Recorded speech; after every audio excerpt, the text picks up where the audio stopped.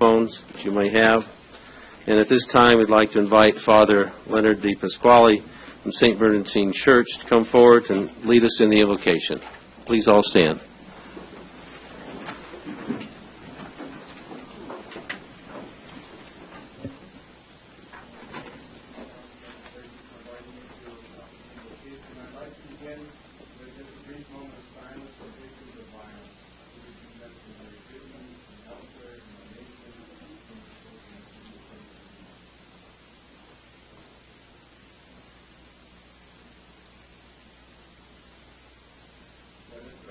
God, we ask you to help us build our city, our country, our nation, and our world with places of peace. Okay, thank you. Bless our children that they may be protected from harm.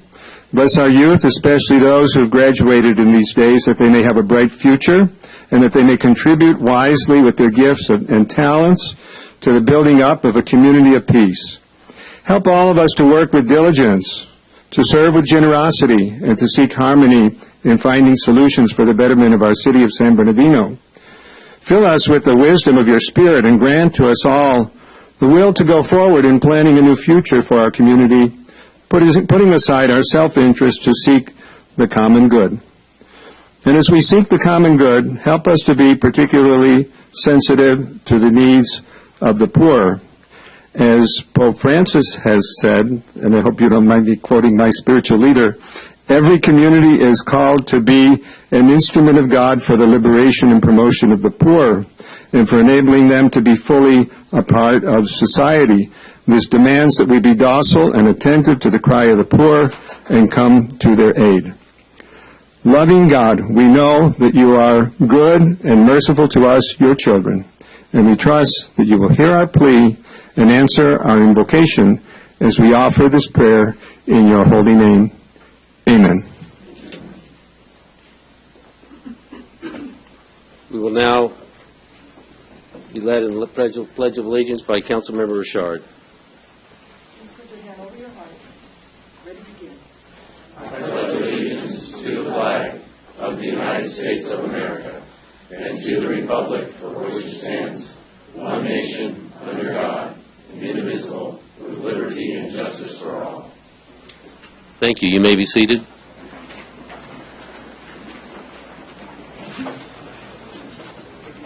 Before we begin this evening, I'd like to turn a few moments over to Councilmember Charette. Thank you, Mayor. It is with great sadness, I'm sure many of you have maybe heard by now that we lost a city leader and the daughter of city leaders, Bill and Gloria Harrison, Gloria Macias Harrison and Bill Harrison. Their daughter, Deanna, passed away very untimely at the young age of 45 last week. It was an absolute shock. She leaves behind her husband, Bruce, her brother, William, and, of course, her mother and father, Bill and Gloria. And I've known the Harrisons for so many years. They're not only constituents of mine, but dear friends. And I feel very heavy to bring this news to the community. But their daughter, Deanna, was the co-publisher and managing editor of the community newspapers that they owned, the Rialto Record, the Colton Courier, and the El Chicano. So we're with heavy heart and sadness to recognize her passing and recognize her and her family as the leaders that they have been in this community. Deanna was born and raised in this town, and she will be greatly missed by all of us and by her family, of course. And I asked the mayor that he would close this meeting in her honor tonight. Thank you. Her remembrance, please. And we will do so. Thank you, Councilman Charette. I'd like to ask the city attorney for a report out from closed session. Yes, thank you, Mayor. In the matter of item B, which is City versus Vasquez, Council gave settlement directive by a vote of 7-0. And in the matter of item B2, which is City versus Fantozzi, Council gave settlement directive by a vote of 7-0. And with respect to labor negotiations with Middle management, council gave labor negotiations directive to our negotiators, Mark Scott and Helen Tran, by a vote of 7-0. Thank you. We have two appointments this evening.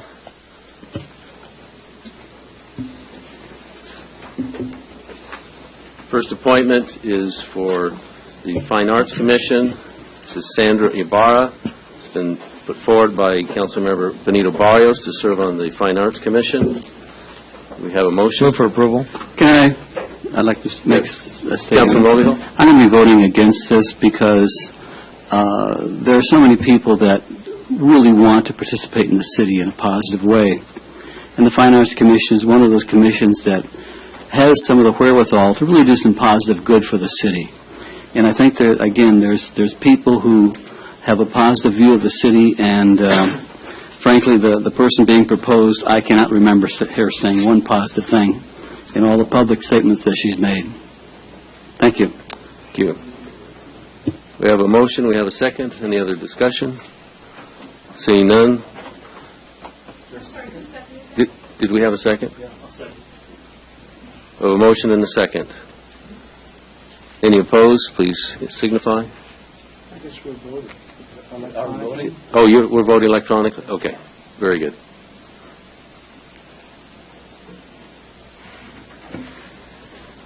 So on item 1, the appointment of Sandra Ibarra to the Fine Arts Commission, the motion to approve was made by Mr. Valdivia, the second by Mr. Barrios, and it passed with 2 no votes, Mr. Charette and Mr. Mulvihill.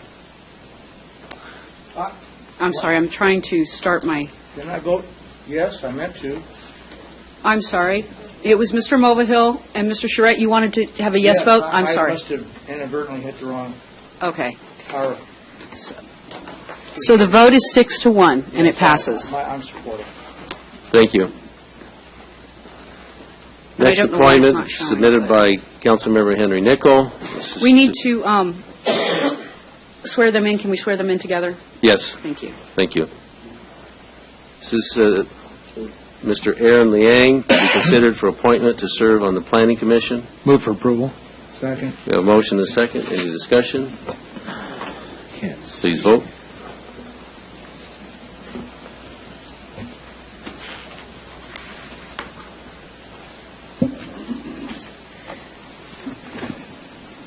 On item 2, the appointment of Aaron Liang to the Planning Commission, I have the mover as John Valdivia and the second as Fred Charette, and the item passes 7-0.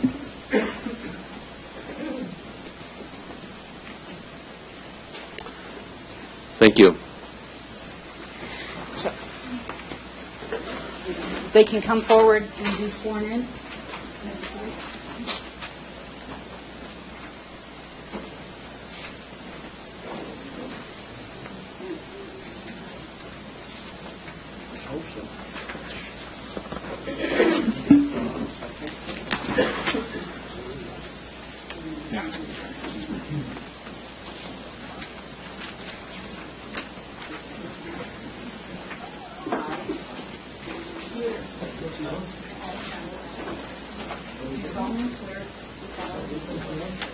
That I will support and defend the Constitution of the United States and the Constitution of the State of California. And so I don't care. They are true faith and allegiance to the Constitution of the United States and the Constitution of the State of California. That I take this obligation freely. Without any mental reservation or purpose of evasion. Or purpose of evasion. And that I will well and faithfully. Discharge the duties upon which I am about to enter. Thank you very much. I'll let you.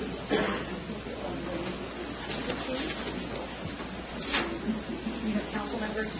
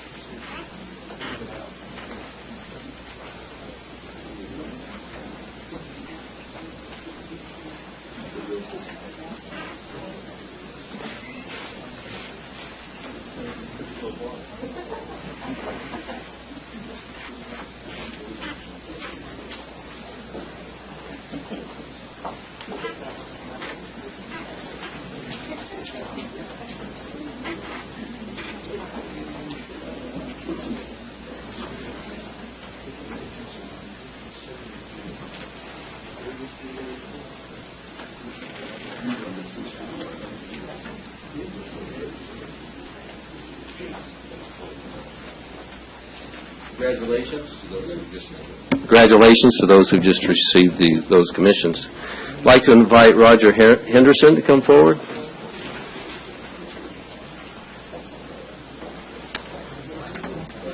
On behalf of this mayor and the city council, this proclamation is being issued to recognize this month as Law Enforcement Month. Whereas the San Bernardino Area Chamber of Commerce will celebrate the 41st Annual Law Enforcement Recognition Dinner on June 8, 2017, and whereas officers from the San Bernardino City Police Department, the San Bernardino County Sheriff's Department, the California State Highway Patrol, the San Bernardino City Unified School District, the California State University San Bernardino Police Department, and the San Bernardino Community College District Police Department will be honored. And whereas the security of our community depends upon dedicated law enforcement officers, and whereas the business community relies on men and women in law enforcement to maintain a safe environment wherein business transactions may take place, and whereas the Chamber of Commerce wishes to recognize those men and women who have dedicated their professional lives to make San Bernardino a safe environment in which to work and live.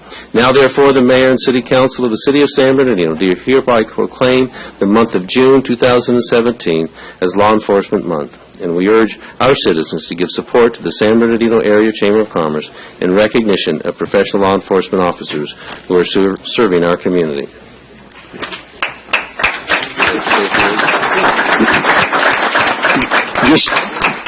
Just a couple words. In today's climate around the world, in our states, we're very, very fortunate to have, and I've said this before, we're very, very fortunate to have the men and women in our law enforcement. So I really ask you to support them, not only tomorrow at the dinner, if you possibly can come, but every day. They never know when they walk out the door just what's going to happen. So give them a break.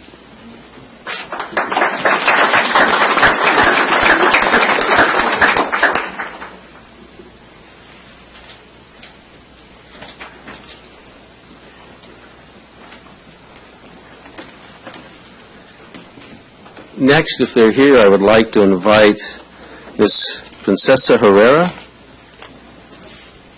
and David Mora from Indian Springs High School to join me at the podium. Is David here? No. Okay.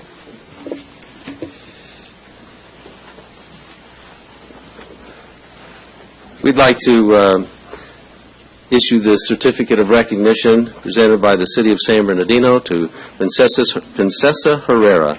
In recognition of your participation in the Youth Academy, I commend you for your effort, and I hope the experience helped to pave a clear path for your career and educational goals. Best wishes to you in all your future endeavors. And also, is there a representative from Mark Steinworth's office here? Would you like to come forward?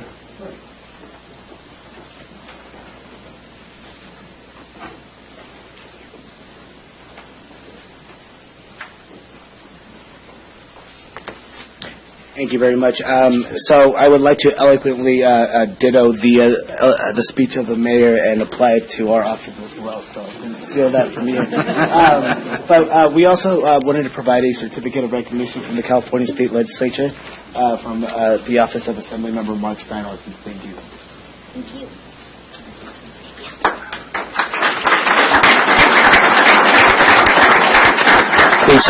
Princesa, would you like to say a few words? Well, What? Okay, I'm going to say whatever I'm going to say.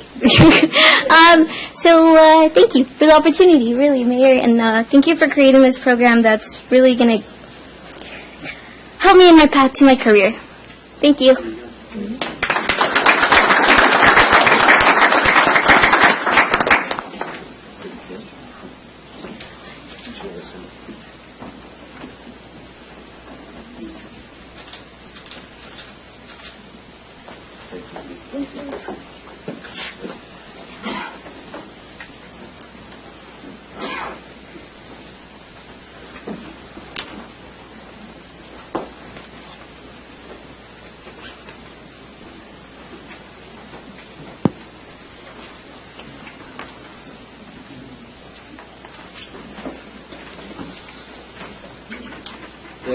Next, we'll turn some time over to the Police Department for Fireworks Enforcement and Education Program. Chief Burgoyne.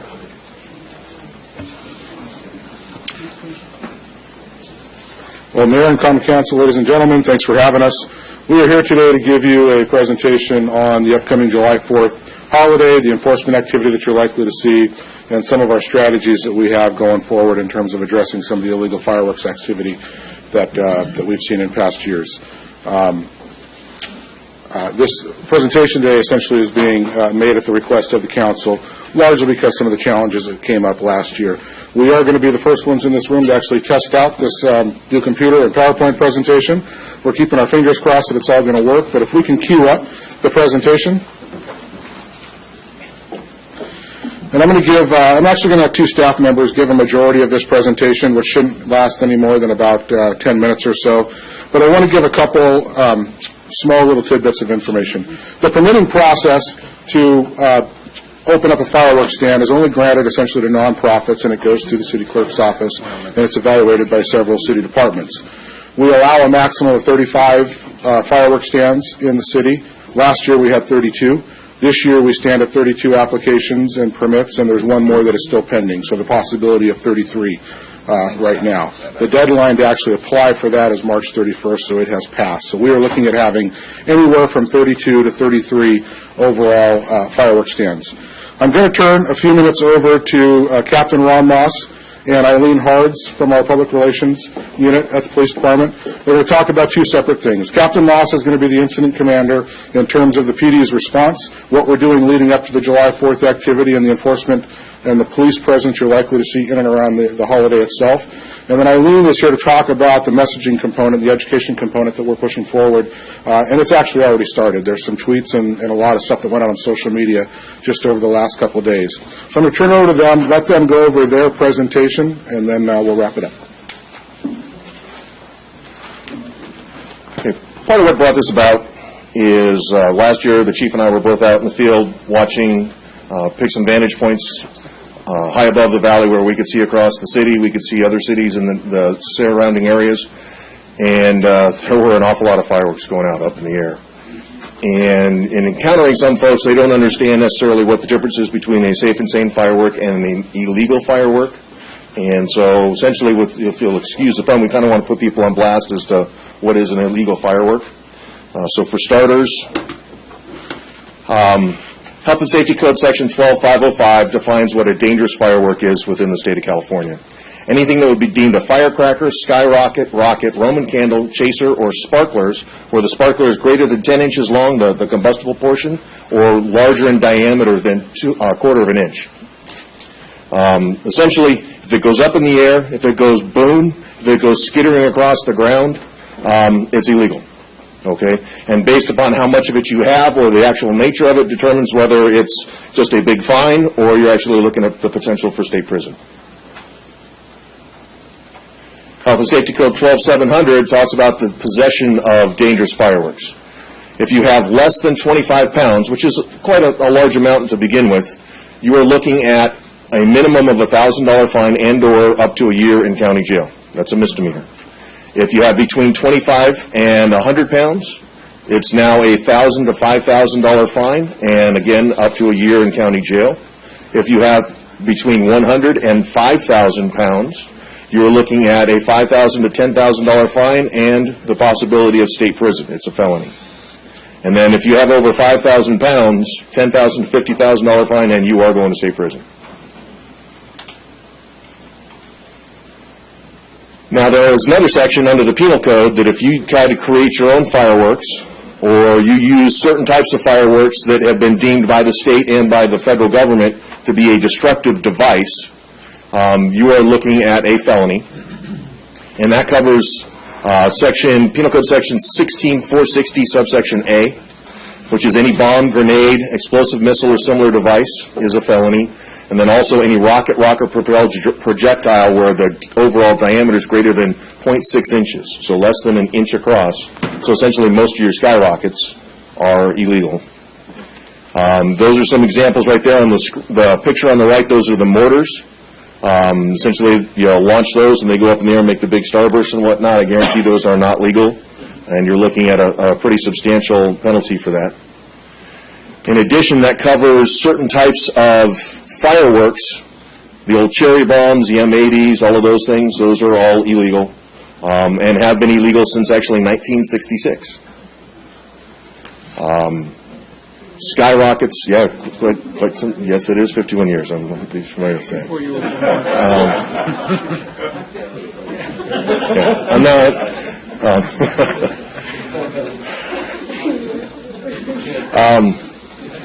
So skyrockets, yeah, I'm turning around again. Were you bragging? So anyway, any of those explosives, they're actually much more serious. And if you think about the destructive capacity of those, can do a lot of harm. The skyrockets, we've had a lot of rain this year. We've got a lot of combustible material in the hillsides. We do not want to see a fire up there.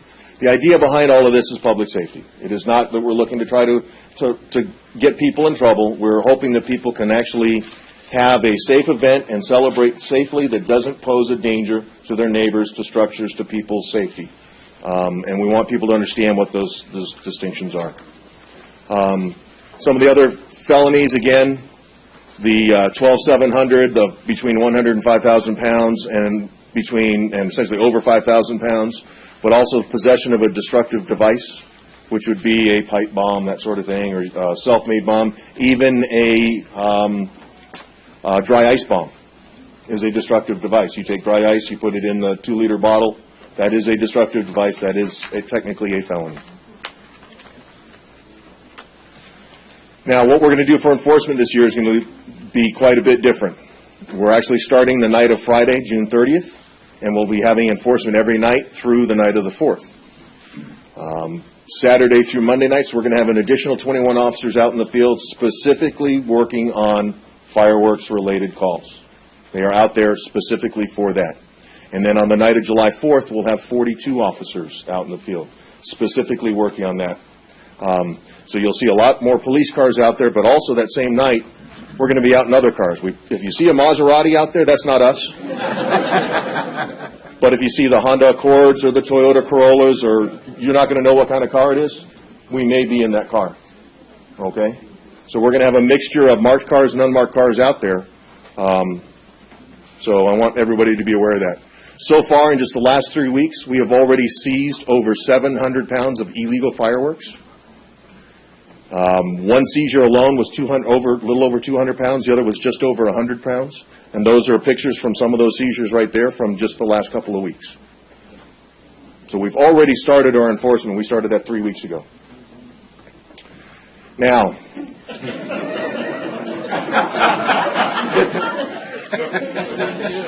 if you want to have illegal fireworks this year, we're coming for you. We want you at that point. So at this point, I'm going to turn it over to Eileen. Now the Chiefs read. That's good. All right, so I get to talk about the fun part, communication.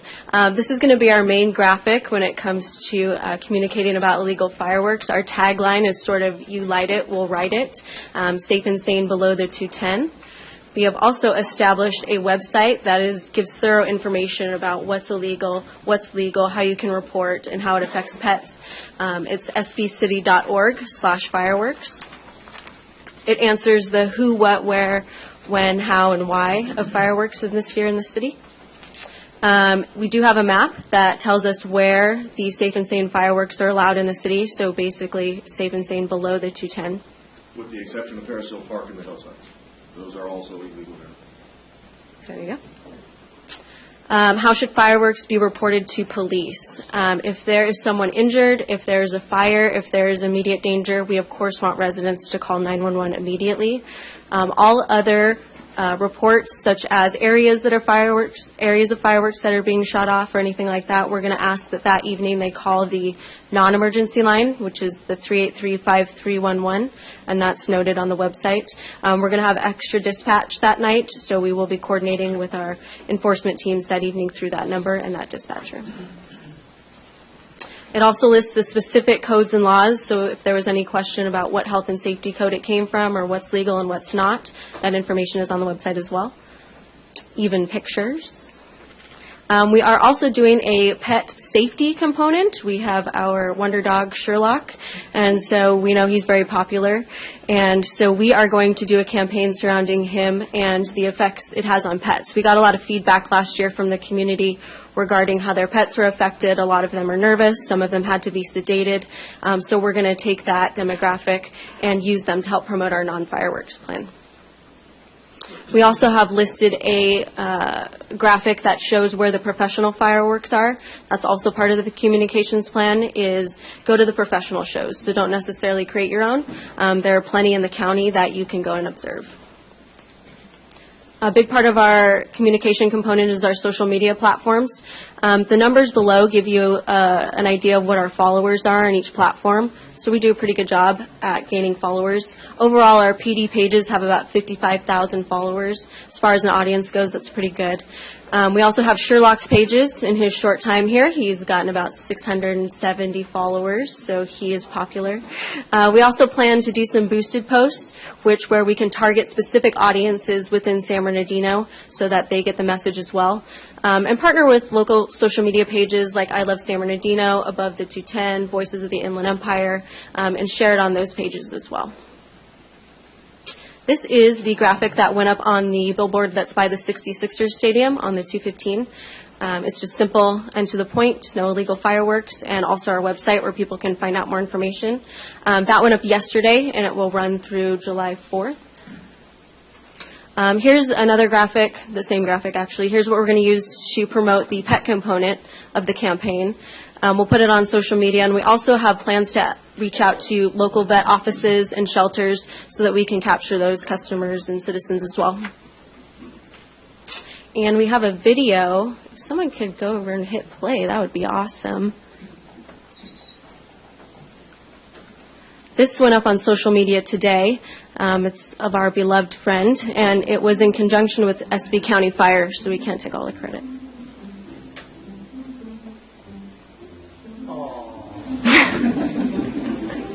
It's almost too much.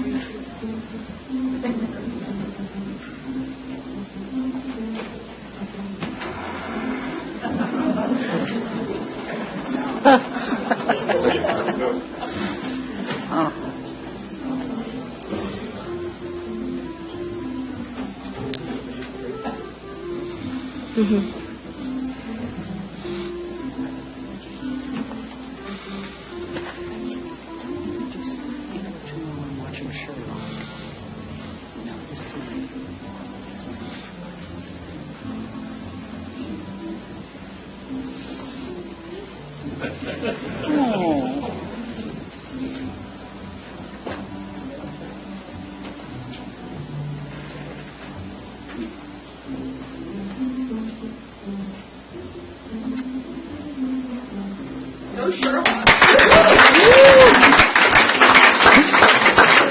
So that's our public service announcement that is on social media and can be shared through different things. Are any of Sherlock's Facebook followers also of the four-footed type? I hope so. I haven't looked at the demographics, but I sure hope so. Councilman Nickel? Yeah, just a question. Do we have a Spanish language component of the outreach? Yes. Mm-hmm. Okay. We'll be doing all our graphics in Spanish as well. Okay. Thank you. Yep. We also have community outreach. We're working with the school district to send out a robocall, which means that they're going to contact the parents of school children and let them know about the fireworks enforcement. We're working with local radio stations to get out a PSA spot. We have the 66ers graphic. We're here today to present to you. We also are going to discuss enforcement at our local community meetings, Coffee with a Cop, Neighborhood Watch, and our neighborhood association meetings. And we have an upcoming Business Watch meeting where hopefully we'll be able to pass out posters to the businesses where they can also help us promote the enforcement. And then media relations-wise, we're going to send a press release, try to pitch to some local reporters. We've done a spot on Channel 3. They were very helpful. That will start running June 11th through the 4th.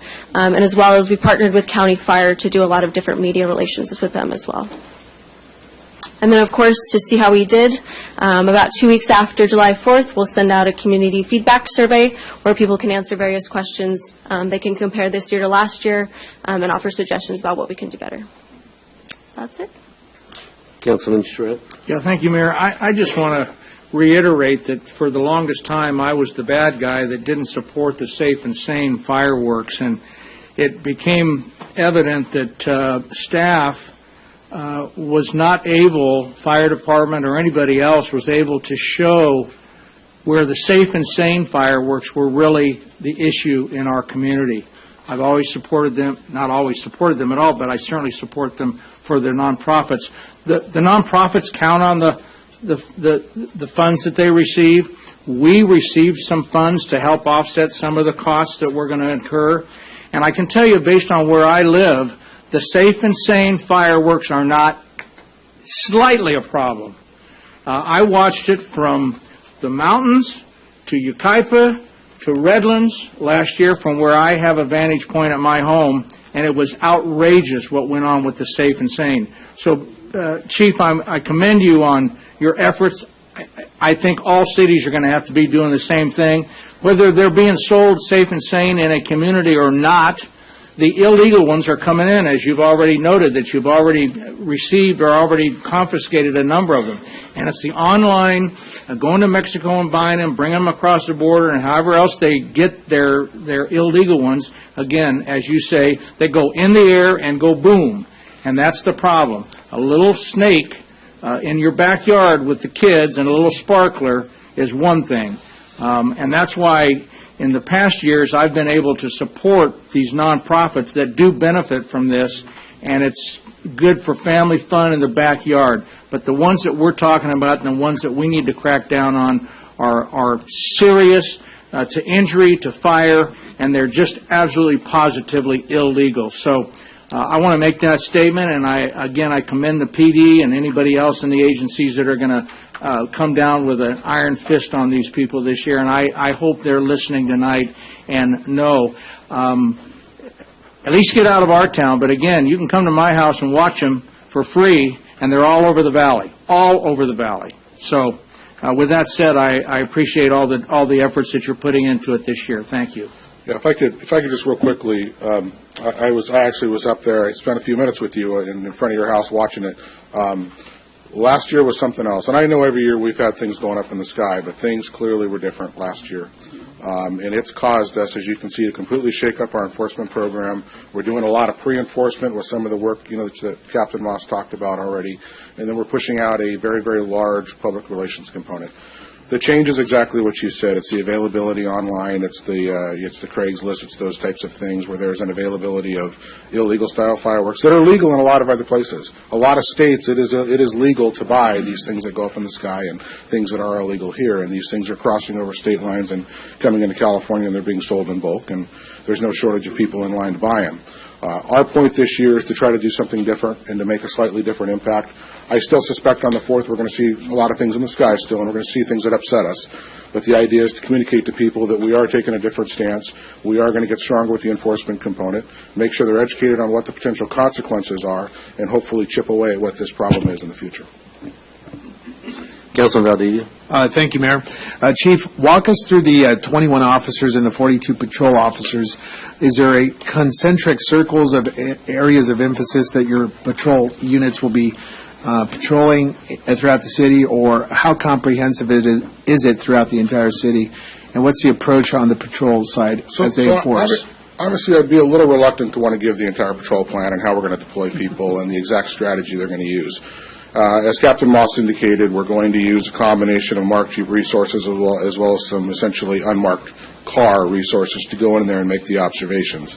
When you're in a police car and you see something going up in the sky from, a street or two away, by the time you get over to that street and you turn the corner in a police car, people are scattering. So, it's likely we're going to see some unmarked cars making that turn first to make some observations before the police cars come in. They will be deployed throughout the city.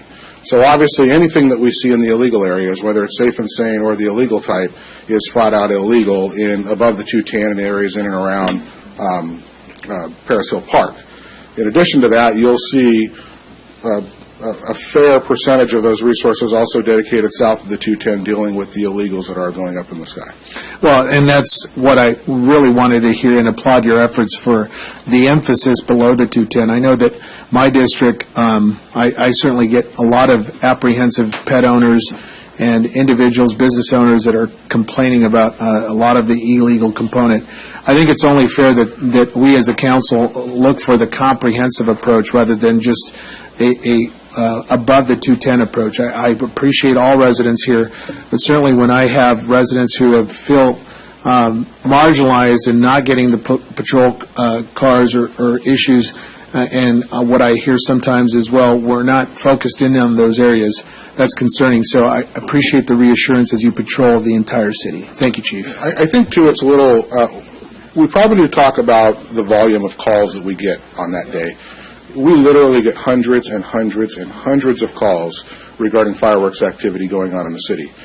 Even on July 4th, and people will even call in areas where it's legal and people are participating with legal fireworks, because there's some people that just don't like fireworks and they call 911 and they want to report it, and it clogs up our system. It is not very practical or very efficient for us to try to immediately dispatch officers to all those areas, because obviously by the time we get there, that activity is gone. So we're relying on the self-initiated activity from those proactive teams that are out there to address most of them, and we will eventually make our sweeps everywhere where the calls are coming in. But I think people need to understand it's not, if they see something going off across the street or one street over, if you're going to call 911, you're probably not going to see an officer there fast enough to really truly do anything about that problem. You got to let them go out there and do their enforcement work and do enforcement work based on the observations that they're making. Councilman Nickel. Yeah, one of the other complaints I receive is that in advance of the 4th, people will go online on Craigslist. There's illegal fireworks all over Craigslist. A good number of them are here in the city, selling them right off of Craigslist. You can go on there any time of day, pull up fireworks on Craigslist, and sure enough, there they are. So I was just curious, is that something also that we might address in the lead up to the 4th? Obviously, once the 4th happens, we're dealing with things that are going off, but in the meantime, we could probably send a message. We are well aware of what takes place on Craigslist, and we have some citizens that have already reported websites that they've seen and folks, and that has become part of our work that we're doing prior to, but I don't want to go into detail as to Excellent. Thank you. how we're going about doing that. Thank you. Thank you, Chief. Thank you. Appreciate you taking a proactive stance. I'd like to now invite Roger Henderson forward for the chamber. Okay. The chamber naturally is having the 41st annual Law Enforcement Recognition Dinner tomorrow at the Scottish Rites Hall. If you want more information, call 885-7515. If you can't make the dinner tomorrow night and you see one of our police officers at Starbucks, buy their coffee or shake a hand. Doesn't hurt to give them a pat on the back. On June the 10th and 11th, 12 o'clock, Inland Empire Greek Festival will be held at 1035 Inland Center Drive. For tickets and information, call 885-6213. Then on Wednesday, the Chamber is having a social networking lunch at Mimi's Cafe, which is a brand new member of the Chamber. And that's going to be at 395 East Hospitality. It starts at 11:30.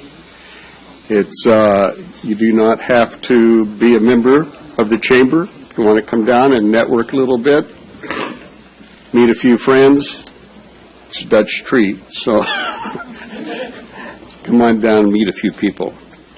On Wednesday the 14th, the chamber, I just said that.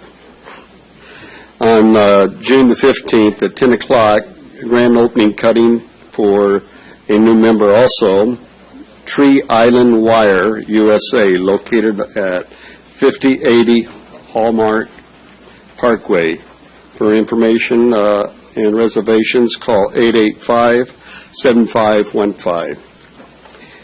And Chamber is sponsoring a trip to China November the 3rd to the 11th, 2017. For information on that, you can call Loopy at the Chamber, 885-7515. Thank you very much. Thank you, Mr. Henderson.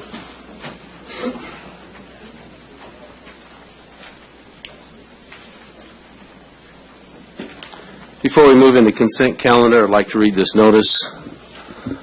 On May 24th, 2017, a notice was published in the San Bernardino County Sun newspaper entitled Notice of Public Hearing Regarding Issuance of Multifamily Housing Revenue Bonds for Beautiful Light Inn Apartments.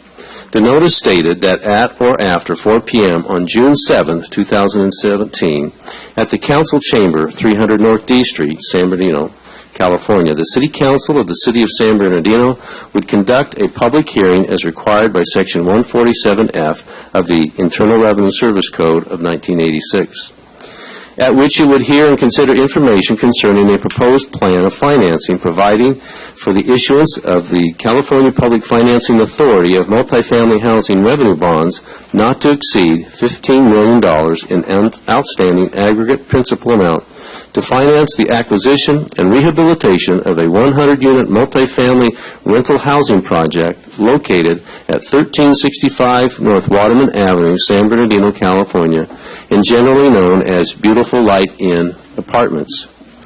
Due to unforeseen circumstances, it was not possible for the council to hear and consider the matter at the time and location stated in the notice. Instead, the council will consider the matter on June 13, 2017, at a special meeting at this location, the EDA Boardroom, 201 North E Street, 3rd floor, San Bernardino, California, 92401, at 5 p.m. or as soon thereafter as the matter can be heard. An opportunity for public comment on the item will be provided at that time. Written comments may also be submitted, which must be received by the city prior to the hearing. Written comments should be sent to the city, San Bernardino, at 215 North D Street, 3rd floor, San Bernardino, California, 92401. Attention, City Clerk. However, anyone wishing to speak on the matter who is present at this meeting is invited to come forward and be heard at this time. Are there any persons present here who wish to be heard on this item at this time? Seeing none, we will continue with our consent calendar.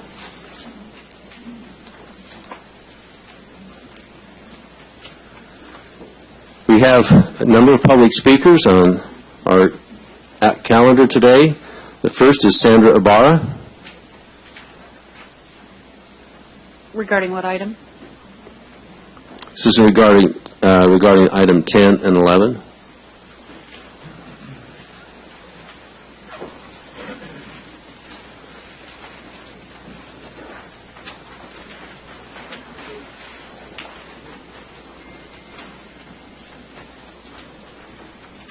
Good evening, Mayor, Council, and audience. For item 10, I just want to make a suggestion maybe for next year's capital improvement project. If we can add cameras on along 13th Street, some on Sepulveda, perhaps Baseline, maybe our block as well on 21st Street in San Bernardino, just to capture some of the people who are doing illegal activity on our blocks. That's a suggestion for item 10. Number 11, thank you. We could definitely use a waiving on pet adoptions. Thank you so much.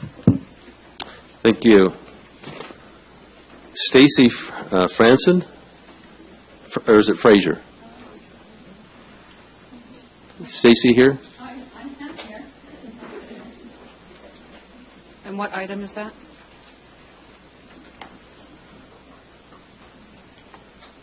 Mayor? What item is that? Item 22. Hi there. I'm Dr. Stacy Fraser, Cal State San Bernardino, the opera director of our opera theater program at Cal State. And for the last couple of years, we've been benefited by the Fine Arts Commission in that they've been able to help fund our season at Cal State San Bernardino. And through their funding, we've been able to produce works that are inclusive of all cultures as well as a modern audience, and that's very important in order for opera to survive. So I'm here simply to just support the Fine Arts Commission because I think they're doing great work for the city in the area of, certainly in my area, in the area of opera, as we've been able to take opera into the San Bernardino Unified School District, and kids who wouldn't normally have the opportunity to see any kind of opera or musical theater production have benefited from our performances. Most recently at Arroyo Valley, Curtis Middle School, and we visited Chadas 2 weeks ago, Richardson, Rodriguez. We've brought opera to them, and the kids at Richardson Middle School had the opportunity to come and see opera live on our campus. Thank you very much. We appreciate that. Michael Segura, item number 22.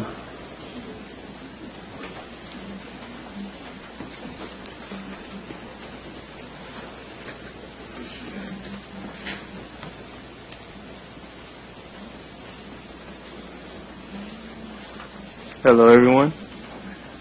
So I'm just here to urge y'all to support the grantees for the Fine Arts Commission's recommendations for the grant. The arts are needed in San Bernardino. I'm highly involved with the arts, and I've just seen how it influences and really is a healing.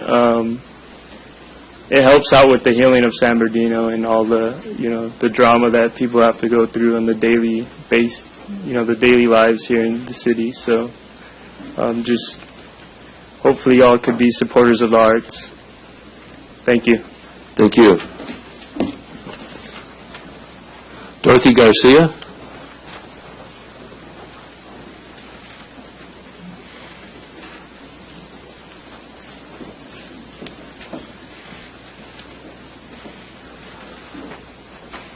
Dorothy Garcia, San Bernardino. I'm chair of the Fine Arts Commission, and we wanted you to know that we have worked long and hard on this, even harder than we usually have. We had almost 30 applicants, and a limited amount of money, obviously, to give away. And so our recommendations have been through all kinds of a long process, and which you have, I think, in your packet. But we sent out applications, or we had applications available on February 15th. We had 2 information sessions for people who thought they might want to apply. We had an all-day, once the applications came in, we read them. We have a scoring sheet. We have criteria by which we judge them. We had then, once the applications came in, we read them. We had an all-day Saturday meeting when we interviewed all the applicants. Based on what we read and what we heard, we then had a special meeting on March 7th to begin to talk about it. We had a regular meeting on March 14th, at which time we actually decided on most of the recommendations. We've been trying to get on the council agenda for quite a while. We had hoped to be on in May because we have school people who have applied, teachers who no longer are at their schools right now. And so we had hoped for them to have this information prior to the time school was out, which was why we were trying to get on earlier. But for many reasons, obviously, we couldn't. But we ask you to support our recommendations as you have in the past.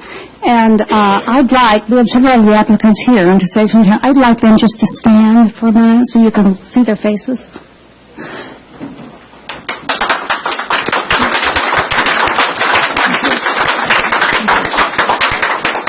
And members of the Fine Arts Commission who are here, and including our newest member. You stand.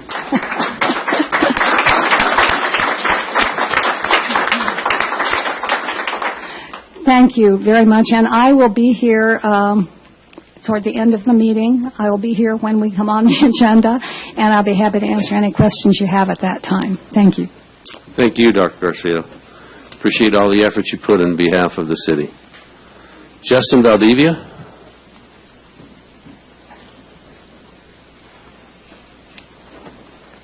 Evening, Council. My name is Justin Valdivia, representing Untapped Hip Hop co-founder. Just here to implore you guys to approve the grants and other grant attendees. We have a good working relationship with the Fine Arts Commission that's been very supportive of us since day one, since we presented our idea with them. So, yeah, that's it. Thank you. Thank you. Ryan Rainbolt.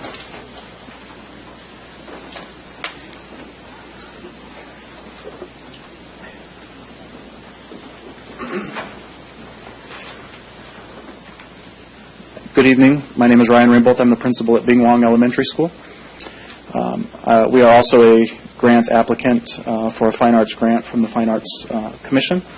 We're a school focused on exposing our students to careers in STEAM, which stands for science, technology, engineering, arts, and math, and looking forward to and encouraging you to approve the recommendations from the Fine Arts Commission tonight so we can continue to expose our students to careers in the arts. Thank you. Thank you.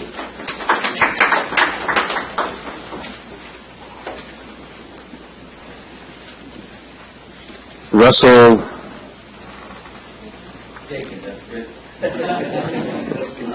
Thank you. Russell Dagan with Operation Europe. You've heard a couple of people. I'm thanking you guys because the process is the process. So thanks for thinking about the fine arts. I'm a first-time proposal. The process was amazing. Thank you guys. I think they really vetted everyone out. But I want to thank you guys for putting this up there because our students, we focus on the industry sectors, the workforce, and yes, logistics and healthcare and all that. But I come from parents that created this nonprofit over 30 years, and my mom used to always say there's no cookie-cut program to get people to their success. So thank you for allowing the fine arts. We're building a studio with Andy Vargas. He created a foundation. He's the lead singer of Santana, and he's going to be bringing Santana to our studio in early September. So if this gets passed, even if it doesn't get passed, we're still going to proceed to have that studio available for our students and the city of San Bernardino students. Thank you. Thank you. Gil Mateo.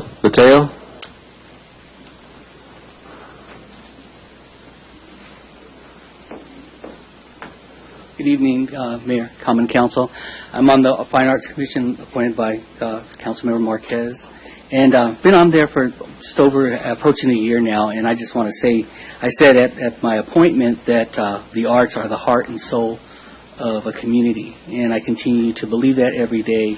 Even before my appointment, I was involved deeply in the arts and making certain that communities thrive around the fine arts. And San Bernardino is a leader in this county, and I applaud the efforts of this council and this mayor, because you don't see grants being given in the arts very rarely throughout this county, and that's a good thing. As we come back from bankruptcy, as we move forward in a positive way to reclaim our city, to reclaim our youth, and most of the programs, we read every proposal. As a matter of fact, this year we had close to $500,000 in requests. And we had to go through them and make sure that we vetted them, as has been said previously.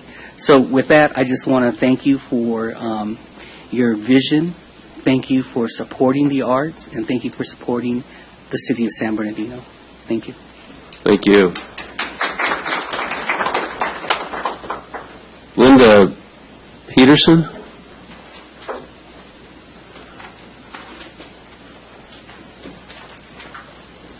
I'm Linda Peterson, representing St. John's Community Success Center over on 14th and Arrowhead. I brought with me my keys, and while I was sitting there, I was thinking, there's many keys that you have all used to make the city move ahead, and keys that you have to call on, and little doors you have to open. Well, the keys we're working with are kids. And so the arts that we can do with them, the culture, the traditions that we can help them get interested in and take part in is really important. So I'm thankful that Gil said what he said right then, because the council, the Fine Arts Commission is doing a good work, and I'm really happy that our city supports it. So thank you. Thank you. Michelle Takia?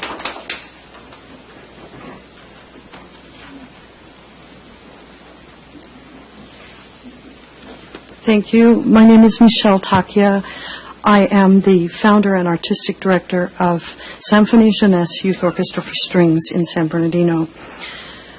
I want to thank you for your support of the arts in our community. It is so vital and so important. I was given opportunity when I was the age of the children that I now teach, and I know how important it was to me and how important it must be to these children. Very many of them don't even have their own instrument, don't have a teacher, don't have a lot of things.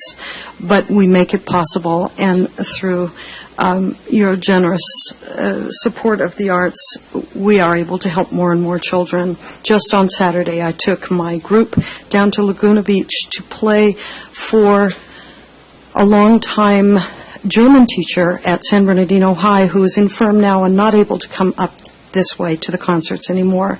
And she had tears in her eyes. She was so grateful that someone from her community would come to her new community where she is retired and play for her, play a concert for her. The children need this so much. We were invited by our mayor and our previous mayor to perform for the one-year memorial of the massacre on December 2nd. And it is a moment that these children will never forget, having been asked, been invited to participate in that event to help heal their city. And I just can't thank you enough, all of you, for your support of the arts. 9 years ago, a 15-year-old young lady whom I'd started on violin in the public school system as a 9-year-old came to me and said, Mrs. Takia, do you think you ever might start an orchestra for kids like me? And I didn't even know how. I didn't know how. I had no idea. And I just sat straight up and figured it out and was able to do that for kids. And I would say that hundreds of children have passed through this program. I taught in this district for 30 years, and 300 kids a year. That's touching a lot of lives through music, through a language that is universal and for all. So I just want to thank you for supporting my work in this community with our young people. Thank you very much. Thank you. Michelle, Mayor, Michelle, can I ask? Councilman Overhill. Michelle, about a month ago, I think the mayor and the city manager provided a couple of dozen tickets to go to the mayor's jazz. I can't remember what the title of it was. Yes. And did you get our thank you notes? I've got them, but the mayor's here and the city manager is here. You might pass on how they enjoyed it. The kids were delighted. First of all, to even get a ticket like that was phenomenal to them. And they went and they brought their families and they brought a picnic and they stayed all day and they were so grateful. And we did a little letter writing campaign and brought them to my neighbor, Mr. Mulvihill, and he was to deliver them to you. Thank you very, very much for supplying that to kids who wouldn't get that kind of opportunity. Thank you. Thank you. Thank you. You're welcome. And the funds from that event actually will go to help students in our community to attend a week-long event at Cal State, where they'll learn some sports skills and also some life learning skills. So, Fabulous. thank you. Fabulous. Thank you. Barbara Babcock.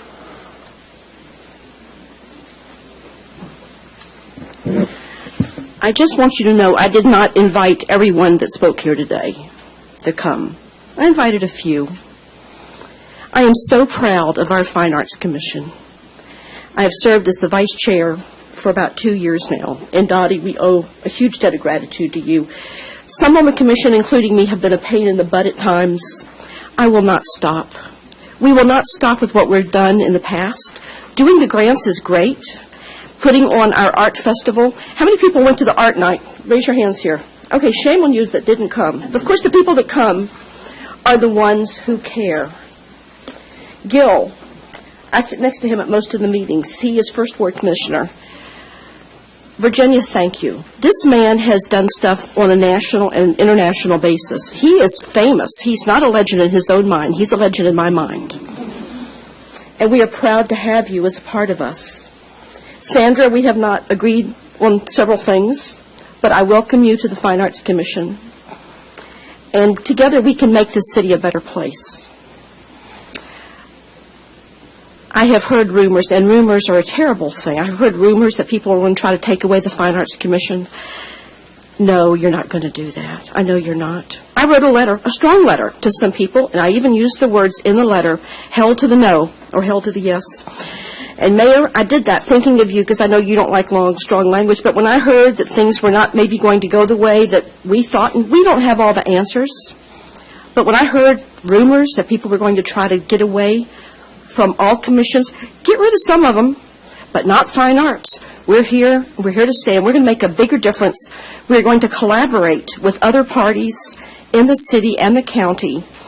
We can do a lot with money that we have, but we can do more when we partner with those in the city and the county. They are looking forward to it.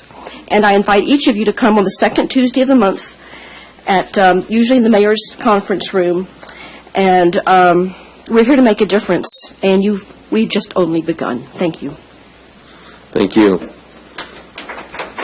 Ray Culberson. Just looking, sorry. First, I want to thank everybody. My name is Ray Culberson. I'm the Director of Youth Services for San Bernardino.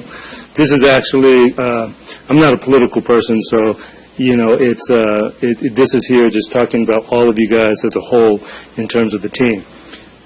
We've had some great things happen, starting with the mayor about 3 years ago when we started working on programs called Youth Court, where we were working to have kids go through restorative practices in order to help them with any kind of situation they may have gotten themselves into, and then help them through that to avoid the legal process, to actually give them a restorative value on that. So we were able to do that, and that is in place. Tonight we had our third year of celebration for that, and that was at Arroyo Valley, so I want to thank the mayor for that portion. The other portion is with some of the council people, and including our city attorney, who actually came out to the youth court and visited the youth court and worked with those individuals. That was a great thing. We had councilmen and councilwomen at multiple times come out in multiple situations in multiple areas. Culminating with an event I thought was just significant that we needed to come in and just share. About 2 weeks ago, San Bernardino Police Department, in conjunction with all of you and the support that you have, took 18 students that had challenges, and they took them, 13 officers, took them to the mountains and had a restorative kind of retreat with them and brought them all together. It was, if you get a chance to see the video when it comes up, it was an outstanding thing. I was up there too, and I watched them transition from the officers were way over here at one point, the students were way over there, and I saw them come in the middle, and by the end, they were hugging each other and high-fiving, and those officers were at the celebration event that we had tonight. The reason why I say that is that when we work together as a community, everybody coming together, whether you're on the left or the right or the middle, and we all come together just with a couple solid values that we have, that we're working towards, you can see miraculous things happen. And the last thing I'd like to say is with these programs that we put in place, we saw expulsion rates go down to, we only have 14 active expulsions in the city during this period of time. Suspensions are going down, expulsions are going down, and as you know, graduation rates are going up, which is the heart of what we try to do. So I don't want to take up too much time, and I just wanted to say for everybody, every council person, city manager, police department, all the people who are involved in this daily grind. We got those 5 values we're working on. Keep working on those. Our city is going to heal and be better, and it is growing stronger. Thank you guys very much. Thank you.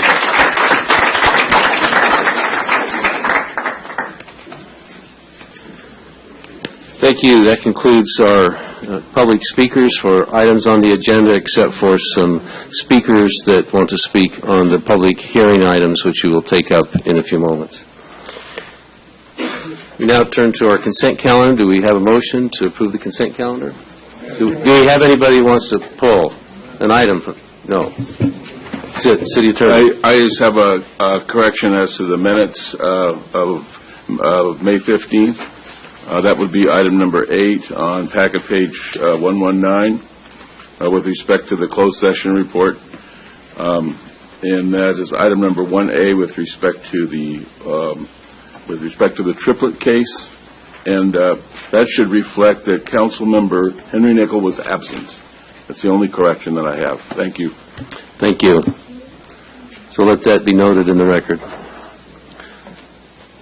Do we have any polls? Councilmember Marquez? None today, sir. Councilmember Barrios? No. Councilmember Valdivia? Item number 9, 10, 9,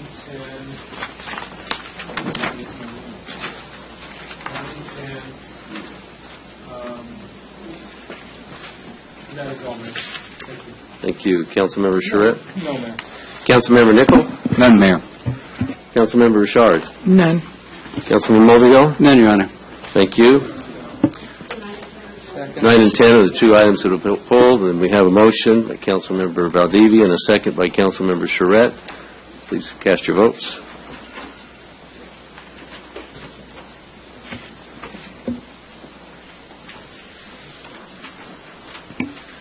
On the consent calendar items, the motion to approve was made by Mr. Valdivia, the second by Mr. Charette, and it passed 7-0. Thank you. Item number 9 is a recommendation to adopt a resolution of the mayor and city council of the city of San Bernardino, California, authorizing the city manager or his designee to execute a vendor services agreement with Anderson Air Conditioning for the 5th Street Senior Center Heating, Ventilation, Air Conditioning Rooftop Unit Replacement Project. Mr. Tickmeyer? Yes. Do you have some questions? Yes, I do. Mayor, I'll move for approval on the item. I just wanted to commend staff for their very good work on providing our seniors, the senior center, our 5th Street Senior Center, the equipment necessary. We understand that it is a cooling center, and that's quite important.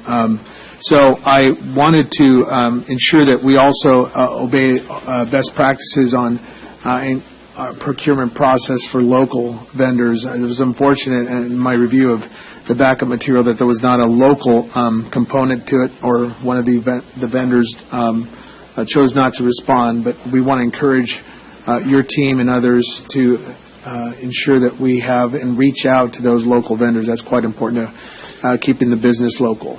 Yeah, Councilman, I think that one of the things that kind of limited the number of local vendors was that this is a very specialized unit, and being that the unit is being replaced, it has to be replaced with a specific unit that most of the local vendors didn't have the ability to provide that unit at a competitive price. It does go out publicly, and we definitely want to push our business to the local businesses in the area. This particular unit, like I said, is very specialized, and so there was a very small number of businesses that could provide the equipment for it. But I appreciate your support. Thank you. Do we have a motion? Do we have a second? Who made the second? I did. Oh, thank you. That's right, you did. On item 9, the motion to approve was made by Please. Mr. Valdivia, the second by Mr. Charette, and it was approved 7-0. Thank you. Thank you. Next is item 10, adopt a resolution of the mayor and city council of the city of San Bernardino authorizing the city manager as designee to execute a vendor service agreement with Cell Plan Technologies for the purchase of enhancements to the existing public safety camera system. Councilman Valdivia.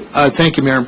I want to applaud the good work of our police department and certainly all the efforts and energies orchestrating this move. I think that we have newer technologies that we can certainly adopt and implement in our city streets. Some of the growing suggestions that I have for this plan is a more concentric areas. I know Councilman Barrios has shared with me in previous kind of conversations and dialogues that, and I would assume that there's pockets where we can utilize newer technologies. What I'm seeing in the backup material is more of a approach in the park areas, and I wanted to kind of find out, I know there was 40th Street Business Corridor, I know there's some concerns there. That's been adopted as a area of focus from the City Council down to the Policing Department.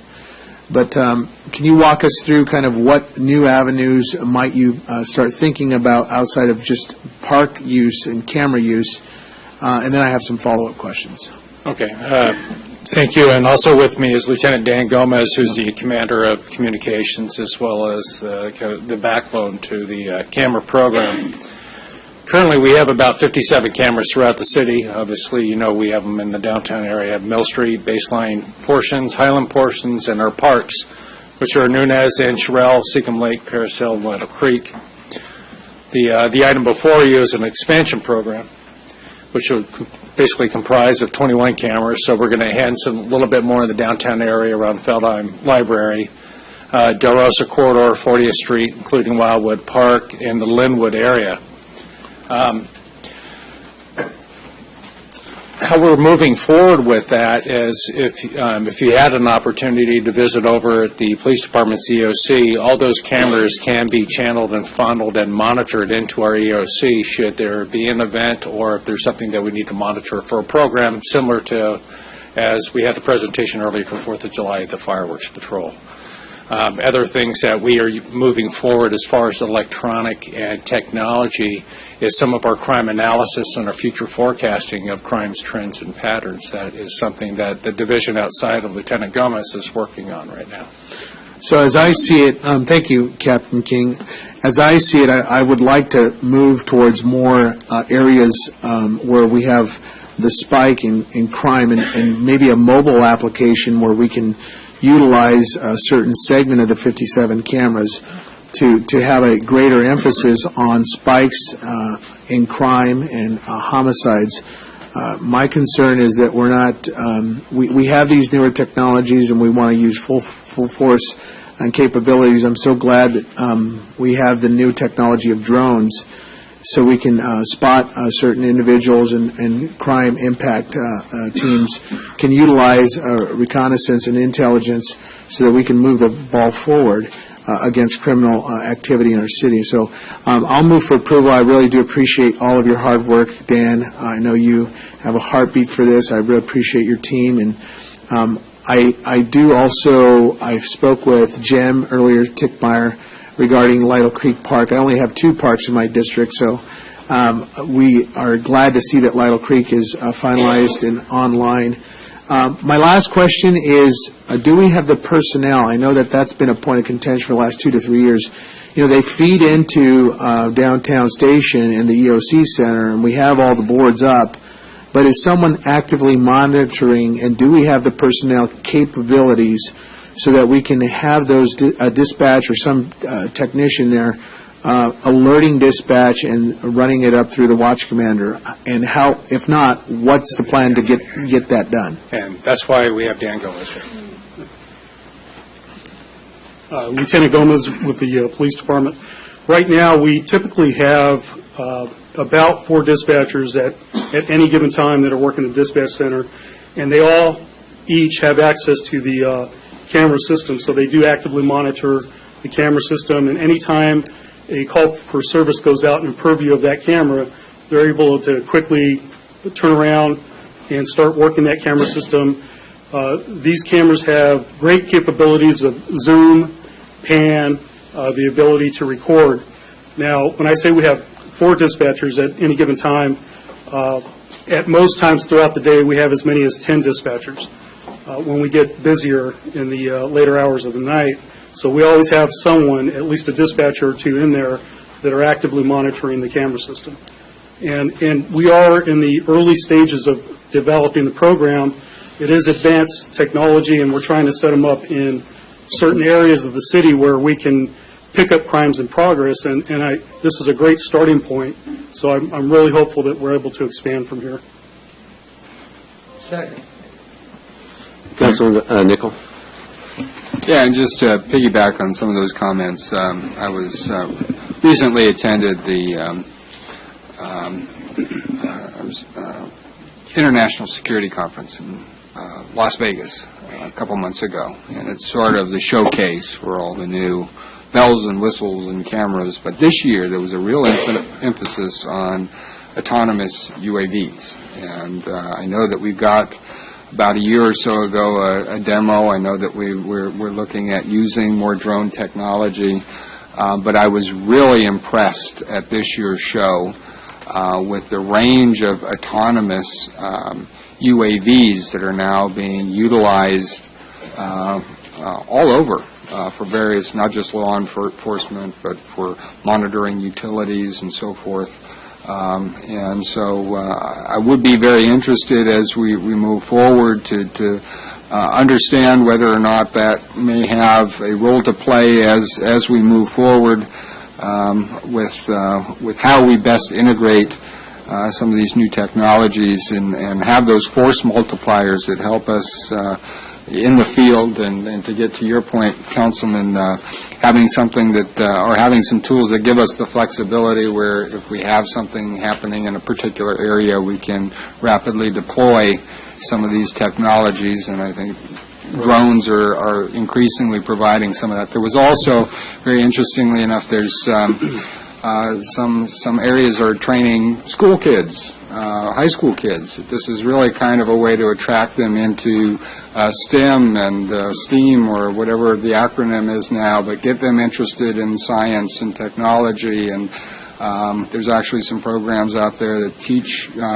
kids coming out of high school how to operate drones. And I could easily see how we might be able maybe to integrate that into what we're doing, perhaps down the road, to get them involved in doing some of the surveillance, doing some of the monitoring. Are we heavily reliant on volunteers? I know at some point we were looking to volunteers to monitor those cameras. Is that still kind of the model going on? We do at times rely on volunteers, but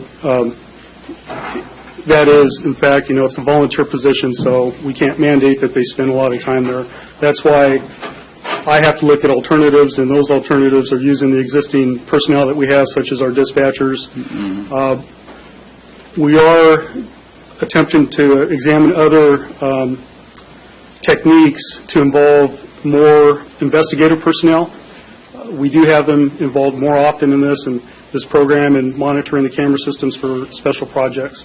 So, like I said, the program is somewhat early in where we're at right now, and we'd like to expand it further and kind of grow in our capabilities. You're exactly right. The UAVs will be a wave of the future, and we hope to look into those as well as body-worn cameras and the stationary cameras throughout the city. Okay. All right. Thank you. Councilman Barrios. Thank you, Mayor. I just wanted to know, as far as what is the process for you guys to determine where you're going to put these cameras at, because as we all know, the second ward, which I represent, is high in crime. And I know a lot of the constituents are wondering, is it going to be put in my neighborhood? Is it going to be put on that corner that's troublesome?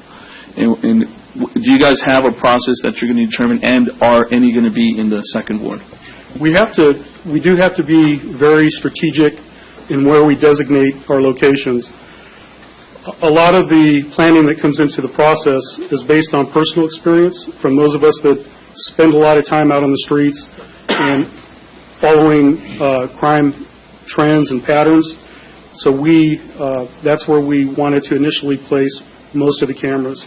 But again, it's a great program, and we look for it to expand. So we will look at other areas, and if anybody has any suggestions, we would certainly be open to being contacted and evaluating that location as a potential spot for the camera.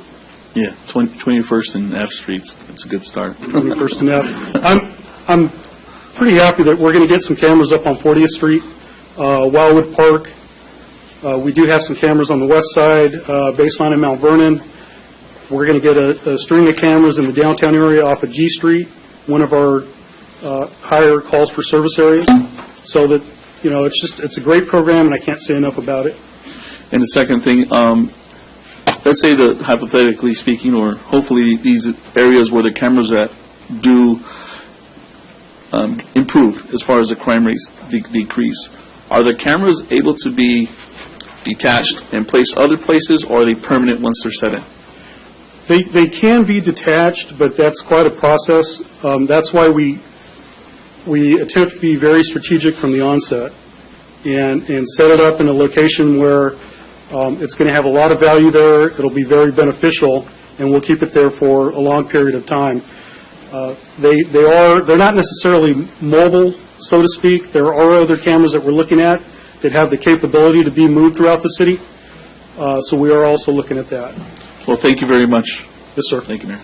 Councilmember Marquez. Thank you, Your Honor. Lieutenant, I didn't realize we had 57 cameras, so I think we should have more, but this is a good start.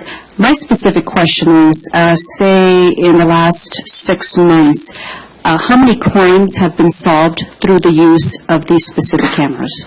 I don't have specific data. A ballpark figure? On the crimes that have been solved, and I don't know if you do or not. I haven't collected the data. What we normally do is when an issue or a call for service comes in, we'll start having the dispatchers monitor the area, and we started working with our investigations division on any crimes of interest that they may have. One of the main incidents that we're able to catch on the crime cameras are vehicle pursuits. We can use that footage in court against the defendant driving the vehicle. Mm-hmm. And the reason being is because a lot of the cameras are out along the street areas and street routes set up on intersections. We can catch that vehicle, zoom in on the driver, get him on video or get a picture of his face, get a description, and the dispatchers can give that information back to the police officers as to what that suspect's description is. But the exact data, I would have to research it for you and send that to you. I'm sorry. That's fine. No.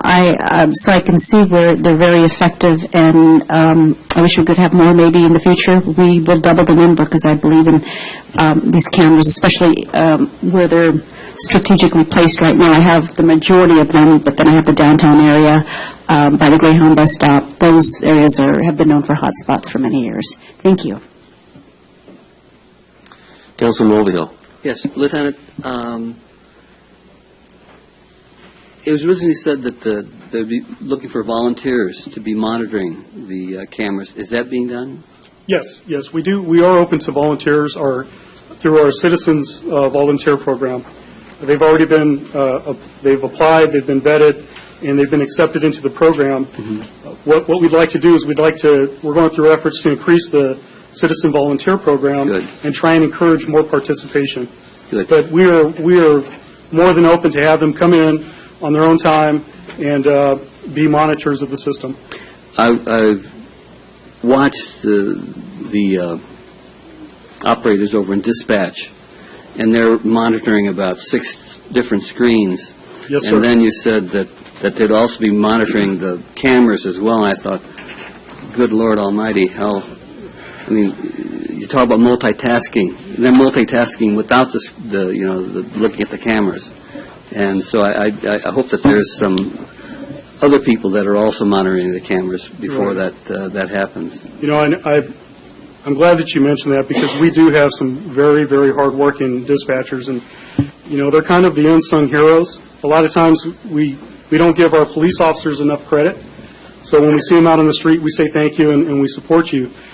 But the dispatchers, they are extremely hardworking in this environment, and like you said, they are multitaskers, and so they're able to turn around and start monitoring the camera at any time, any given time, whenever a call for service is in purview of that camera. Thank you. They have to work as a team. That's the main goal. Yes, sir. Councilmember Richard. Thank you, Mayor. I, too, want to thank you for the great work with these cameras, but also I want to recommend that you don't forget about the bench of San Bernardino where we border Rialto. Seems to be an area that's forgotten about. They have a problem all the time with whether or not they're San Bernardino or Rialto. If we could just keep them in mind and put one up there. And if I say the bench of San Bernardino, that means I've been here for a while. Some people are saying, what is that? The bench of San Bernardino. Well, I'm very familiar with the bench, ma'am. Okay. I have spent many, many years in the area around 5th and Meridian. Mhm. And I can tell you that although it may seem like it's been forgotten, it's an area where we can evaluate placing a camera in the future. Okay. Or throughout that area. But I can tell you that we do have many officers that patrol that area, and they look forward to patrolling that area and doing what they can to reduce the crime. Okay. Thank you. Thank you. We have a motion and a second. Please cast your votes. On item 10, the motion to approve was made by Mr. Valdivia, the second by Mr. Charette, and it passed 7-0. Thank you. Before we go into our public hearings, we'll take a 10-minute break. Return here at approximately 5 after 7. Thank you.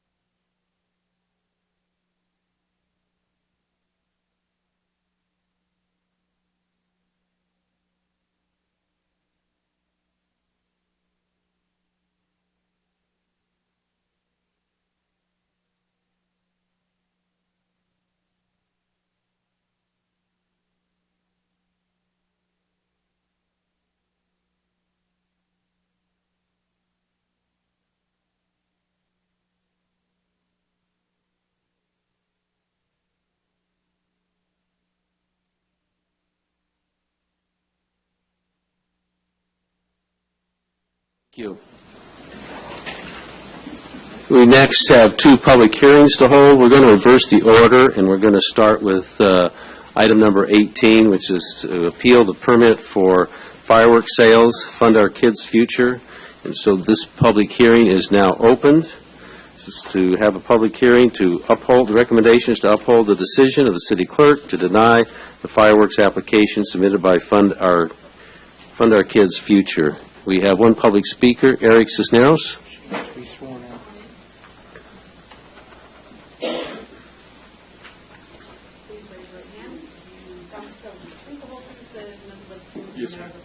Yes, I do. Thank you. Mr. Cisneros? Yes, sir. Good evening, council members. This is new to me, but first of all, I just want to give a thanks to Jorge for helping me with all the paperwork and stuff when I first got here. Very professional. But what I'm here for is our Fund Our Kids' Future program applied for a fireworks stand booth, but usually we've been in existence for about almost 20 years. TNT Fireworks has always submitted all our paperwork, which maybe was our fault and this and that, but they've done it for every group. Well, this year, the paperwork got into the city clerk's office one day late. I went down there to try to explain them the situation and this and that, and they said, nope, things date stamped the 4th, should have been here on the 3rd. I come here to appeal to the council members that our group does fantastic work for the community for the last 15 years. We go back, way back to Mayor Valles, when we used to do clinics at the San Bernardino High School with Mr. Culberson, who was here. I've been dealing with him for almost 15 years. But we do the senior programs in the community. We do luncheons for them for free. We give one scholarship to each high school in the San Bernardino. So for $250, it's a scholarship to help out somebody. The school makes the decision on that. We do the pool services in the city. We go there and give them $100 each to help kids, that even though it's only 50 cents a dollar to go swimming, but to help kids to go swimming for free, you know. We've done the CAP programs at school. We go buy school supplies for them, take them to them, so they can keep those programs alive, because I know that, well, our group knows that the funding is always shortchanged for them, so we try to do all that.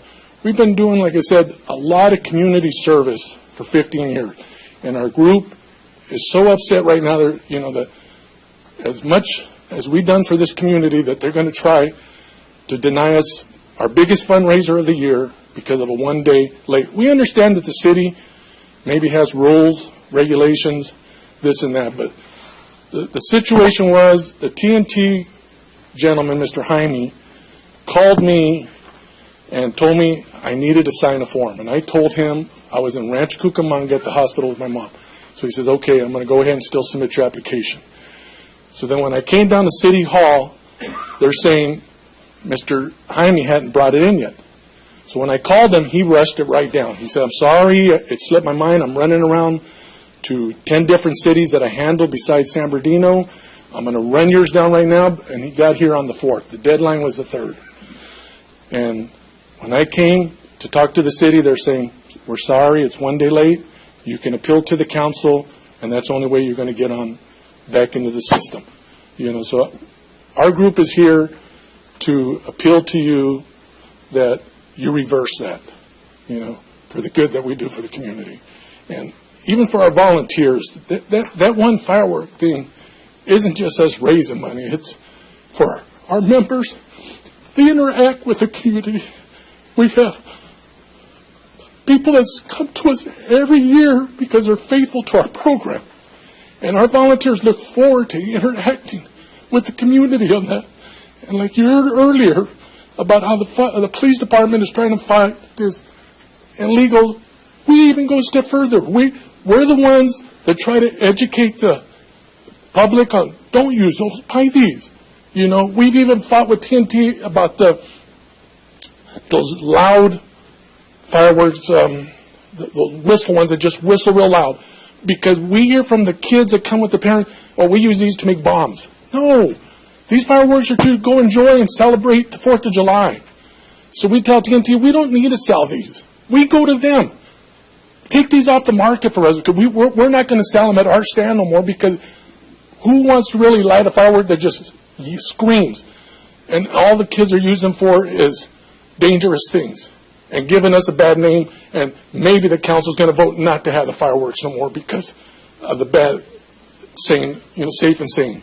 But, we go a step further besides just selling and try to raise money. We try to educate the community on the fun of 4th of July. By the fireworks, you're also supporting your community on raising money for all these different programs. And I'm sorry I get emotional. It's just hard that this is happening to our group after so many years of helping the community, that a loophole like this would eliminate that from us and also eliminate it from the people in the community. Thank you very much. Councilmember Charette. Thank you, Mayor. I'm going to move that we approve this this group for sale. My understanding from the backup is that there are 35 And there's available, and we only had 32, and there's room.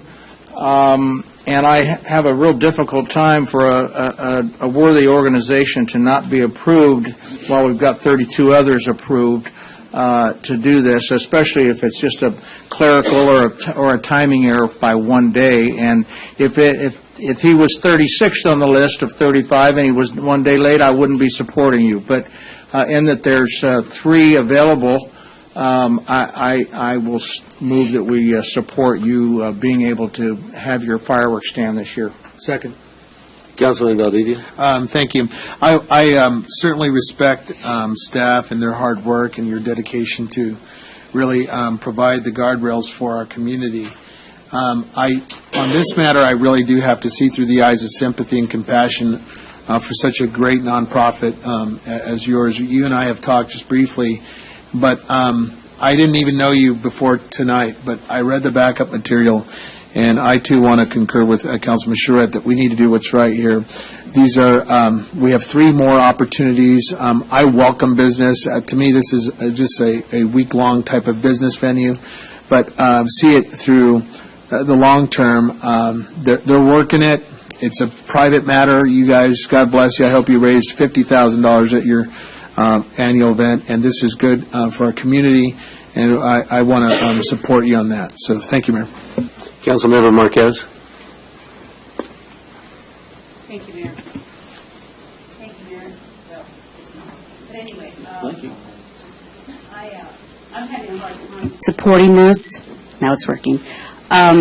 In the event, and I don't know how this is going to play out, you will need 4 votes to get this passed.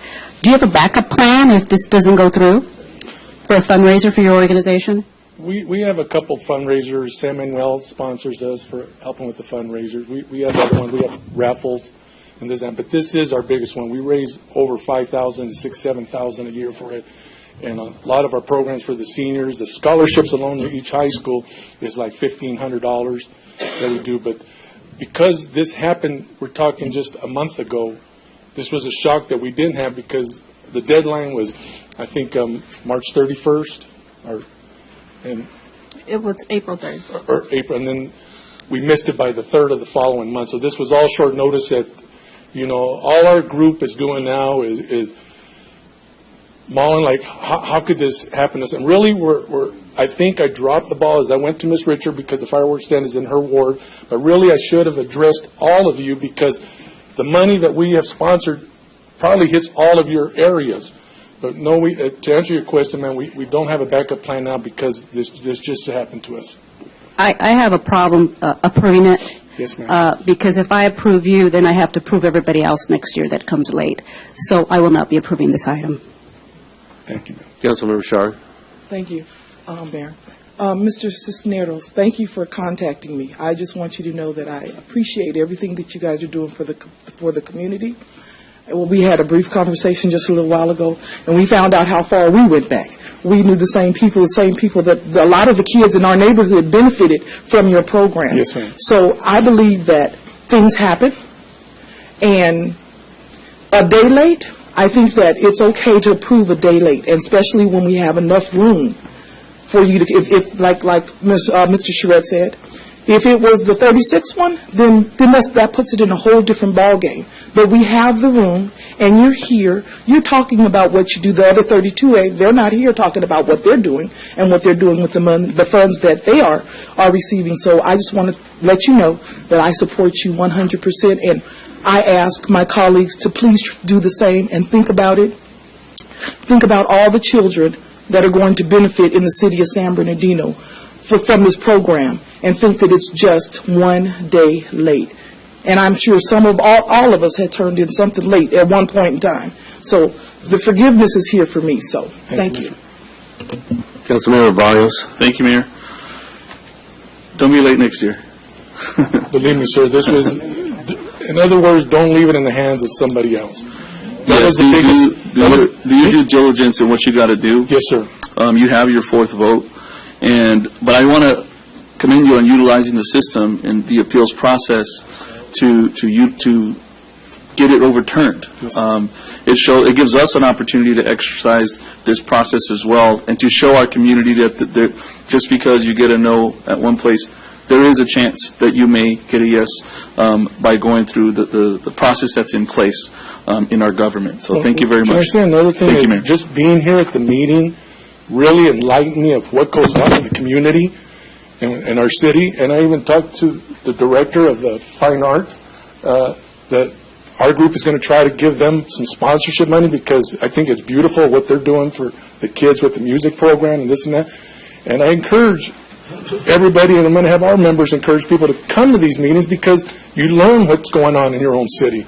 You know, instead of sitting home complaining about everything, I didn't know how much good really our people in our community are doing for our kids, our middle-aged, and our seniors in this community. And that's been a blessing for me, honestly, being here today, not just for the appeal, but learning what goes on in our city behind closed doors. And I just wanted to say that. Thank you. Thank you very much, Mayor. Any other comments?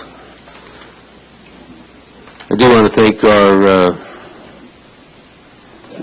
department, Community Development, Business registration for also being part of that process and monitoring it and following the rules. We appreciate that. We also appreciate the appeals process that you've brought forward, and appreciate the comments that you've made this evening. And I do think it's also important to note that it wasn't the city that turned you down because of the city not necessarily wanting to give you that. It was the unfortunate timing of someone else that you relied upon. And so hopefully you're able to communicate to those who are upset that it really wasn't the city's failure at this stage. It was the failure of the organization. You're right, sir. Thank you. Thank you, Mayor. Please cast your votes. The motion is to not accept the recommendation. To grant Grant the appeal. Thank you for that correction. Item 18, the motion was to grant the appeal. It was made by Mr. Valdivia. It was seconded by Mr. Charette. Made by Mr. Charette, seconded by Mr. Valdivia. And it passes 6-1 with Ms. Marquez voting no. Thank you. Public hearing is now closed for item number 18. We will now open the public hearing for item number 17, which is to conduct a public hearing to receive comments from the public relative to the proposed 2017-18 operating budget and the capital improvement program as provided through the direction of the staff. And could we start with the staff report? We just have one public comment. Okay. All right. Juan Figueroa. This is item 17. You need to be sworn in, please.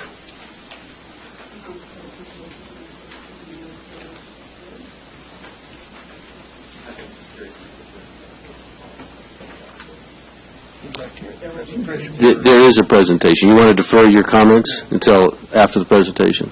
That's fine. Go ahead. City Manager? Thank you. I'm going to be brief. and I'll turn it over to Brent Mason and to Martin Pastucha, who will present the operating budget and capital budget summary. We did a presentation to the City Council, a thorough presentation in April at a workshop that we had. And during that workshop, we reviewed with the council all of the budget submittals, department by department. We went through revenue projections. Tonight, what we will do with the staff report for the sake of the public is to do a very quick summary of what the main points were relating to the operating budget. Plus, after Brent's done with that part, Martin Pastucha will come up and talk about the capital budget, which we didn't deal with in any depth during the budget workshop. We're not presenting, despite it says so there on the screen, we're not presenting the 5-year capital improvement plan tonight. We are presenting a year one proposal for the capital budget. And during the early part of the summer, we'll come back and deal with the 5-year capital budget in much more detail.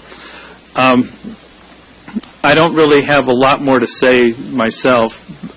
What I have done, though, is provided the City Council with a budget transmittal memo that highlights a number of the issues that either the council raised during our discussions that council may want to have further discussion on, or some discussion of items that, remember on the whiteboard, which doesn't fit in this room, so it's not here tonight, on the whiteboard, the items below the line, there were some items that I think were worthy of council discussion if you feel strongly about them. So I provided a list in the transmittal memo of items that you may want to wish to bring up. We're not expecting you to go through every item on that list, but they're there for the City Council if there are policy items you would like to discuss.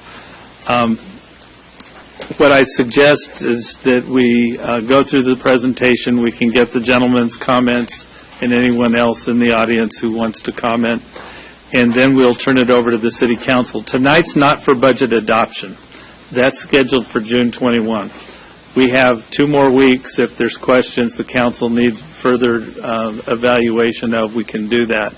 But tonight is very appropriate for additional council comments, suggestions, questions, whatever you may have on your mind.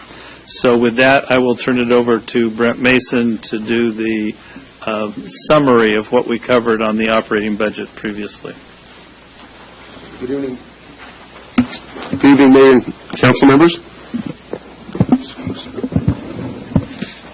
I'm not sure where to point this to move along. Just point anywhere. Okay. Tonight's agenda, as the city manager just kind of spelled out, is this is designed to be a brief, very brief, updated budget presentation. There have been some minor changes to the general fund, but I'll run through those in a moment. Then we'll have the public hearing receive comments. I guess it's just a comment tonight from the public, and then also after that, Martin. Before that, actually, okay, sorry. We'll do the CIP as well. One of the other things I want to comment kind of more on a global basis is that I mentioned in my comments on May 8th was that this year's budget process has been a lot more of a right-sizing. We've had lots of organizational changes in the last several years, even in the last year. And so the budget process this year, we've had a more robust process, been able to spend the time with the staff we have now to be able to do that and do a better fitting of proper budgetary line items to the amounts that are actually being incurred by the departments at a line item level even. So we had those conversations with the departments, and in some places we were able to squeeze out a few dollars here and there. Other places we just pushed it to other lines where the dollars were being incurred greater than. So but either way, it's a better product that way. And then lastly, there are a few minor reorganization items in this year's budget. You've heard about those and know of those already, but for purposes of sharing them publicly, the city manager's office is absorbing the civil service function. My department, the finance department, is absorbing the treasurer's office as a charter change, as well as the business registration function. Sorry, Juju, just one more month. And then the sewer collection operation has been transferred already, as you know, to the water department. This will be the first adopted budget that reflects that change. While a little difficult to see from a distance, there are handouts in the back if people are interested, and you all should have them in front of you because they were not distributed with the agenda. This page is citywide funds that are being adopted as part of the operating budget. You'll notice it's roughly a $160 million city budget in this case. Sufficient resources exist to fund all the expenses that are presented for expenditure next year. On the right, you will see some funds where it shows a deficit. That just simply means that next year's revenues are not adequate to meet the expenses being incurred, but that occurs primarily in funds that are more capital in nature, and we've had particularly light spending in recent years in some of the more capital-focused funds, and so that's actually a good thing that we're going to be doing more project-based work that way then. So, but for all those deficits, for instance, the gas tax at $3.6 million of more expenditure than revenue, there are resources available in the gas tax fund to absorb those costs. And then also on a citywide basis, so I wanted to splash back up the personnel slide showing last year's adopted numbers and actually the current years, and those proposed for 17-18. It's a fairly mild 17-person reduction. We talked through the changes on May 8th as to what each department was doing specifically, and any changes were directed at that time have been incorporated here. Next, we'll look at the general fund more specifically. I have a slide like this for revenues and for expenditures for the general fund. There's not much to talk about on the general fund side. The format is that we have the prior year's adopted budget. The proposed column in the middle is what was presented on May 8th. And then the column on the far right is adjusted for any things we've changed since May 8th.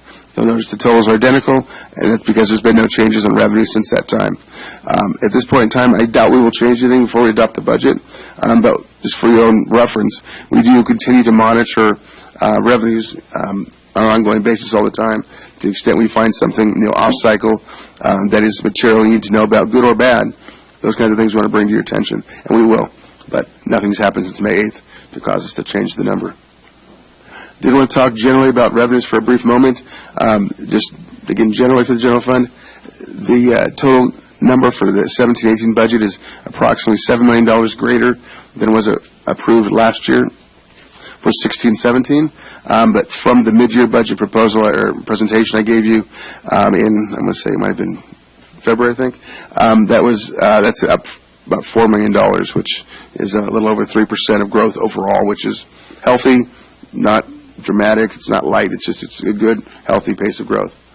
Revenue projections, for our more significant ones, we use consultants to assist with that and just kind of get some buy-in on that. I talked about that in a little more detail last time. Also mentioned the general philosophy, I guess, for how we put our revenue projections together is that, of course, we aim for accuracy, but there's a lean toward conservatism just because we'd rather err on the side of under-guesstimating than having to come back with bad news and having less. Happens, but we try and minimize that. Then for the key revenue sources, sales tax, Measure Z, I want to remind you of the projections we have used, about a 3.4% increase over the mid-year, and we're going over mid-year because that's the number we actually anticipate getting this year. The VLF in lieu of property tax is a 4% growth number. That's the number that's generally speaking given to us by the county, and so they give us an estimate which is also conservative, so reality may well come in a little better than the 4%. That's also the line item you'll recall where we have all the activity with the fire annexation where we don't get our property tax and we get 65% of the VLF property tax. And so we will be talking with the county, I trust, in the next month as to whether or not that formula needs to change. We believe it does because the results we're receiving on the property tax are such that they trigger reopener clauses in our agreement, and there's more revenue. We've built that into the budget already, and so we're planning on that because it's per the agreement. But that's the line item where we'll see the positive, or we'll see changes as primarily the RDA activity, dissolution is what causes that number to change. And the last utility users tax, there's been very little change in that. We're actually projecting a minor drop as people get more, less people have landlines and more satellite and less cable, and then they go more cable and less satellite. It kind of swings, but there's been no growth in that revenue item, and we're not projecting any. And that also is consistent with the consultant we use for that revenue line item. Then lastly, we mentioned before a fees and charges study that we'll be bringing before you later this summer. Once it's completed, it's near the point of review right now, and ultimately that will present information that would challenge to increase fees. That'll be a discussion we'll have with you publicly about that, and the reason I think it's going to demonstrate the need for an increase because the fees have not been increased in quite a while. Now, that's still everyone's choice is what you do with that, but we'll bring that information to you then. On the expenditure side, there have been a few minor changes. You'll notice at the very bottom, the expenditure number, or the surplus number goes from 106 to 108. There's been some expense things we had to add. So you're thinking, Brent, how do you go up when you've added expenses? That's the magic of accounting. And we'll walk through those in just a moment for the details. You'll see exactly what we did. But generally speaking, the adds were offset by decreases in the costs we're able to generate as well, and so it's still roughly a balanced budget with a minor surplus now of $108,000.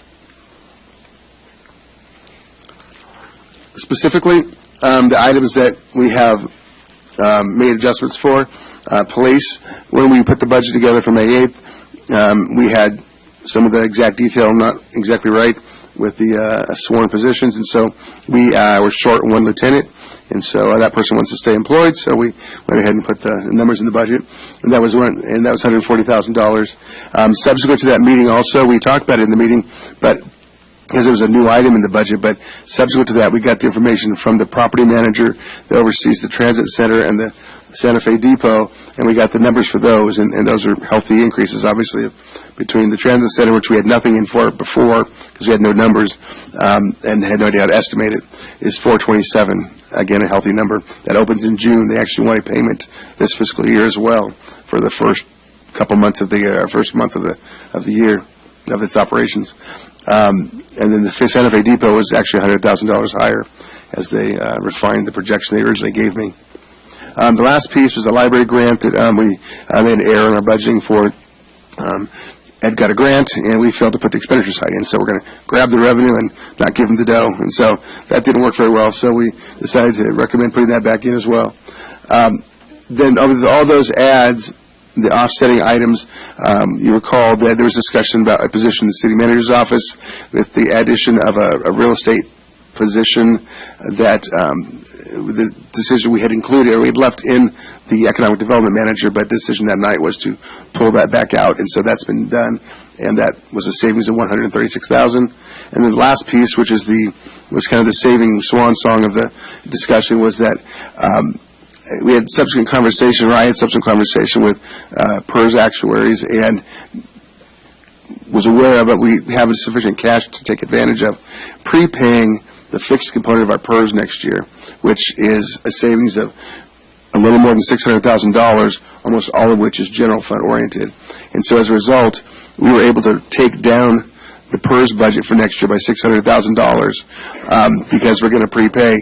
They give us a 3.5% discount on roughly $17 million of prepayment of total fixed PERS cost, and that is going to generate that savings for us. Alternatively, you could pay it throughout the year and pay $600,000 higher.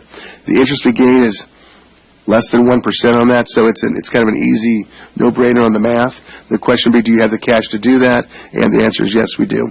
And so I've looked at that, looked at the Treasurer's Office. We do have cash sufficient to do it, and our spikes down are not going to be so material that we're going to have a problem here. It's one of the advantages also to being able to have the general fund kind of return balance with healthy reserves, as we've talked about also in other meetings, that we have the opportunity to do these kinds of things that create positive transactions for us. One item I did want to talk about that's non-general fund related, that was, again, something we discovered since the May 8th workshop, is that the cable TV fund, the 107 fund, did not have revenue numbers in it, and the expense numbers that were there were not complete. And so you've been provided a page that has that updated information that you can drop in your budget book if you want. Again, it'll be included in the final, provided there's nobody that says, no, don't do that tonight. But the detail of the changes will be $306,000 of revenue, most of which is PEG fees, which come to us from the cable companies, from a 1% item on the bill, and then some program income and then some miscellaneous income that we receive as well for services we provide to other jurisdictions. And then the cost associated with that is part-time salaries, operating expenses for $242,000, which is primarily programming-related items, and then $12,000 in equipment purchases. So with that, the next steps this evening was going to be open public hearing, but we're not going to do that yet. We're going to do the CIP, but relative to the operating budget, we'll have further discussion and direction regarding the operating budget, and then, as the city manager indicated, we'll return with any changes directed tonight on June 21st to propose adoption of the final budget. Question? Have a question? Councilman Mulvihill? Yes. Brent, look in page 3.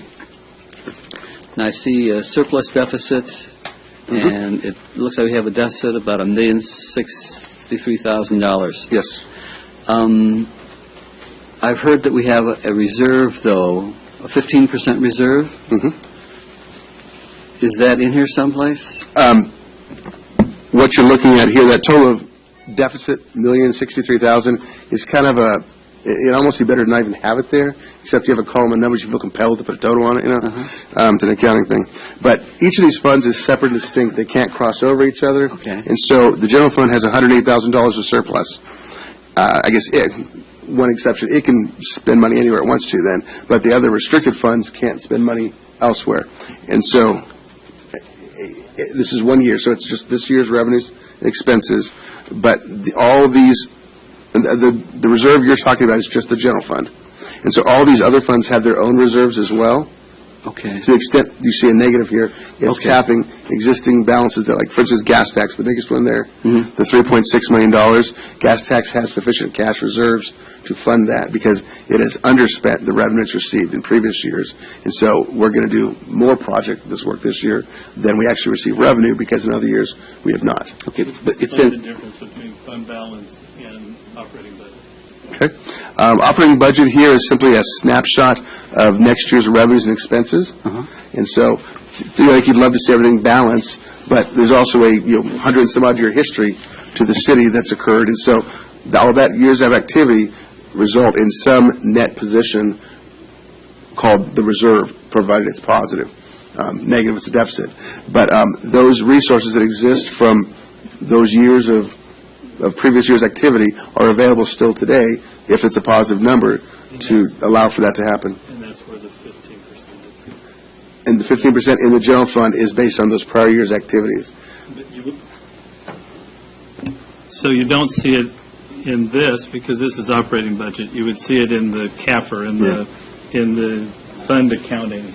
You would see the reserve in the fund balance for the general fund. Councilman Mulvihill, for instance, the $108,000 that's left over in the general fund, if the year came to fruition exactly as this page shows, we would have an additional $108,000 to add back to the general fund reserve at the end of next year. So that's the way that works then.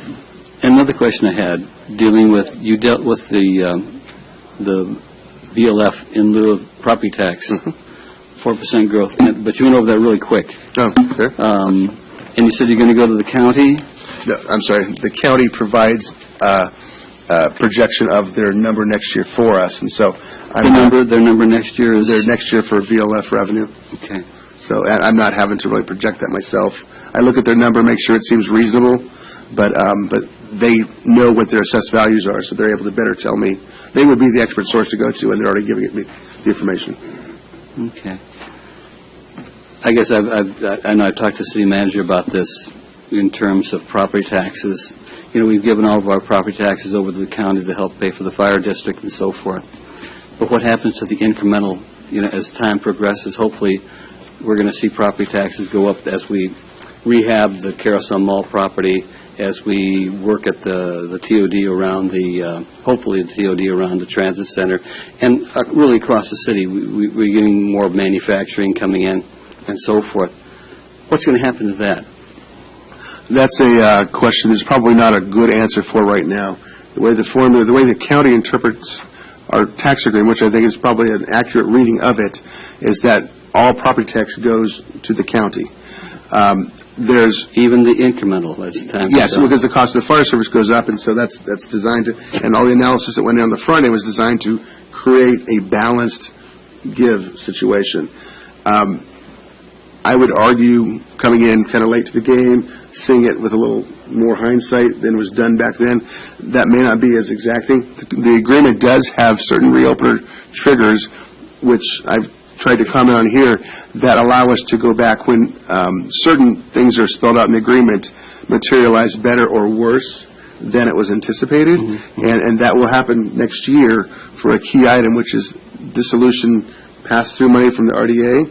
And so as more and more money is available from that does flow to us, because they couldn't predict that well enough, and so they left that open. But the basic property tax is designed to flow. That said, as we talked about the annexation discussion here recently, and we chose not to approve the Spring Trails discussion, then that triggered then a discussion that we're going to be having with the county relative to the question of annexations, which kind of gets to incremental revenue also. What happens with revenue if it goes too far to the good? You know, I mean, they would argue, what if it goes too far to the bad? You know, so there's conversation both sides of the equation, but it's likely, given where we are, that there's more upside than downside. See, anyone who attended the real estate workshop that we had yesterday, the real estate people who were there were really, when Mark Persico indicated that, in fact, the Valencia apartments were able to get their environmentals done in 90 days, was it? They were just jaw-dropping, saying, "Hey, San Bernardino's open for it's open now." And I just and again, there were some people who were in business, in commercial, and logistics, and so forth. So I guess in the back of my mind, I'm thinking to myself, we might get a lot of business here. Hopefully, we're going to get a lot of business here. And so I guess in my mind, thinking that we signed away the property taxes, and at the time I was a little bit reluctant to sign over all those property taxes fiat accompli. But at any rate, we'll have to talk more about that as time goes on. That's going to be a very healthy conversation for, I'm sure, years to come that we'll have lots of conversation about. Yeah, thank you. Sure.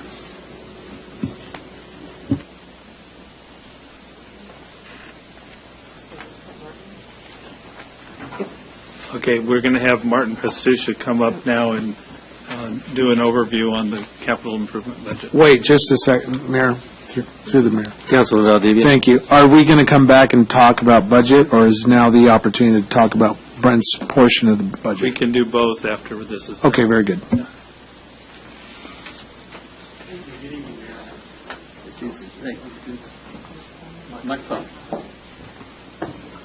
Thank you. I'll start over again.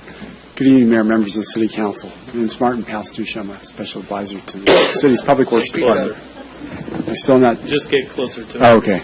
I will hug it completely. So, as I said, my name is Martin Pastucha. I'm a special advisor for the city's Public Works Department.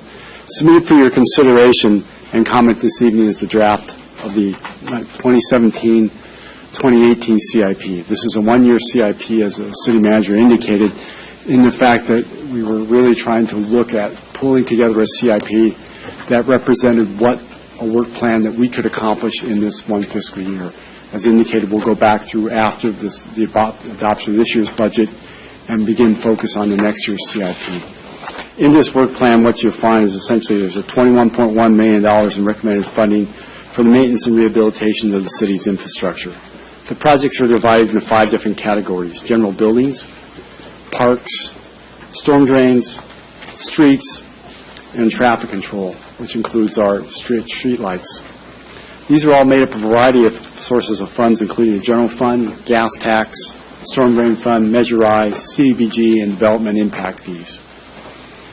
As I indicated, the CIP represents one-year allocation of funding for the capital improvements.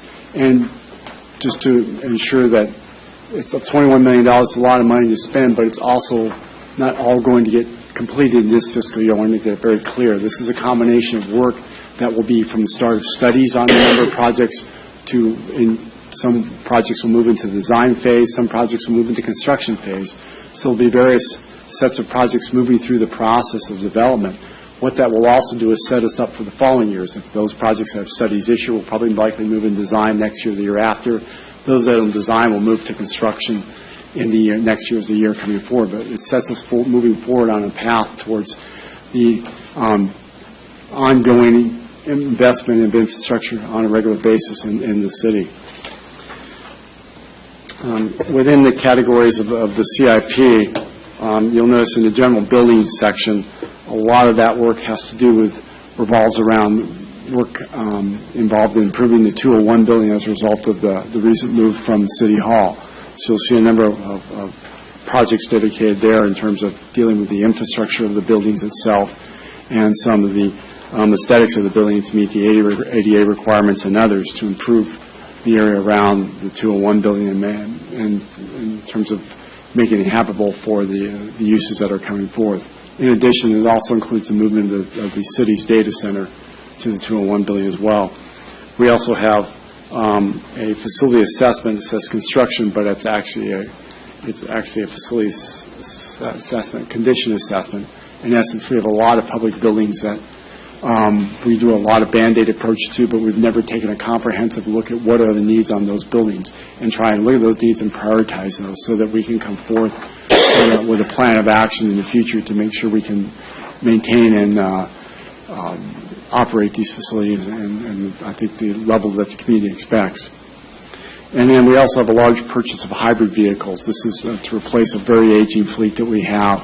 We're using some AQMD subvention funds that have come back to the city that allow us to use that to purchase alternate fuel vehicles, and that's what we are going to do with those particular dollars to replace, again, a lot of the aging vehicles that our city workforce has to use and trying to accomplish the work they do on a day-to-day basis.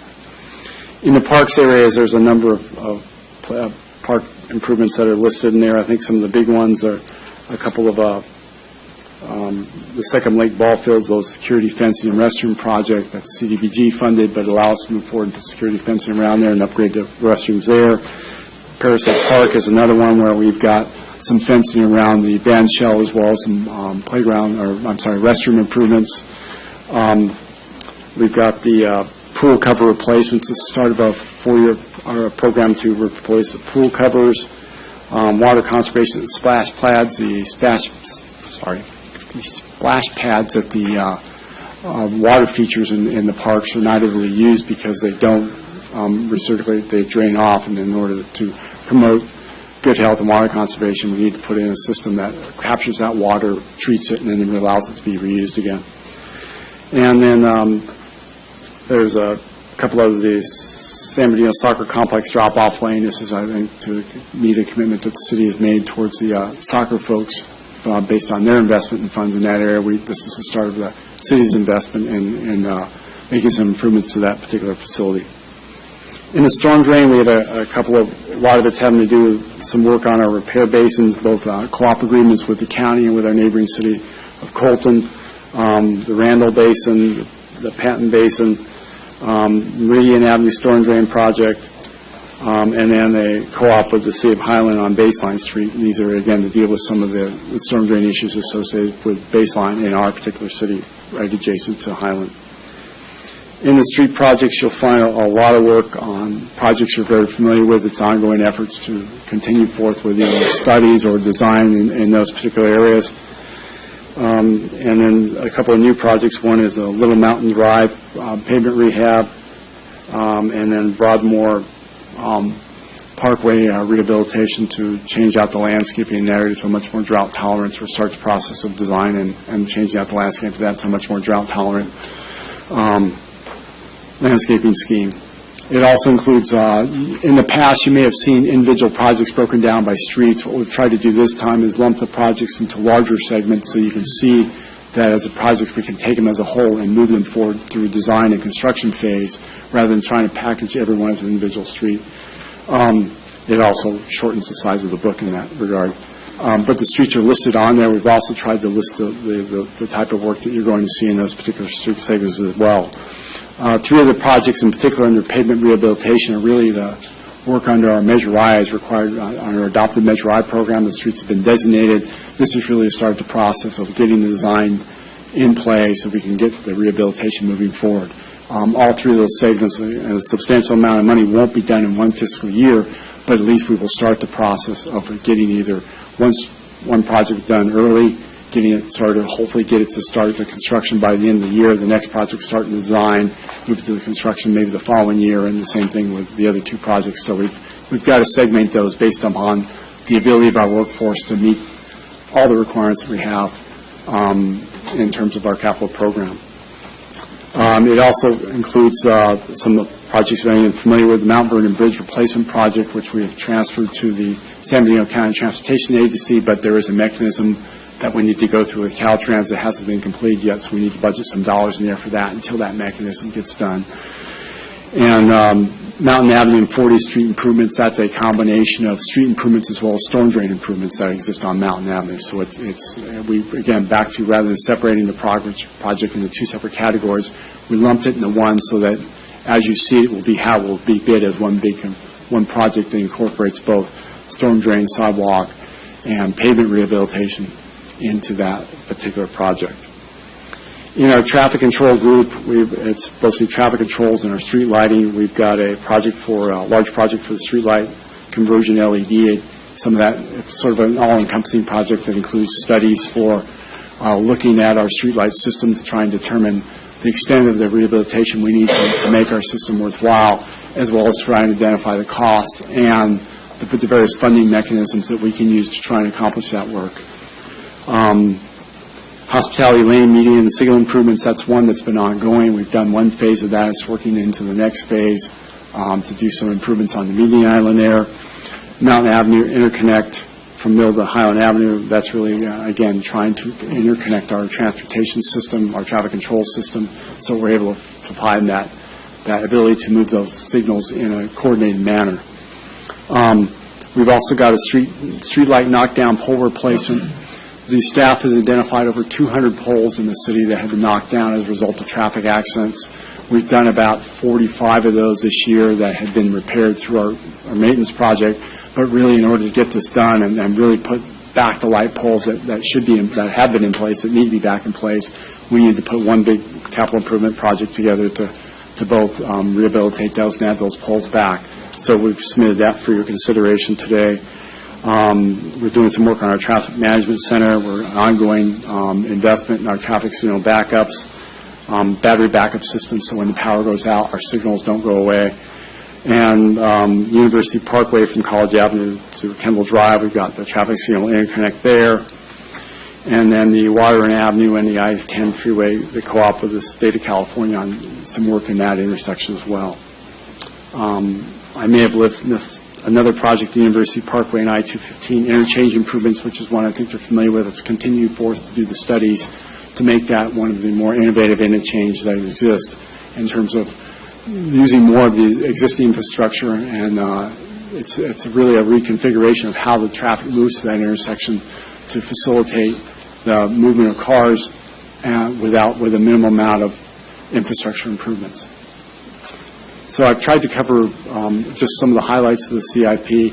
The staff from the Public Works Department, Jim Tickmeyer from the Parks and Recreation Department's here, and we're certainly available to answer any questions you may have. One thing I want to add real quick.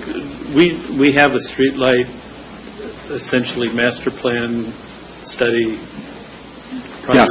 Yes, it's in the one called the LED street lights, but if you look at that, it's a combination of Broadmoor design and rehabilitation of that street light system, but it's also to look at, you'll see some studies in there, $200,000, some study work to allow us to take an assessment of our street light system. The whole system. Yeah, and then we tried to identify a number for the street light repair that $4.2 million is sort of our best guess at this point in time without the benefit of any information. Right. Right. That concludes the presentation? Yes. All right. Mr. Figueroa? Were you sworn in? Thank you. Let me make sure I get this right here. This is new to me. Good evening. Hear me okay? 1, 2, 3? Yeah. All right. Definitely streetlights and roads. Those definitely need to be taken care of. That's not really why I'm up here. And it might not even be realistic for this year, but it's something to consider for the future. Definitely allocating some resources to assist the neighborhood associations would be greatly appreciated. I don't know if that would be in the form of maybe having a liaison or somebody to help out the neighborhood associations individually or as a council, but it would be a good idea to kind of keep in mind for the future, if not possible for this budget. And I was looking at revenues as well. And it looks like a large portion, big percentage of it, mostly comes from sales tax, use tax, utility users tax. There's all kinds of different ways to raise revenues. I'm not a big fan of increasing taxes or fees or anything like that. But what I do, when I drive around the city, what I do notice are a lot of empty buildings, empty lots.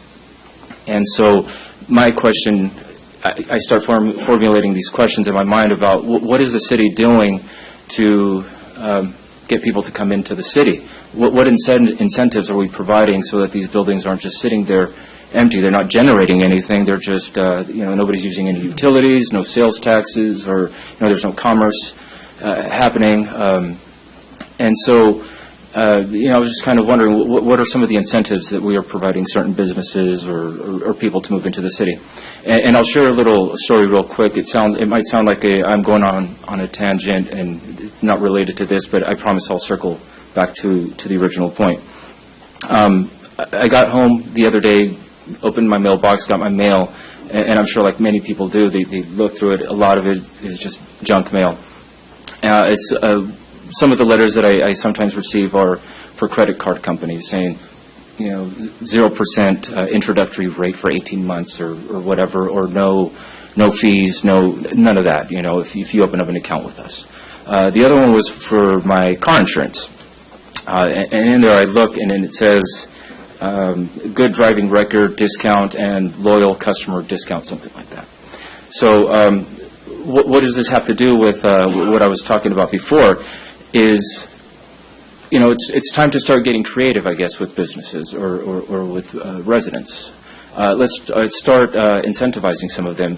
Let's say, for example, if there's an empty building somewhere, a previous restaurant or something, let's provide an incentive for a business to open up in San Bernardino, saying, hey, you know what, if you open up in San Bernardino, no business license for the first year or something. You don't have to pay a business license. But what that does is opens up another business, and you start generating sales taxes. Or you can even say for homes, for first-time home buyers. Let's say even with Cal State San Bernardino, if you're a graduate of Cal State San Bernardino or any university for that matter, and you buy your first home in San Bernardino, you don't have to pay any property taxes or something. I don't know. We can. The specific doesn't matter. But what that does is it brings people into the city, and we start generating. You get people using utilities. You get people using local stores or whatever. But what are these incentives? I don't even know if some of this is realistic or not, but have we explored this? It's time to get creative, and I encourage you to maybe have this discussion. I know it's probably not realistic to this fiscal year. I wish there were more people here to talk about this, but I encourage you to start getting a little more creative with getting people to come in, more incentives for people to buy their first home in San Bernardino or open up a business. And why I bring up the car insurance also.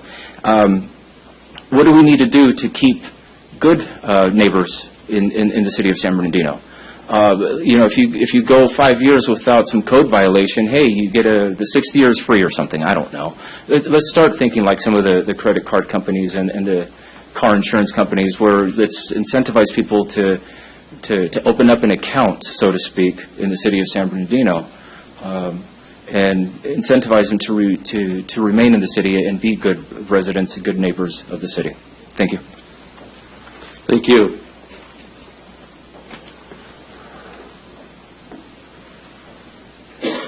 Councilman Valdivia? Thank you, Mayor. I want to, my comments are going to reflect primarily capital improvements projects. I'm very, very fond of the capital improvement project process. Very glad to see our city staff, our public works, really appreciate all of our public works employees and staff members who have done their hard due diligence. I typically spend October as my constituent work week, and then spend November, December trying to assess kind of my priorities in my district as I get feedback from my constituent work weeks in preparation for my discussions with staff beginning January through March on CIP plans. Typically, I have had the refreshing news from staff, invited, Councilman, we'd love to hear your opinion, we'd love to hear your advice on some of the priorities that you have in your district as far as it relates to streets. That occurred through the spring of 2015, and with kind of the new transition to Mark Scott, that and no fault of yours, sir. I know that you're transitioning to our community and our city. You had a lot on your plate, but last spring I skipped that opportunity to really kind of dive in and discuss some of those issues. Nevertheless, I feel that it's very important that council members here advocate for their district. This is the opportunity to speak up and to advocate and position your projects, certainly for the priorities of your community that you represent. And while we represent all communities and all districts in the city, what's good for the 3rd Ward certainly is good for the 7th Ward, and vice versa. What's good for the 3rd Ward is certainly good for the city, and what's good for the city is good for the 3rd Ward. So I do have some comments that I want to certainly applaud and kind of highlight on the CIP plan. First off, I think the biggest surprise that I received, Martin, was the $1.3 million in knockdown pole.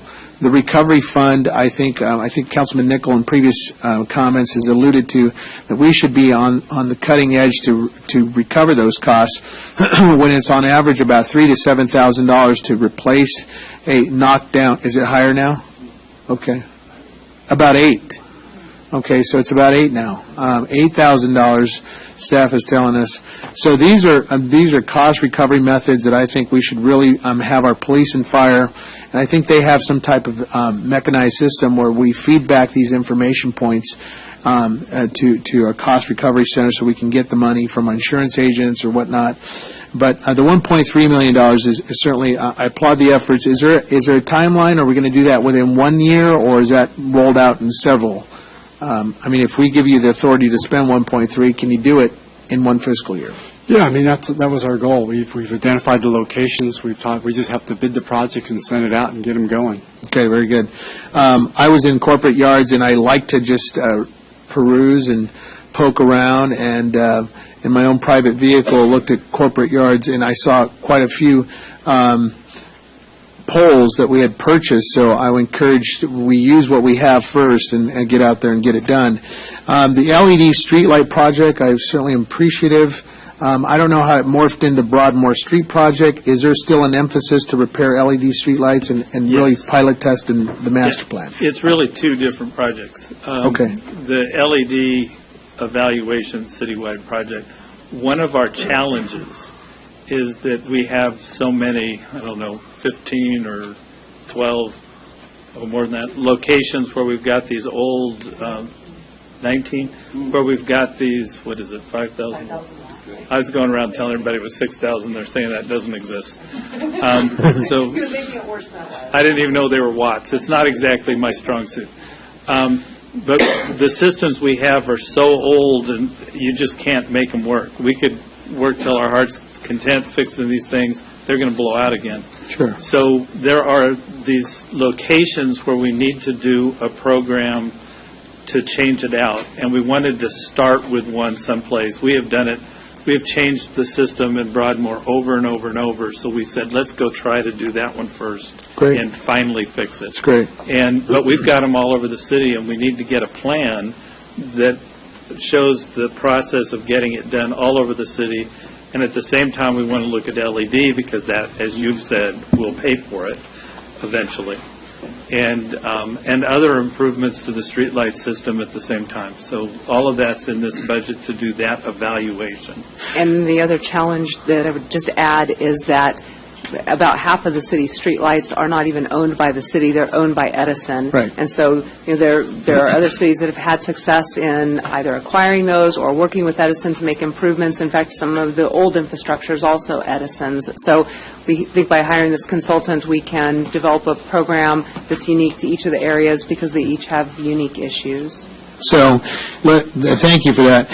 Let me highlight some of the other great areas that I think there's an opportunity.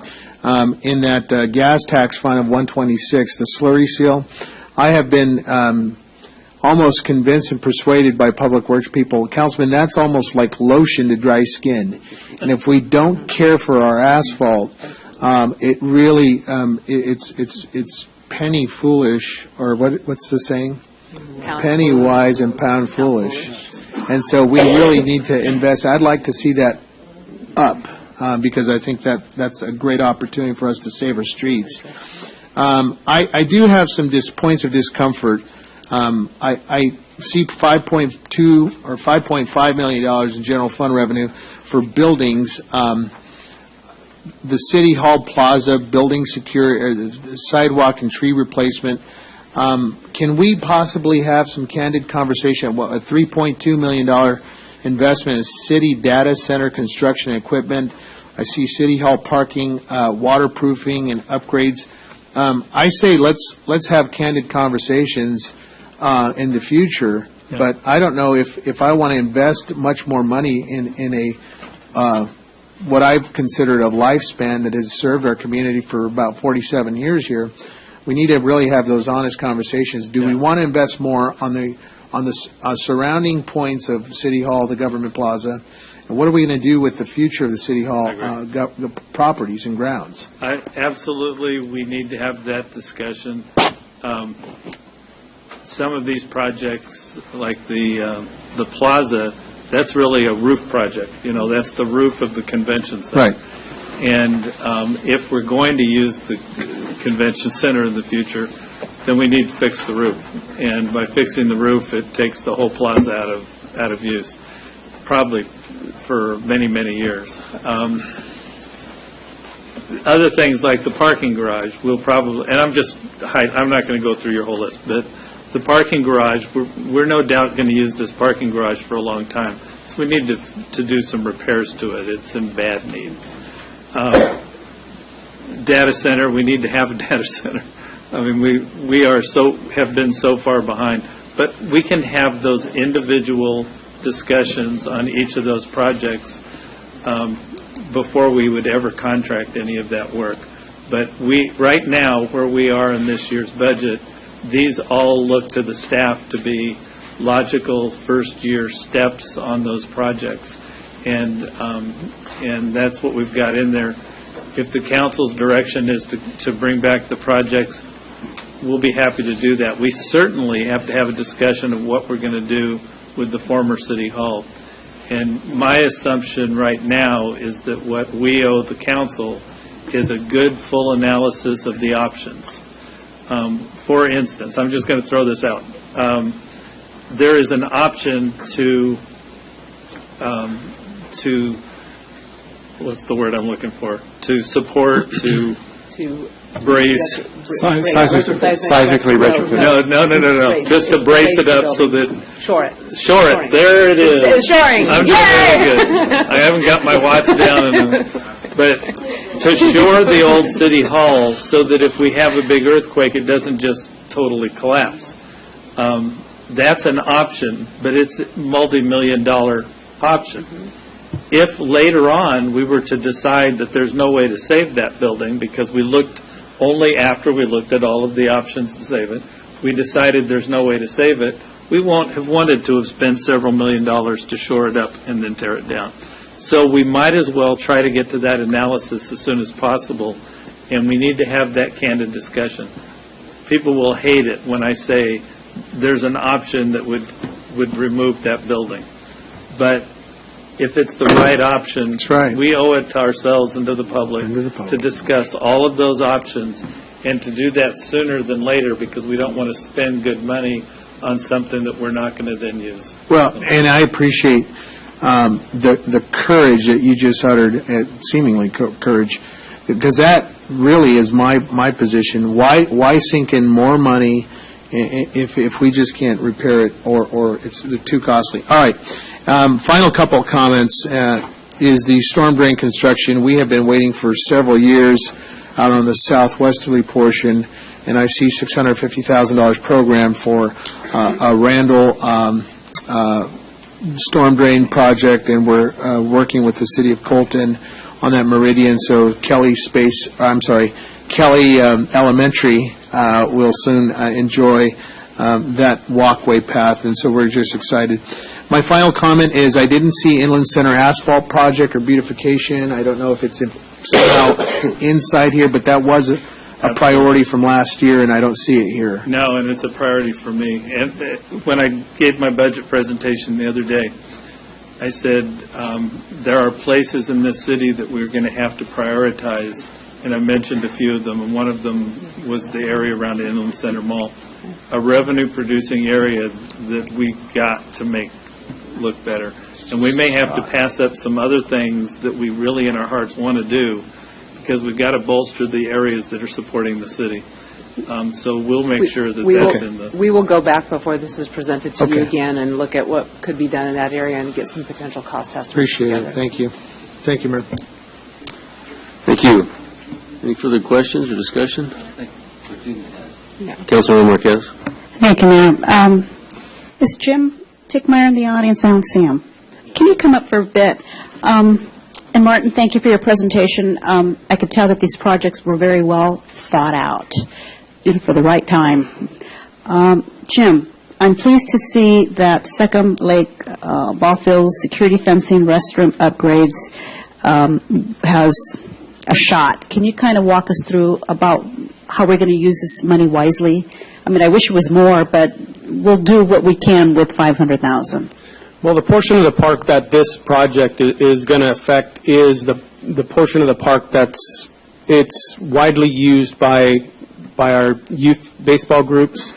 We have a couple of leagues that play out there year-round. It's to fence off the 7th Street parking lot area, which gets a lot of traffic, some of it wanted, some of it not wanted. Some of it's productive to the park, and some of it's counterproductive to the park. So this will give us the ability to secure that area after hours. By the Kaboom project? It'll be around the baseball fields, the Kaboom project. It will encompass the pump house, which we recently dumped a lot of money into that infrastructure there. It would also enclose the Edison feed and the transformers that feed would be the northeast portion of the park.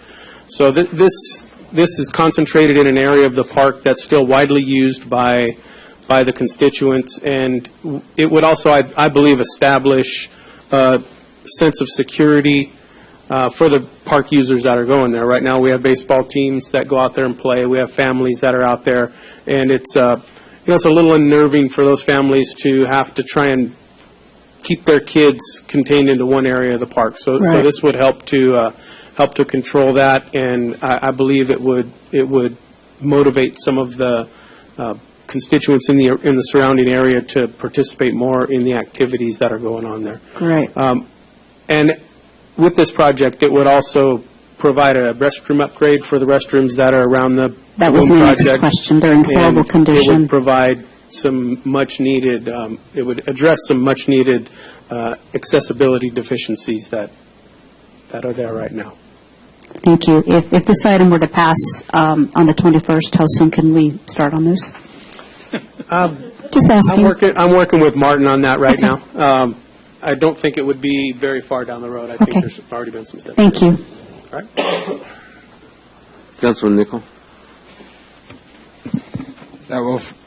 First off, am I on? First off, I wanted to thank you for, I think you took a lot of our comments to heart from our last conversation, so I really appreciate integrating. I know you got the Little Mountain. That's been one of the sticky points for me on our CIP, is to make sure that we get that in the hopper for future consideration. A couple of miscellaneous questions, but one of the comments that has been made to me on this budget and prior budgets that I've been involved in since I've been on the council is they've really been triage budgets. We're really kind of dealing with what we have to deal with just so we can stay afloat and keep the city more or less operating. But they aren't really visionary budgets. They aren't budgets that are kind of taking us into the future and really beginning to integrate a more longer-term vision. And I think hearing public comment tonight, I tend to agree that there's, and so I appreciate having a one-year CIP, because I would hope that over this next year, we really begin the discussion of, okay, now we've kind of stabilized the patient, we've kind of stabilized our fiscal situation. Now we got to start thinking of how long-term we start incrementally building our way out of this and growing our way out of this. So I appreciate that, and I would like to make sure that we have the resources we're going to need in this year's budget to make sure that we can start having those conversations, ideally this time next year in the budget. So I did have one question under the city manager's budget. I noticed that on page 84 of the budget document, and I do appreciate the comment that was made regarding neighborhood services.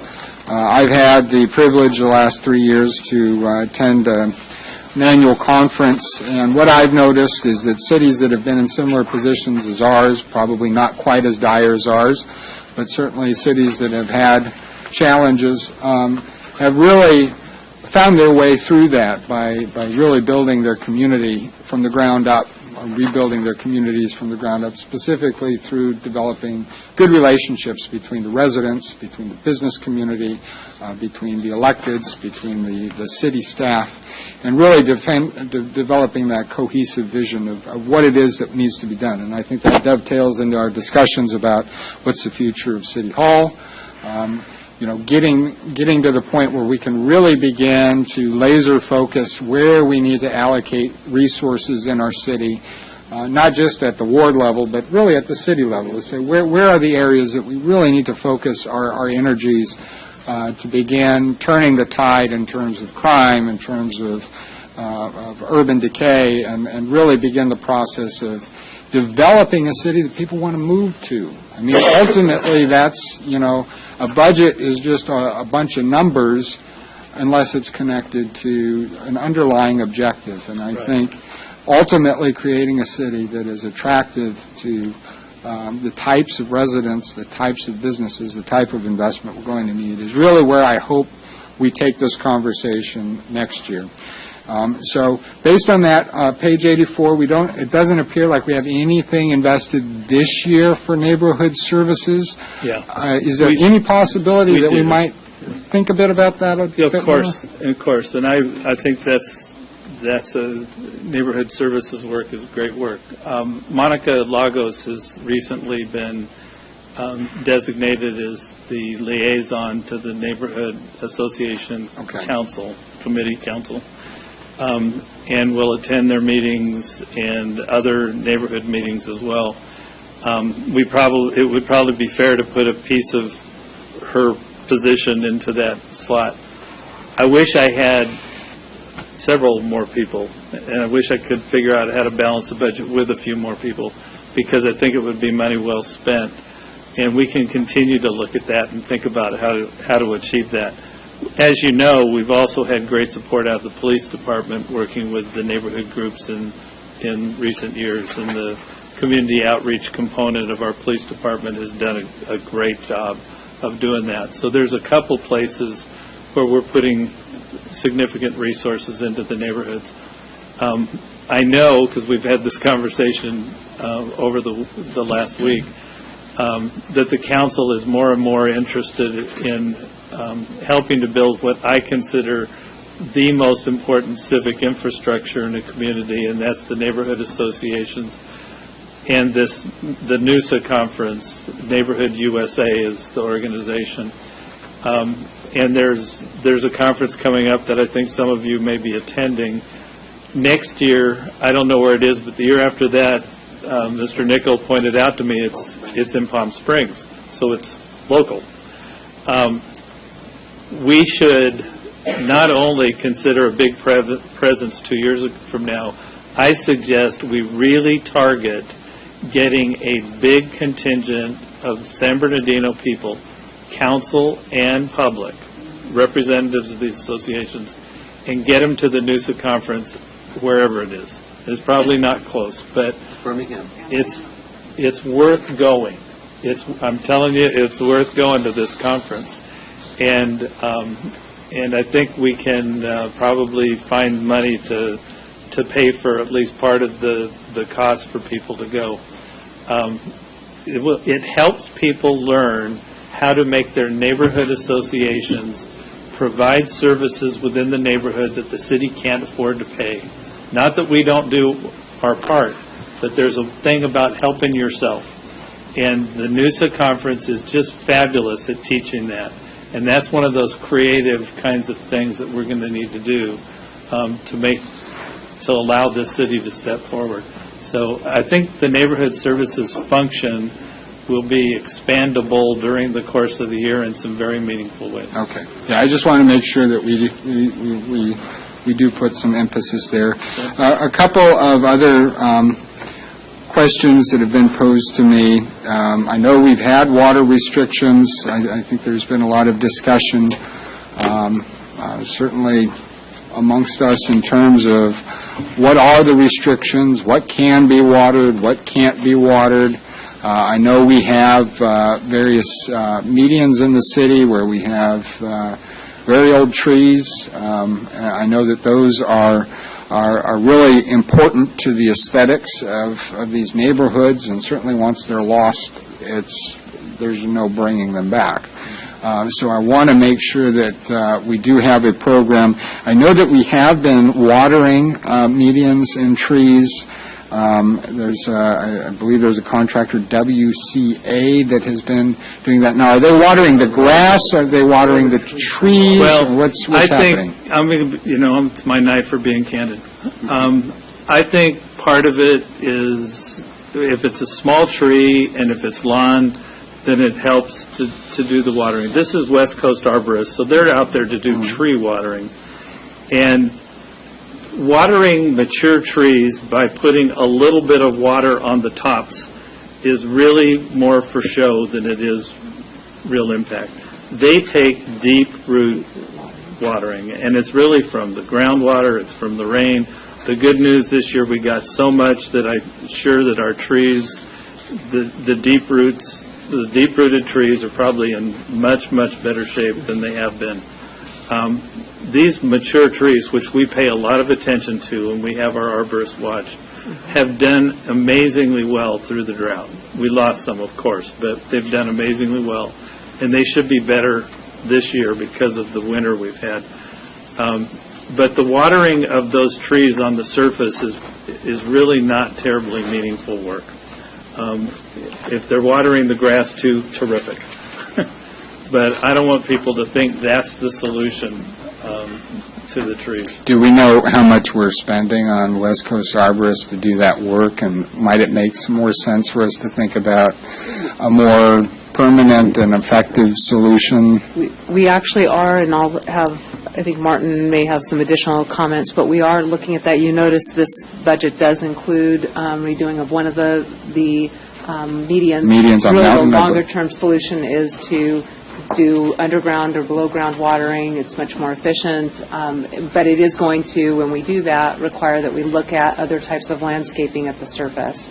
And, that is very costly. We have had some conversations with the water department. We're going to continue to do that and come up with a model that we can then carry forward. Yeah, and getting to this concept of self-help, again, I'll be honest, I've had residents approach me and say, look, we'll pay for it. And I just don't know if and when a group of property owners or residents in an area that clearly want to preserve the aesthetics and the quality of that environment that they have, is there a mechanism that we can provide them, and kind of thinking creatively, that, my thinking is if residents want to help us with the costs, Right. we should welcome that. We should absolutely welcome that. Yeah, there are assessment districts. We just want to make sure that when we commit to doing that we actually follow through. And Is there any alternative other than an assessment district? there may be some other. As I know that gets really complex and Right. time-consuming. By the time you get it done, the trees are dead. So, those things can take, I'm just telling you, there's people that say, we'll pay for it, we'll pay for the system. Just give us the opportunity You to want do to it. and we'll- You want to address that, Dick? Just one of the other issues you could look at, there's also foundations where non-profit foundations created to generate. Yeah, I understand money and that. donate that. I understand. I'm just telling you right now, they say we'll pay for it. Sometimes trimming would help with the health of the trees, and we need, what we really do, last year we did an arborist study of all of the big trees that we were concerned about. We just, you literally, these good tree people treat each tree like they're one of their children. Oh, I've got people that have more or less adopted one tree in the median as theirs, Well, and it's they're taking care of it. And but I don't want to take their money to do something that doesn't really help the tree. So we want to make sure that whatever mechanism we use, and we'll sit down with any group of citizens and talk about it. But I don't want to pay them to pay the water truck to come out and water 2 feet down, because that ain't going to do it. So we'll talk to them and be happy to Okay. figure out. A mechanism that works. Okay. And I think that gets back to that idea that eventually, I think that'd be a perfect responsibility for our neighborhood associations to be a conduit for that kind of work. Also, just finally, I know that we've talked a lot about our sewer system in the city and the rehab, the maintenance that's going to be required over time. How does that factor into what we're considering in terms of our capital improvements? Obviously, we're looking at pavement projects. Are there sewer components as we're doing some of these paving projects? Well, I to think ensure on a repairing the sewer very lines? highly functioning group. As you're aware, we've transferred the responsibility for the sewer function to the water department per the new charter. They are in the process of developing a sewer master plan, so they understand and can prioritize what all those improvements are. And then our public works department, Martin, has had many, many years of experience of doing this in cities where then those two components work together, so that as sewer projects are being completed, that's not prime opportunity for him to do the necessary road work, curb and gutter work, and things that are necessary. It actually reduces the cost to both agencies when you do those projects together, and then vice versa. As he's looking at street work and has a good plan for what are we going to do over the next several years, then he can coordinate with the water department to make sure those projects are coordinated. The last thing we want to do is rehabilitate streets in the city only to have them cut up by Edison or the water department because there's some project that needs. And that's what I was hoping to see, is if at some point we can see, kind of layer the projects where you have the sewer layer and then you have the street layer, and then you can really kind of see absolutely where you're going to be spending your time, energy, and effort. And Martin can probably speak to what other agencies have done, because there are very good programs that do layer those so that you are not impacting new construction. So you want to talk about? Oh, You're blinking. I think I made a point. In the sewer, and a lot of times in the sewer too, you can rehabilitate the sewer without actually digging it up. If the pipes, other than are just cracked, you can line them. There's lining technology that puts a resin liner in there that lines out the sewer, so you can do it without the invasive work that goes into digging up a street. You only really need to deal with those when you either need to increase the capacity or you have a structural issue with the pipe that can't be repaired. And even those are generally spot repairs. So, as Andrea said, one of the things we'll do is we'll certainly work with the folks in the water department because we want to know where they're going to do their water pipelines. We want to coordinate so that if we have a street one year that's going to be paved, maybe they're going to do water work that year. So maybe we push that off so that all they have to do is go back, and it's better for them because then they can go in and do a very rough patch, and then we'll come back the following year and rehab the road so it's much better shape. Then we don't worry about anybody else coming in and digging that up. Also, it's a coordination with the utilities.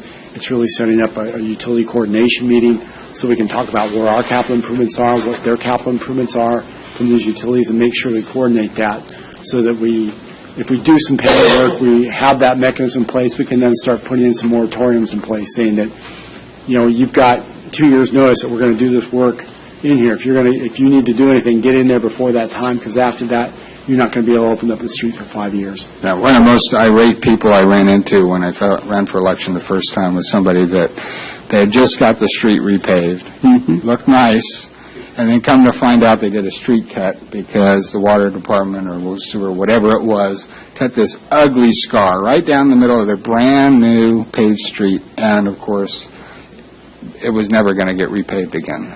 So, I mean, that really, and what do you say about that? You just say, whoops? I mean, it's just...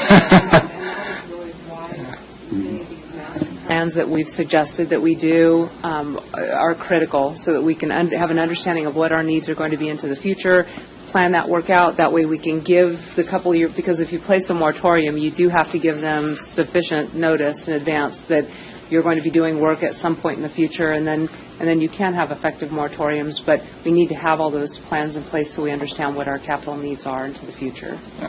And finally, the issue of assessment districts, and I thank you for having that component in the budget. I know we talked about it, but if we could, before we get the final approval, have some kind of a map.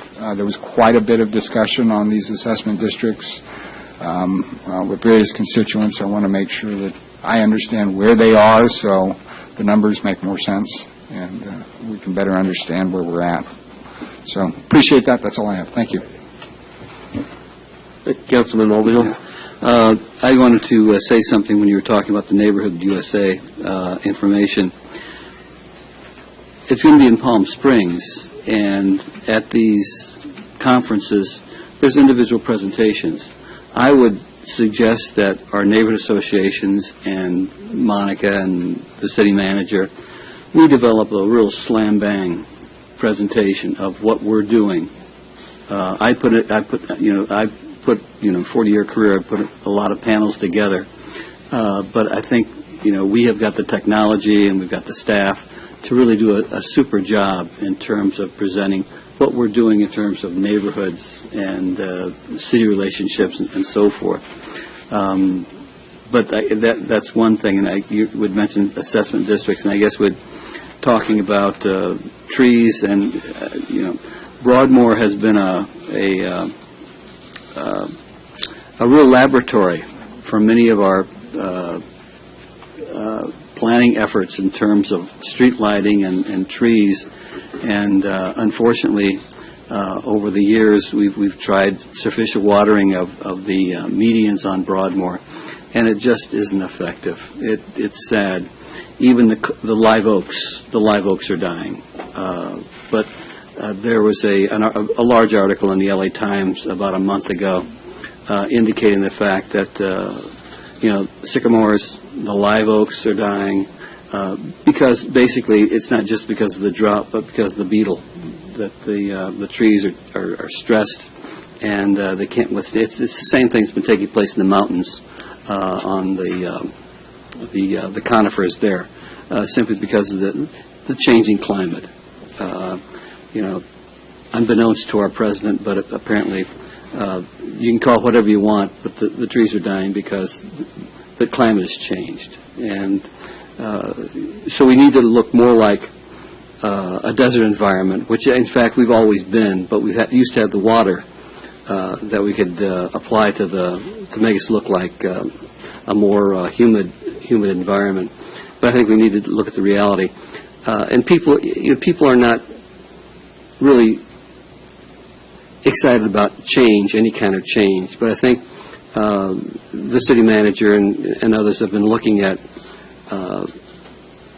more drought-resistant. And you can go out into Palm Springs and Palm Desert and find perfectly beautiful medians that are drought-resistant.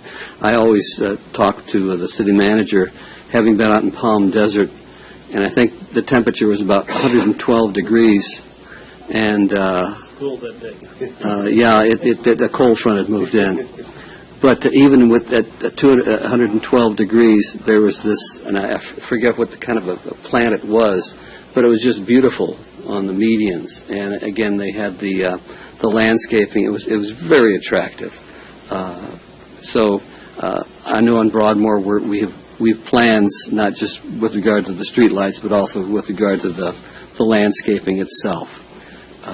So again, we're thinking about that, and again, with regard to the community and keeping close association with, in this case, NINA, that, again, thinking about the Palm Springs meeting, that we really can make a great presentation in terms of what we're doing with regard to amalgamating or interacting between the city and the neighborhood associations themselves.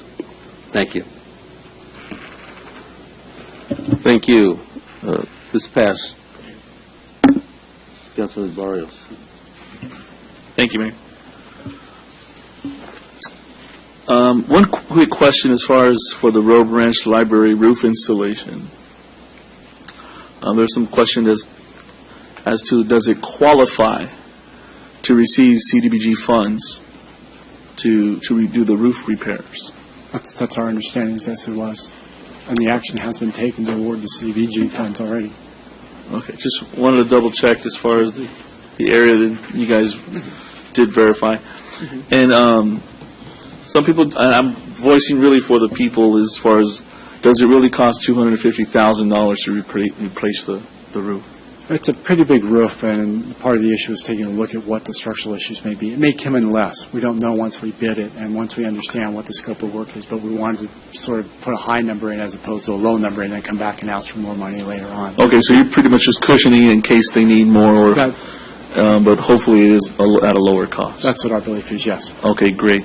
And part of that, we have so many roofs and other infrastructure that has not been maintained for such a long time. There is a concern that there may be some structural issues there, and we want to be able to deal with that at the same time that we do the roof. We have to deal with those at the same time as we do the roof. Yeah, there's no reason to put a roof on a foundation that's... And if, let's say that there is extra funds after the repairs are done, what happens to those funds? Then they go back into the pot of money that can be then presented to the council for other future projects. For our roads and stuff, right? Got it. Thank you. Jim, you're still here. I know that, sorry, I know you just sat back there. But just wanted to give a quick insight on to what's happening at Paris Hill Park. Everybody loves Paris Hill Park, and it's great that there's going to be improvements. Can you make Paris Hill Park shine? Let us know what's going on. Yeah, the Paris Hill Park project pretty much mirrors the Second Lake Park project. We're targeting an area of Paris Hill Park that's frequently vandalized and damaged by after hours, let's say, users of the park. So it's a fencing project that is focused around the Roosevelt Bowl area.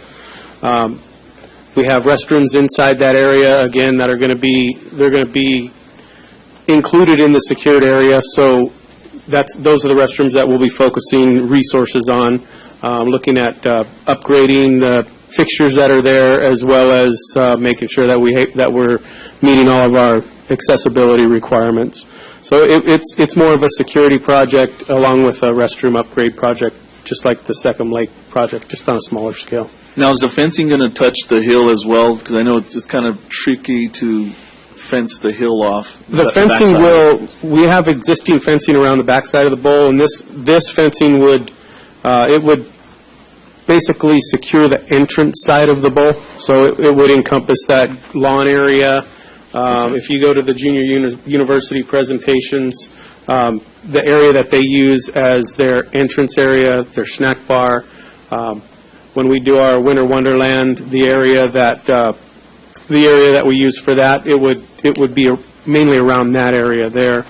It would also with our, it would help a little bit with the security of our events that we have there.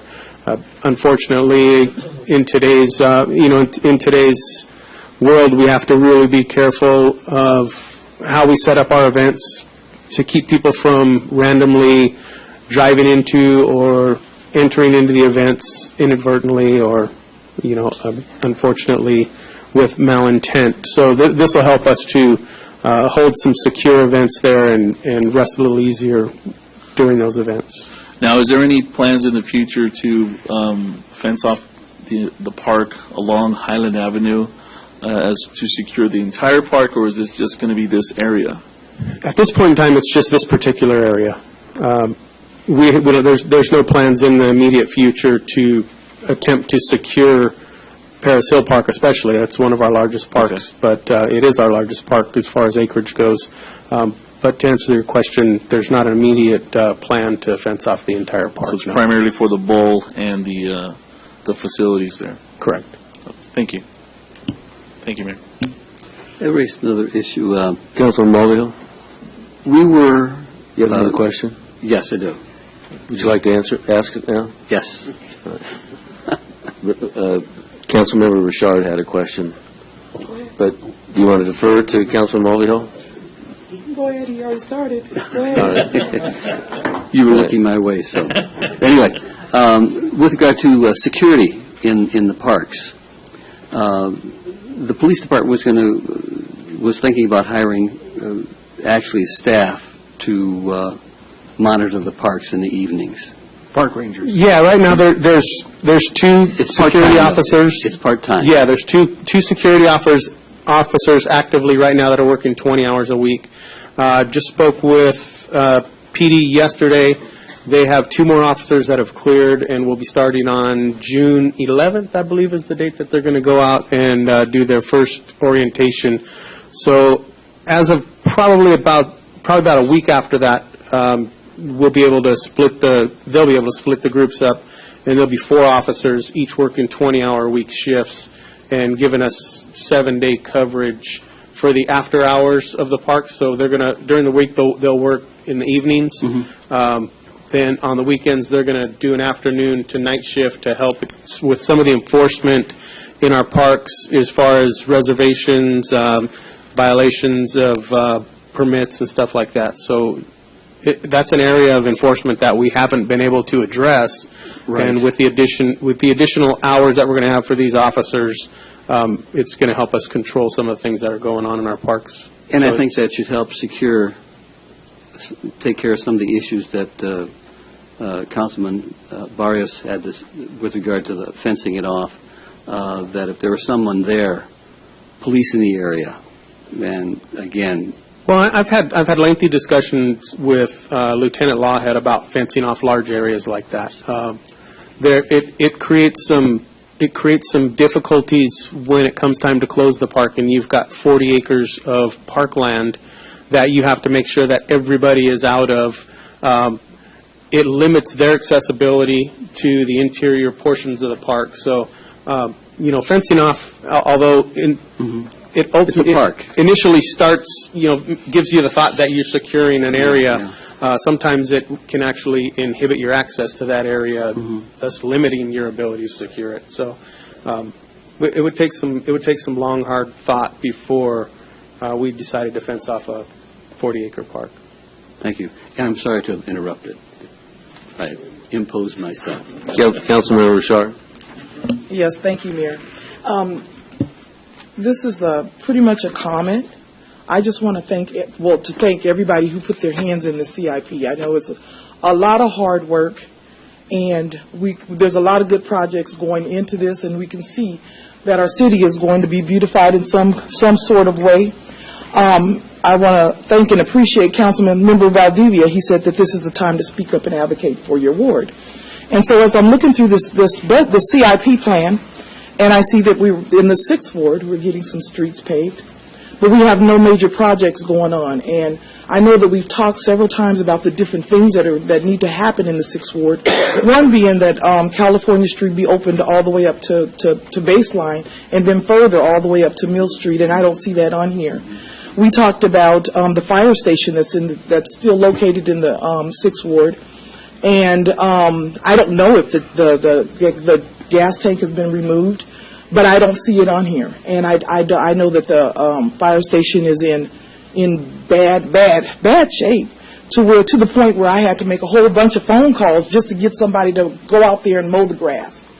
And those type of things should not happen in the 6th Ward, and I don't think it should come to a point where I should have to beg for something to happen in a community that has been unforgotten about for many, many, many years.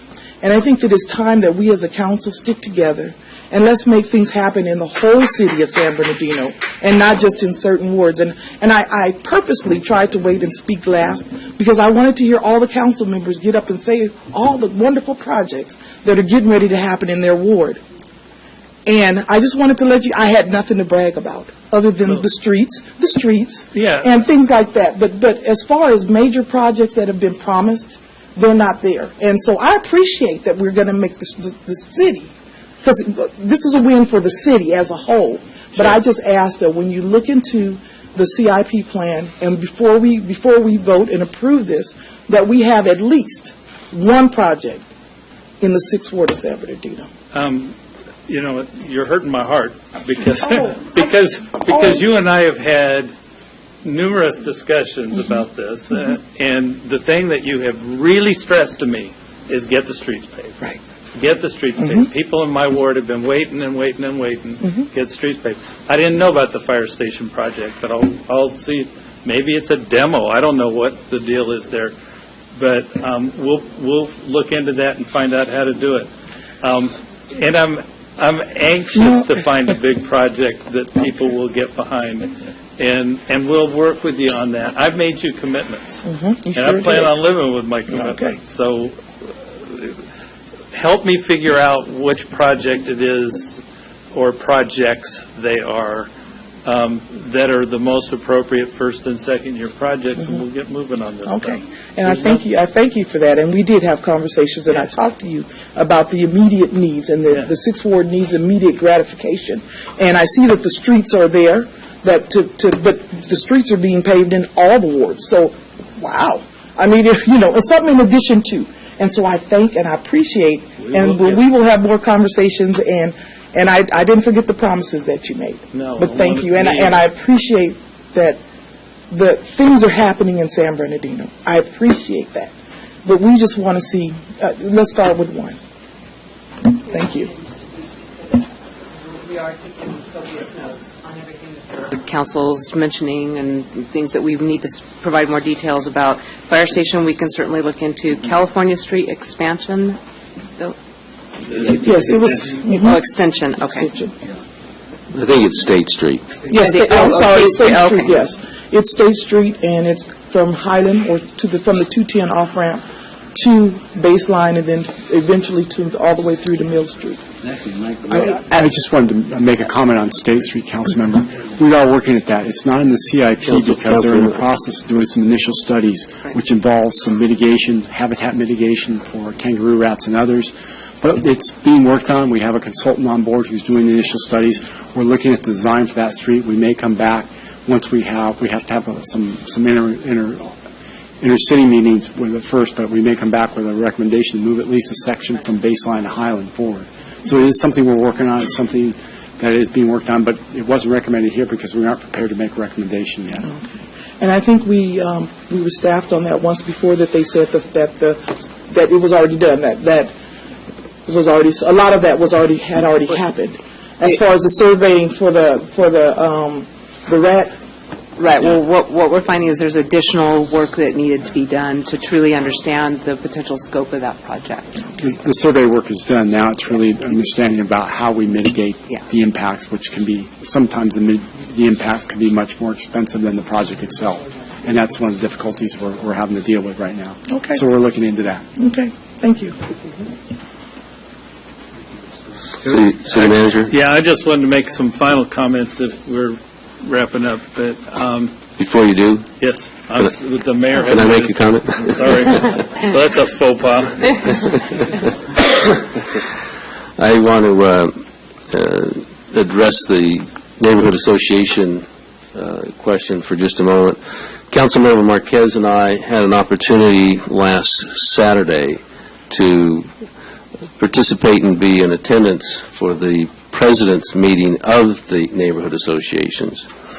And in that meeting, we listened to some of their comments related to the national meeting that they attended. And we're very fortunate in our community to have the strength of our neighborhood associations. They do a tremendous amount of work, and we appreciate the volunteer efforts that they make. They do make a difference.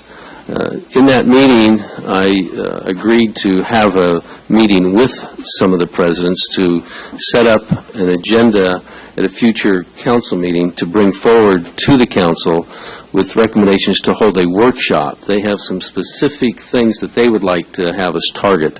And so we'll be meeting with them, putting together an agenda, bringing that back to the council for the council to then give some direction to setting up a workshop to discuss some of those issues. And so they have taken to heart some of the good work that came about from their attendance. And I know that we had a couple of our council members that attended, and they were encouraged by that. So we are listening to them, and we do want to support them. But they did come back, I think, with a report showing the efforts that they are making. They are on target. They are doing the kinds of things that neighborhood associations are doing, and we want to continue to support them, and we will do that as we bring forward a workshop for the council to then consider how to go forward in providing. At the time, I wasn't aware that we had made some room in the budget to have one of your staff assist, and so it would be very beneficial, I think, to have her attend that meeting when we hold it. And so I'll communicate that with you. We do have a date set for that. I want to thank also the staff, Dixon, and all of those who made an yeoman's effort at really putting this together. This is an excellent product that you have brought before the council. I think it was one of the best opportunities that the council has had, and myself, to review such a comprehensive document that is so well put together. The CIP is not just this list of endless projects, but it's a list of actual projects that we have the potential to actually accomplish.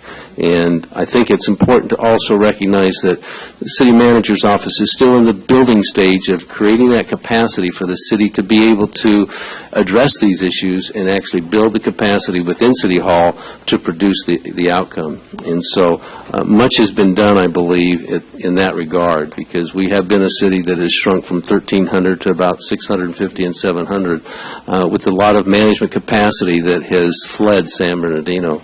And so part of that is rebuilding that and having that ability to recruit. And I think with the good effort of our city manager, we now are getting to the point where we can recruit. We've had people like Martin, people like Brent, who have stepped up and said, I want to be a part of a change in San Bernardino, and we appreciate that.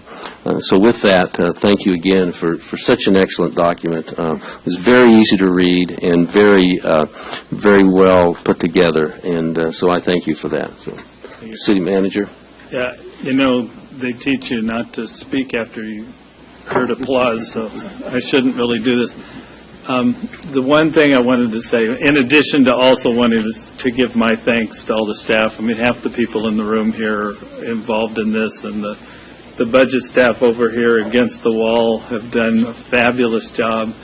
And the group here that has been working on the CIP have been asked to do things that they've never been asked to do before. Andrea is just a terrific acting public works director as well as assistant manager. So I want to say thank you to everybody.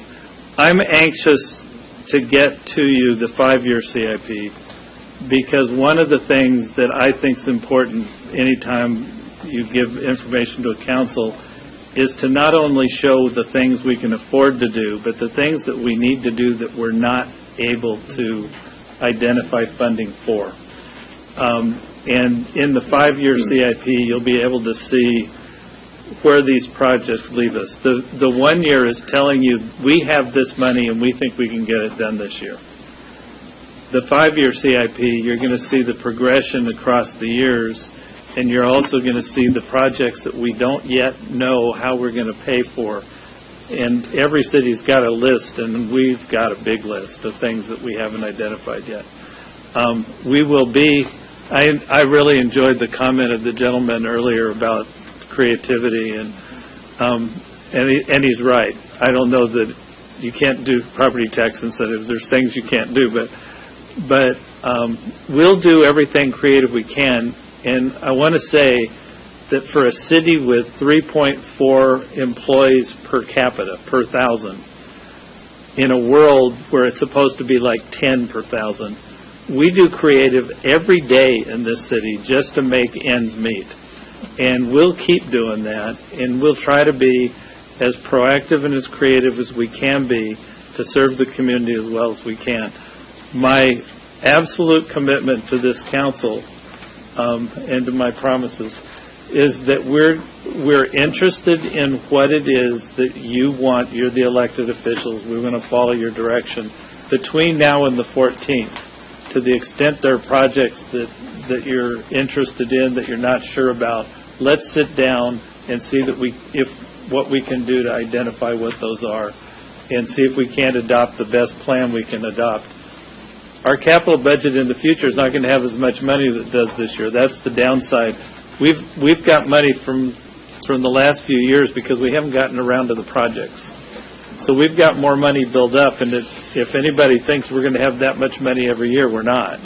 So as we go out in the 5 years, we're going to have to get more and more creative going out. We're going to have to find street lights that pay for themselves because we can't afford to pay for the system we've got today, for instance. So anyway, that's our mission. That's where we're going. Thank you for your time. I know you each have had to put a huge amount of, if people only knew how much reading you get every week, but then no one would run for office, so that would be a bad solution.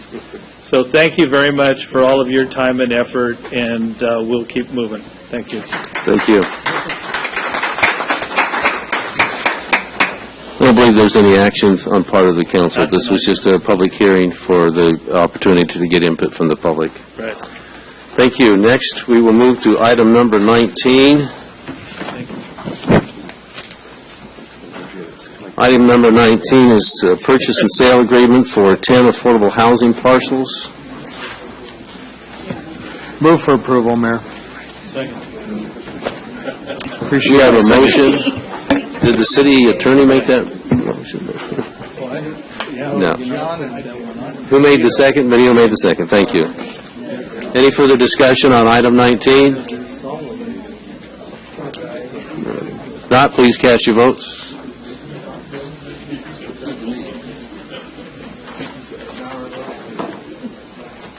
You practiced that presentation, too. Yeah. I know you all read the report. It was a killer, wasn't it? Yeah, I knew it. Mayor, on item 19, the motion to approve was made by Mr. Valdivia, the second by Mr. Barrios, and it passed 7-0. Thank you. Next is item 20. This is to adopt a resolution. Thank you. Are you up for the next one also? All right. I'm looking for a repeat. Adopt a resolution of the Mayor and City Council of the City of San Bernardino, California, accepting the transfer of federal fund real estate assets from Affordable Housing Solutions of San Bernardino to the City of San Bernardino, improving certain related actions. Mr. Duquette. Mr. Mayor and members of the council, yes, before you is the last item with respect to the recovery of real estate from the Affordable Housing Solution nonprofit corporation, commonly referred to as AHS, Affordable Housing Solutions. They were administratively appended to the former redevelopment agency and did a lot of the former redevelopment agency's low and moderate income housing projects and activities. Over time, because of redevelopment dissolution, it was necessary to recover property that were assets of the former redevelopment agency. All of that has been done. There have been other transfers of those properties to the city. These are the very last ones. There are 20 of them. They're federal assets. The city, through the city council, the mayor and city council, you're responsible for all the federal assets because there are the contracts to go with that. These properties then would be recovered. They will be managed by your housing division like the balance of those assets.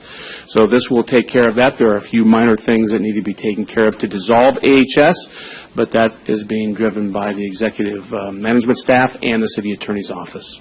So, Thank you. Any further discussion?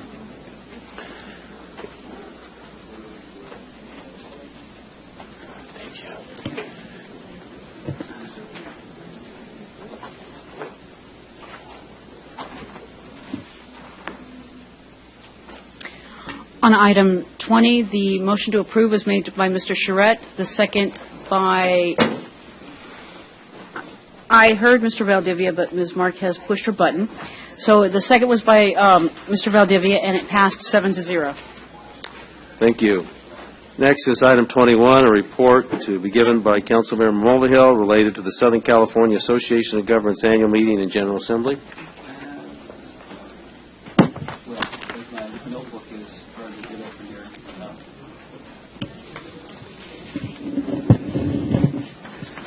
I attended the Southern California Association of Governments General Assembly in Palm Springs, or Palm Desert. It was from May 4th to the 5th, and 800-plus attendees, business people, government officials, among others. And the topic was innovation in urban infrastructure, basically. And there was a number of, I guess I hear some comments over here in the background, distracting here. Undivided attention here. What's he talking about? Well, listen up. But I think the most important point, I think, for most of the attendees was the presentations that were made. The first speaker, the keynote speaker, was a man who spoke about open data and the great amount of data that's becoming available because of the Internet and the great need for more information to be put out that's being collected and that really needs to be put out there. We talk about street surveys and tree surveys and so forth, and making data, among other things, simply available for researchers, among others.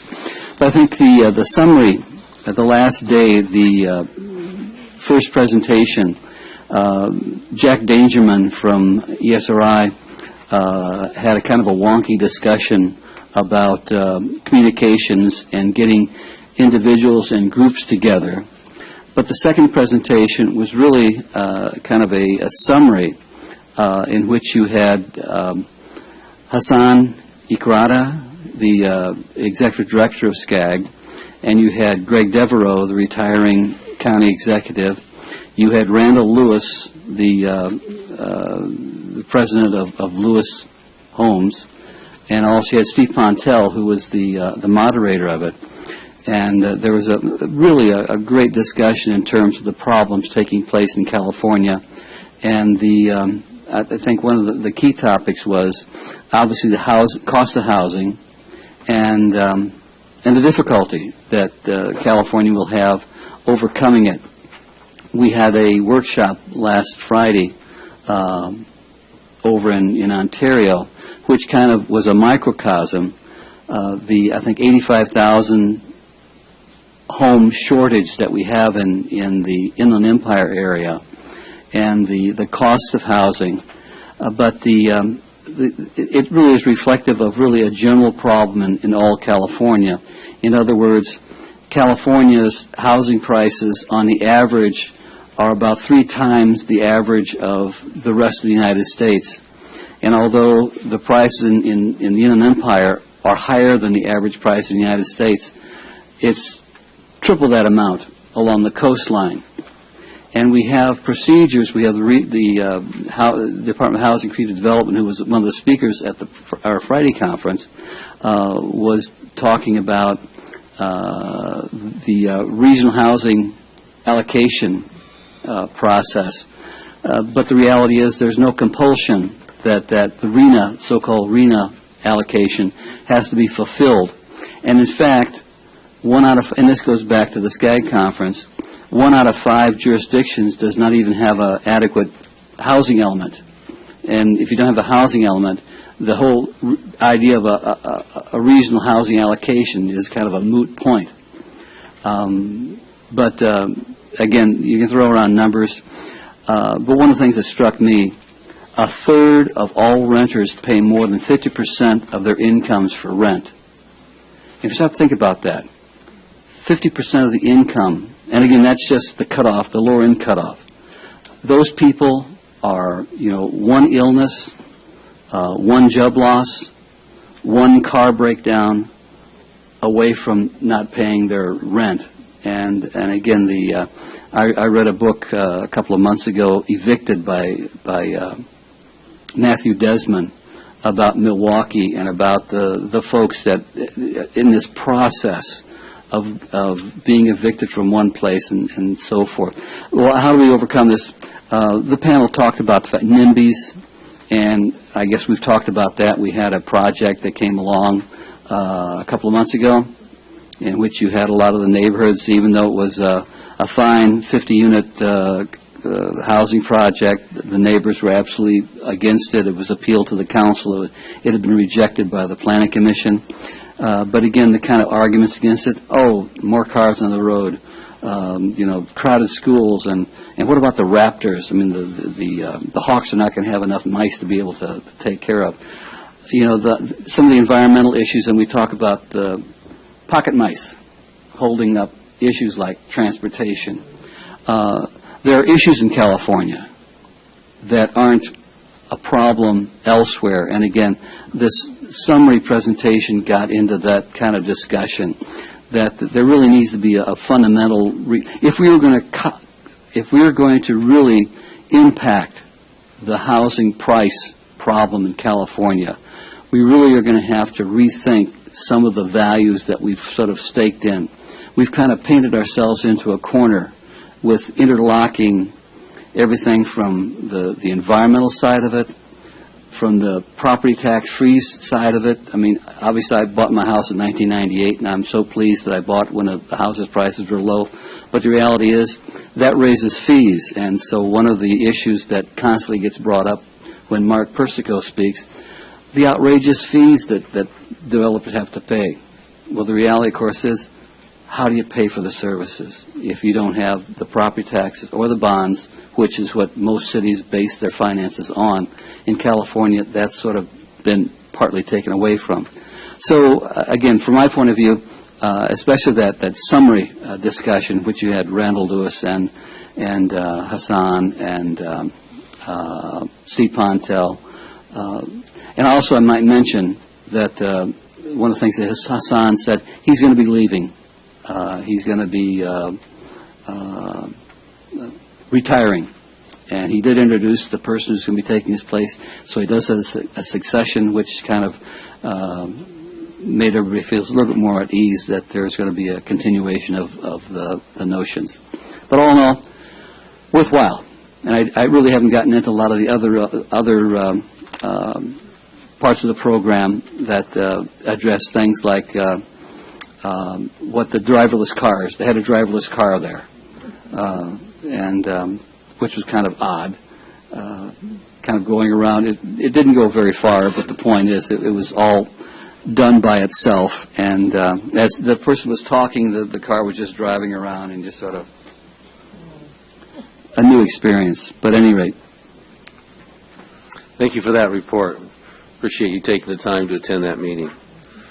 Next on the item is item 22, Fine Arts Commission, allocate $200,000 from the Cultural Development Construction Fee Fund to provide grant funds to the Fine Arts and educational organization. The amounts recommended by the Fine Arts Commission for the fiscal year 2017-18.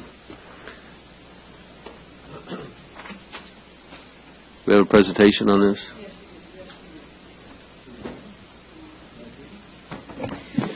Mayor and Council, the City's Fine Arts Commission, as you know, stopped meeting in 2012 as the city declared fiscal emergency and eventually applied for bankruptcy. And in November of 2014, my office agreed to provide staff services to the commission, and the mayor and council members were asked to appoint members, and you did. The Commission asked to update its duties to reflect a broader definition of arts and to clarify the Commission's role, and on November 17, 2014, the Mayor and Common Council approved Ordinance 1408, which amended the charge of the Fine Arts Commission to include, among other things, to review the financial needs of fine arts organizations in San Bernardino and recommend specific grants within the city budget allocation for approval by the Mayor and Common Council to achieve overall cultural objectives. This report is about what the Fine Arts Commission has done this year, and you'll see you had something in your packet. I just want to remind you, we did update it, the staff report, because the requesting organizations chart did not have the full list. So you'll notice that there are a list of the requesting organizations for funding. We are, of the ones that were deemed qualified based on the protocols that are mentioned in the application that's in your agenda backup, there were $411,227 worth of requests, and the Fine Arts Commission would like to ask you to allocate $200,000 for that.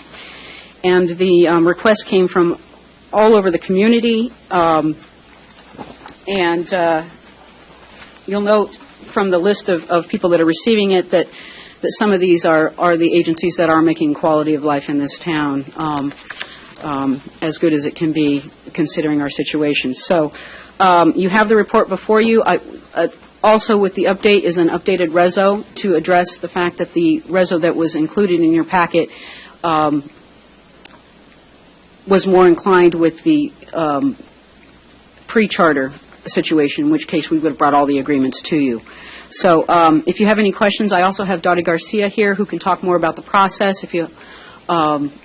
And there are abstracts as well in your package that will discuss what they'd like to give and what for. City Attorney. Yes, thank you, Mayor. I'd like to add that there was some issues raised just before this meeting. As a matter of fact, minutes, or it came to my attention within an hour before the meeting with respect to some of the legalities and authorities for expenditures of these funds. So my office is recommending an amendment to the proposed resolution that's in your packet. And this resolution at page 1, between line 15 and 16, we have an addition, so that the resolution so amended would read as follows. If the city attorney approves the form of the grant recipient agreement pursuant to this resolution, and this part is added, if the city attorney determines that the expenditure is permitted by state law and local ordinance, including Chapter 15.57 of the Municipal Code, and if such agreement is executed by the grant recipient, then the city manager is authorized on behalf of the city to and shall execute such agreement. So that's the amendment that I'll hand to the city clerk in the event council is inclined to adopt the resolution tonight.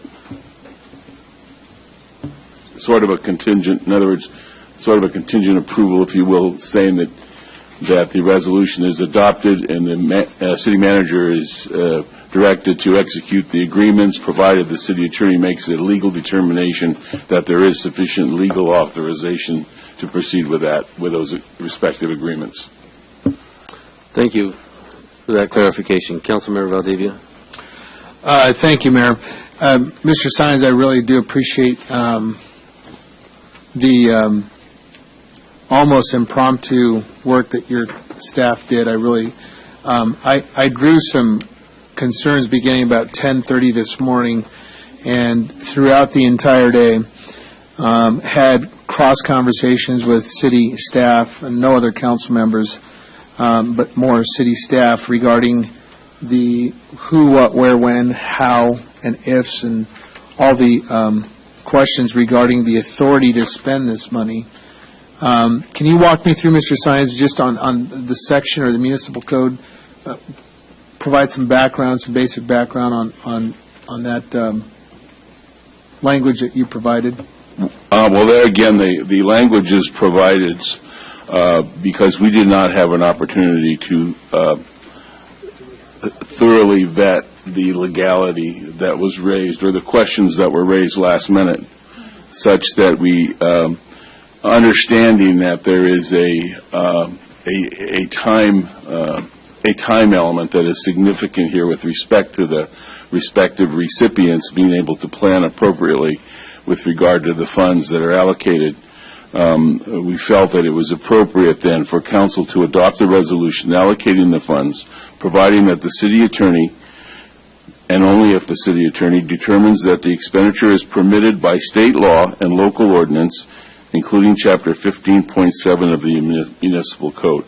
So that is the contingency that we thought would hopefully satisfy the concerns of council, that unless and until the city attorney makes a determination, which we would have attempted to make had we learned earlier that this was appropriate under law, but the amendment is such that council will be adopting a resolution to authorize the distribution of the funds if and only if the city attorney's office makes a specific determination that it is in fact legitimate and legal to do so. And that's the reason for that. And I wish I had more specifics, but there again, the reason we're including this is because normally our procedure, of course, would be to completely vet and analyze the legality of the expenditures. But because of the time constraints, which I think Dottie Garcia is probably going to mention, but I understand there are significant time constraints. So this is a proposed resolution. Of course, it's up to council whether or not they want to adopt the resolution with this amendment or continue. That's the council's prerogative. And Well, I'm not done yet. Before you comment, Councilman Valdivia has a comment. May I speak? This is out of the blue. This is out of the blue to us. And I am... Councilman Valdivia has the floor, so if you'll hold, please. Thank you, Mayor. Gary, no, the whole rationale behind my questions throughout the day via email to city staff, and I apologize for not letting your team know sooner. I wanted to try to guide it. So how is this fund created? What is the historical spend analysis? What is the development impact fee study associated with this construction fee? And it has the specifics. So I'd like to know, and what state ordinance or state laws provide the caveat afforded to the local municipality to charge this? The other burdensome question is that we need to, as a council, have a policy discussion. Does this construction fund add to the cost to development and detract from new home buyers coming to our community?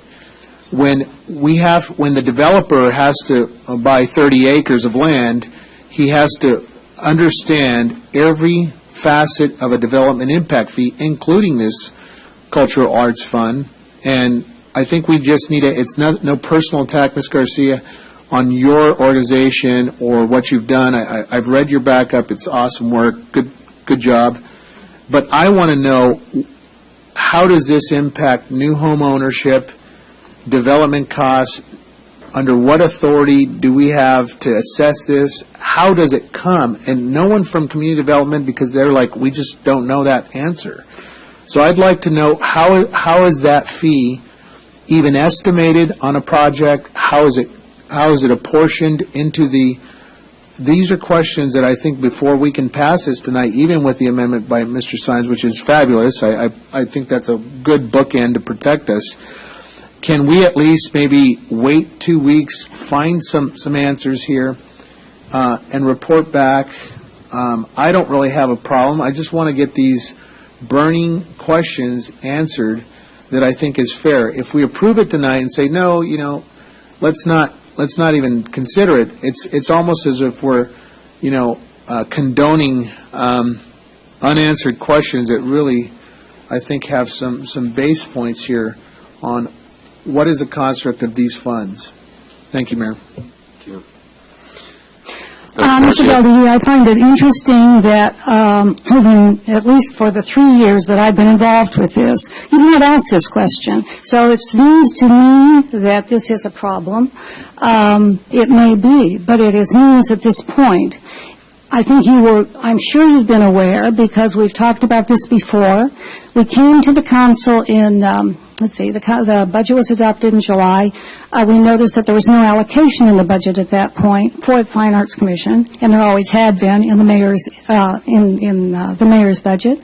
There wasn't. So we requested a $300 allocation. There were not a lot of questions about that. We talked about what we had done, what we were doing, what we planned to do. There were not a lot of. I think you may have voted against it, but it passed. And I did vote against it. You're correct. Yes, I know. You're right. Correct. And so I don't know why this is new to. This is fairly new to me. I think it's a question that probably does need to be answered to satisfy you. But I think that it's a little late to ask the question. We've been working almost all year on this. You've been aware of it. You know what the schedule was. You knew that application was available on the city website, that it went out to many of the arts organizations in the city, that it went out to the schools in the city, that it gave all those people a chance to apply. Those who wished to did. You knew that. And here we are in almost the middle of June, after starting this process in the middle of December. And it's very late to bring this up and jeopardize these organizations that have tentatively at this point, obviously because it has not been approved, tentatively put this in their budget for the year. I think this is a capricious act on your part, and obviously if it's a question you have, it's a question that should have been asked months ago. So I'm obviously a little upset with you.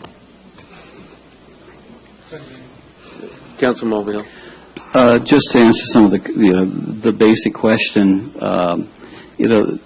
as I mentioned in my discussion of the SCAG attendance, because of the constraints that a number of procedures, Prop 13 among other things, have essentially reduced individual jurisdictions' resources to provide for some basic services over the course of time.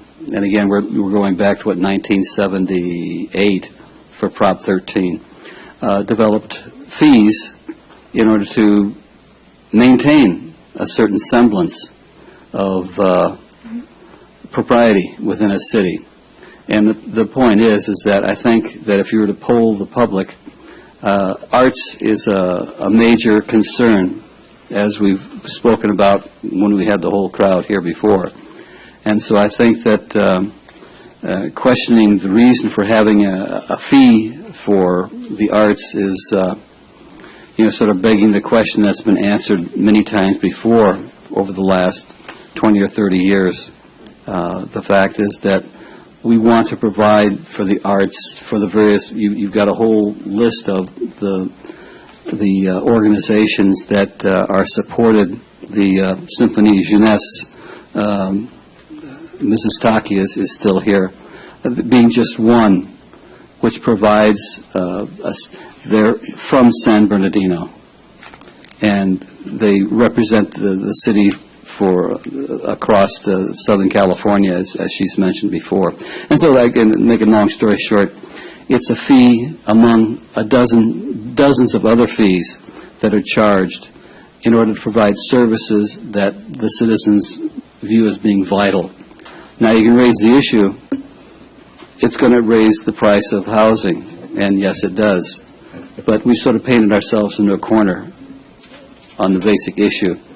Cities, as the city manager says, whereas 10 employees per 1,000, and we've got 3.5, 3.4, we're working very short-handed, and we're working very efficiently.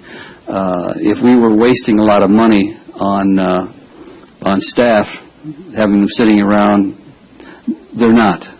And I think we're being very efficient in terms of our management of the places that we place our money and our support. And so, again, I'm very much in favor of voting for this tonight, not delaying it. There's really no reason. If we didn't do it, then we'd go over to Redlands, as so many other people have gone before, to see our culture. So, again, this is a fee that's well justified, has been justified for decades, and I really will vote to continue it. City Manager? You do understand, excuse me, you do understand that this is 1/2 of 1% of development fee, of an impact. It's 1/2 of 1%. I hope you understand that. City Manager? Yeah, And that I wanted to, Go ahead, I'm sorry. you'll forgive me. I don't think that we're allowed to carry on a dialogue here, so I'm sorry. we probably need to take the conversation back. I just want to make a comment for perspective on this. I think the questions that are being asked are legitimate questions, and they deserve good answers. Our developer impact fees, we're studying all of them right now. We'll make sure this one gets studied, and we can come back with a solid decision, I think, as to whether or not spending this kind of impact fee on this kind of program is legal or not. I think one thing, though, all of us agree, is that we want to be the kind of city where people get answers up front and they don't end up having to find out at the last minute. It's the way we want our businesses treated. It's the way we want our development investors treated, and it's certainly the way we want our nonprofits treated. It's awfully late in the process for us not to go forward with the $200,000.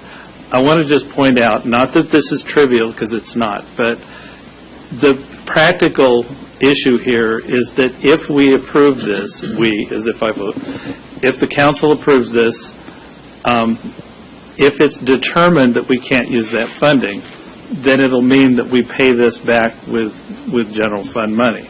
It doesn't mean that the funding doesn't happen. If you approve this, the funding can happen, as long as that's your motion. We don't have to tell these people at the 11th hour that they aren't going to get the funding that they've thought all along that they were going to get. But if we find out that we can't use this funding, then we're going to end up having to fund it from a different source, and that's the practical effect of it. And of course, we need to find out whether we can legally spend this money. Now, going forward, you may decide to change the program altogether. But for this year, given where this is today, it's awfully late for us to not be willing to go forward with it in one form or another. Councilman Nickel? Councilman Nickel? Well, you sort of touched upon, I know I've been asking for years about an update to or getting a nexus study on our developer impact fees. I think we're kind of, now we're at the point where, it's got to get done, because we can't have this kind of ambiguity. And right, I understand we are. Do we know when we can anticipate? I've been asking for well over 2 years on the status of that nexus study. Do we know when we're going to get the results? Okay, because this does put us at risk, multiple levels, very much so. I know, I don't want to get into the weeds on that, but needless to say, I completely agree with Ms. Garcia and the good work your committee's doing. It's unfair to our organizations to dangle out there, a program and then say, oh, we don't know if we can do this or not. So I think that there's some middle ground here, but I would implore that we get some resolution now to this, because, again, looking forward and having an aspirational view of what our city is going to be now requires us to assess what we're doing now and the basis upon which these fees are being established and what they're being used for. And I completely support the arts. I believe that the arts are an integral part of any city's civic and cultural life. So I completely agree with that. So I will support the motion. It sounds like it's a legal issue that needs to be dealt with. This hasn't been moved yet, I think. Well, I was going to move it. I was going to move it. So I'll go ahead and move it with the caveat that we do get some resolution here really very soon on this Nexus issue. Because I'm hearing it from developers, too, and they're saying, Absolutely. At some point, you're going to probably get sued because it's got to get resolved. Okay, thank you. I'll move it. Councilmember Charette, seconded. Thank you, Mayor. Councilman Valdivia. Thank you, sir.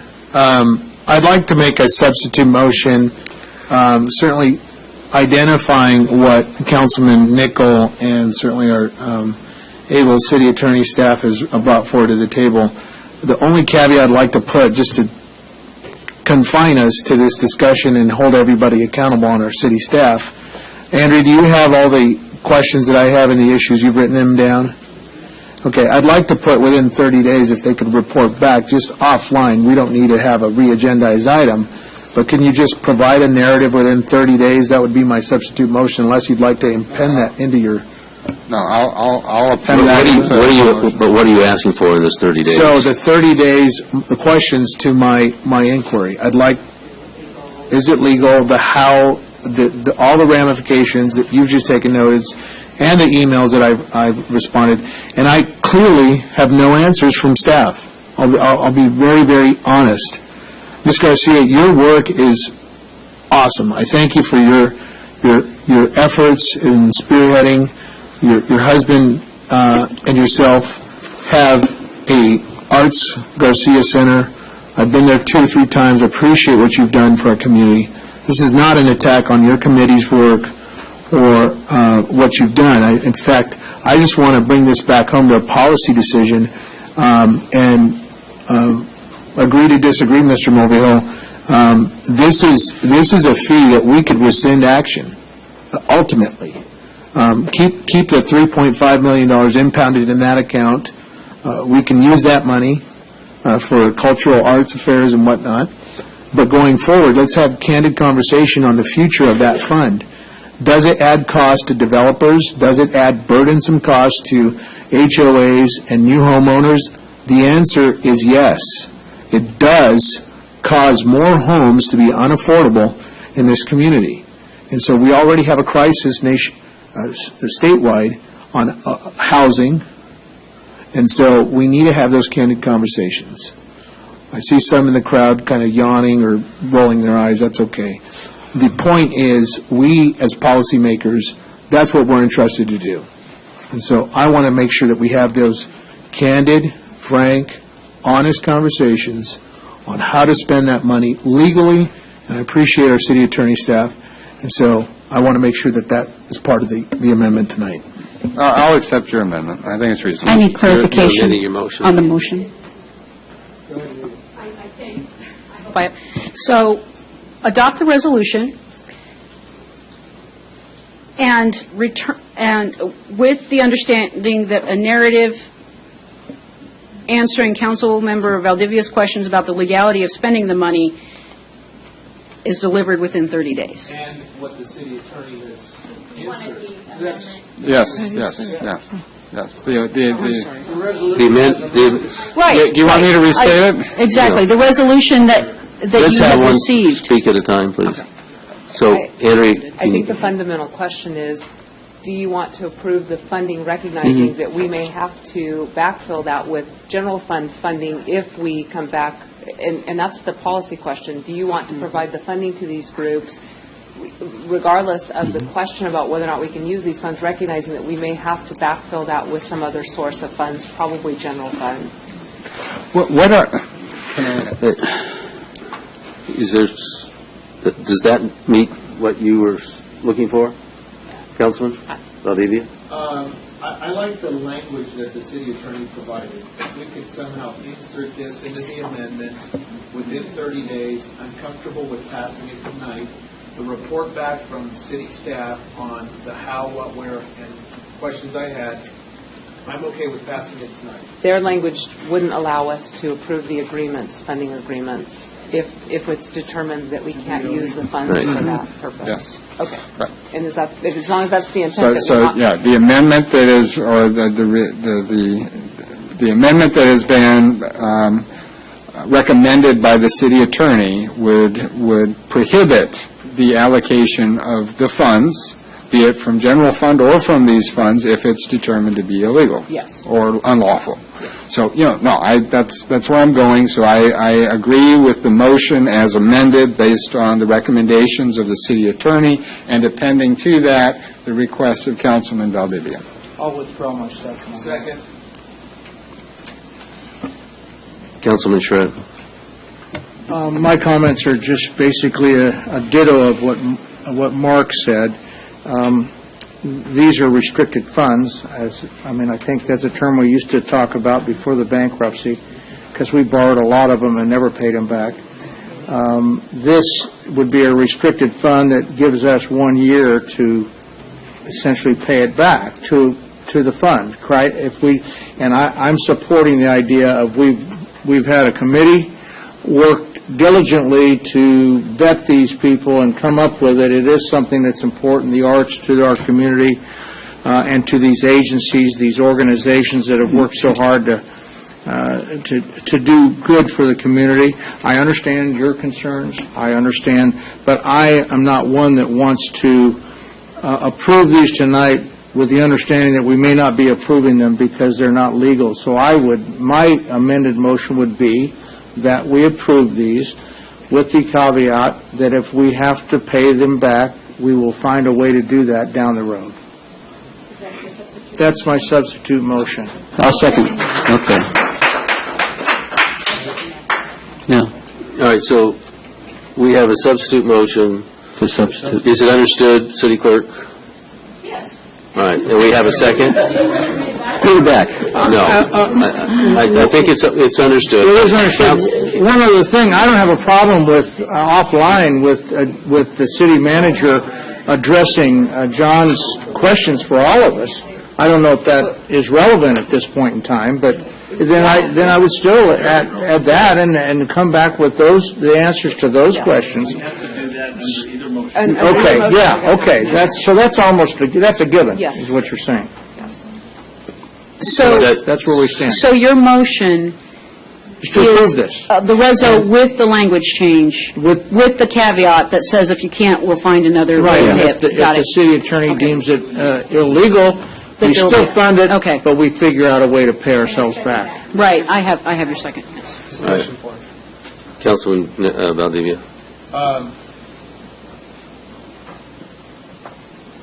Microphone. You're blinking. I don't know. There we are. We're almost there, folks. This is a big compromise. Councilman Nichols' substitute motion and myself, it's a compromise. We're trying to find out some answers that I hope our public could appreciate, and leading to the bankruptcy, we have that big question that always ask and drill down on things. We're there. We are almost here. We're ready to pass this tonight. What we're simply asking, and Councilman Charette, this is, it's a massage of what we're just trying to do here. We're ready to take action tonight on a compromise. We certainly appreciate the work of the Arts Committee. We're not saying or impugning their good work. What we're trying to find out, what are the policy questions that we should have had prepared And Mark, even in your weekend email, you had suggested to us that we need to really ascertain the scope of services. I think that was kind of what you were getting at, as to what is, and you've asked this not only on this, so it's not a personal issue on Arts Committee, but you've asked it of ad hoc committees, you've asked it throughout. What are the scope, what are the guardrails for us to proceed in our work? And so these are meaningful discussions. I'm just saying, let's get back to the main issue here with Councilman Nickel and I. We're here to support arts, but we have some questions. So I'll be voting no on Councilman Charrette's issue. It doesn't pass the muster test for me. It doesn't have merit. It's just a reiteration and a massage of what we're trying to do. So I ask you, Councilman Charrette and others, to at least consider, we're here, we're ready to go, but we're, I think, overthinking this a little too much, and we need to just move the ball forward. All right, we have a second on this substitute motion. Please cast your votes.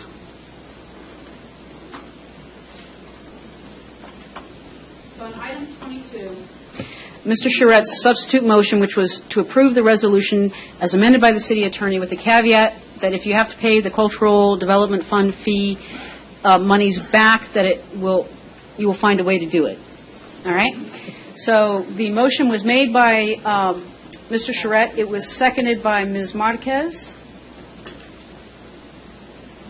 And I'm waiting for Mr. Nickel to vote. So we can just spend general fund money. That's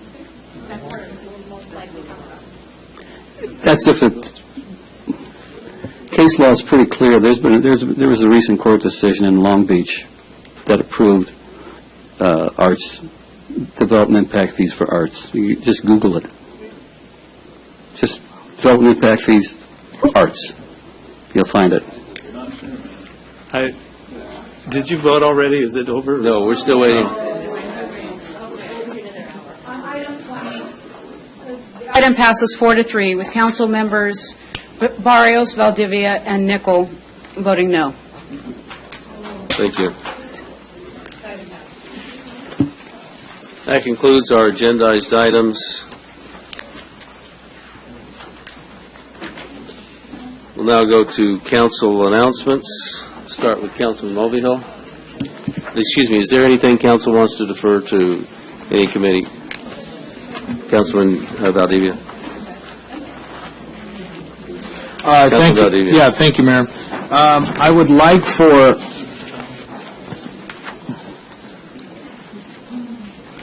I'm just trying to wait for the audience. So I'd like to refer, Mr. Mayor and Mr. City Manager, Mark, we've talked about the towing agreements, and specifically, it's not even the agreements, it's the two items, it's not, it possibly could even be heard at the consent calendar, but it's your formal review on it. It's been waiting, lingering for about 4 months now. We need to get it on the calendar and get it pushed forward. My staff has been working with you, reaching out to you. We'd love to get this agendized for full council consideration. Absolutely. And ask for your help. Yeah, I've asked for the minutes from the meeting, and I'll get it done. I might be able to make it by the middle of June, but no later than the first meeting in July. Okay. Very good. And then we're having a special council meeting, Mayor, so I've noticed in the agenda it says adjourn to June 21. I don't know if we've polled the council, but I don't know if we're amending that to read June of next week. So. Certainly, the minutes will reflect that there has been a special meeting called since the agenda was published. All right. Very good. Thank you, Mayor. Councilman Mulvihill. Thank you. Announcements. Thank you. The only announcement I have is that the regular monthly meeting of the Northeast District Coffee at the Cop will meet on Wednesday, June 14th at 9 a.m. at Denny's at Highland and Valencia. Also, I want to also mention I left off one announcement dealing with that SCAG conference. The National Corps won an award from SCAG for the baseline Waterman specific plan. An important document that was the basis of our real estate meeting yesterday was to look at and to generate some interest in the baseline Waterman area. And the topic area was against all odds, and essentially because of the challenges that San Bernardino faces and also that obviously National Chorus faced with regard to the baseline Waterman area. Again, a award given. And I should also mention that later in May, the baseline Waterman specific plan also received award from the Inland Empire section of the American Planning Association. Thank you. Thank you. Councilmember Richard. Thank you, Mayor. On this Saturday, June the 10th, at 2:00 p.m., the San Bernardino Pastors United community is having a community block party. It's going to be at San Bernardino High School. It's at 1850 Northeast Street. Contact 1850 Northeast Street. Contact Pastor Reginald Young at 909-353-7977. On Monday, June the 12th, Northwest PAC will be having their meeting at New Hope Family Life Center at 6:30 p.m., and that's at 1505 West Highland. And on Saturday, June the 17th, at 12:00 p.m., San Bernardino Juneteenth Family Festival will be held at the Ann Sherrill Park, 1367 North California Street. For more information, call 909-475-5194.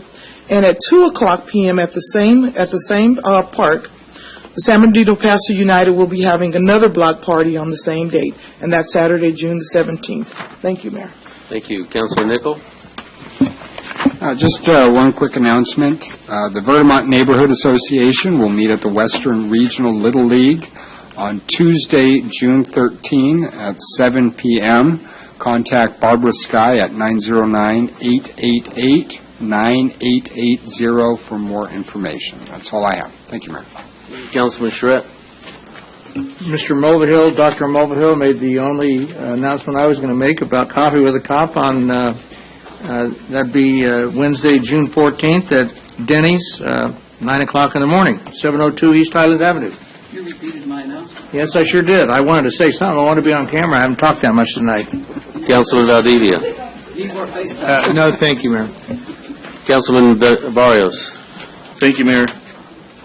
Saturday, June 17th at 6:30 p.m., the Muscoviabi Neighborhood Association meeting is going to hold a annual fundraiser yard sale, and this is located at 2827 Muscoviabi Drive.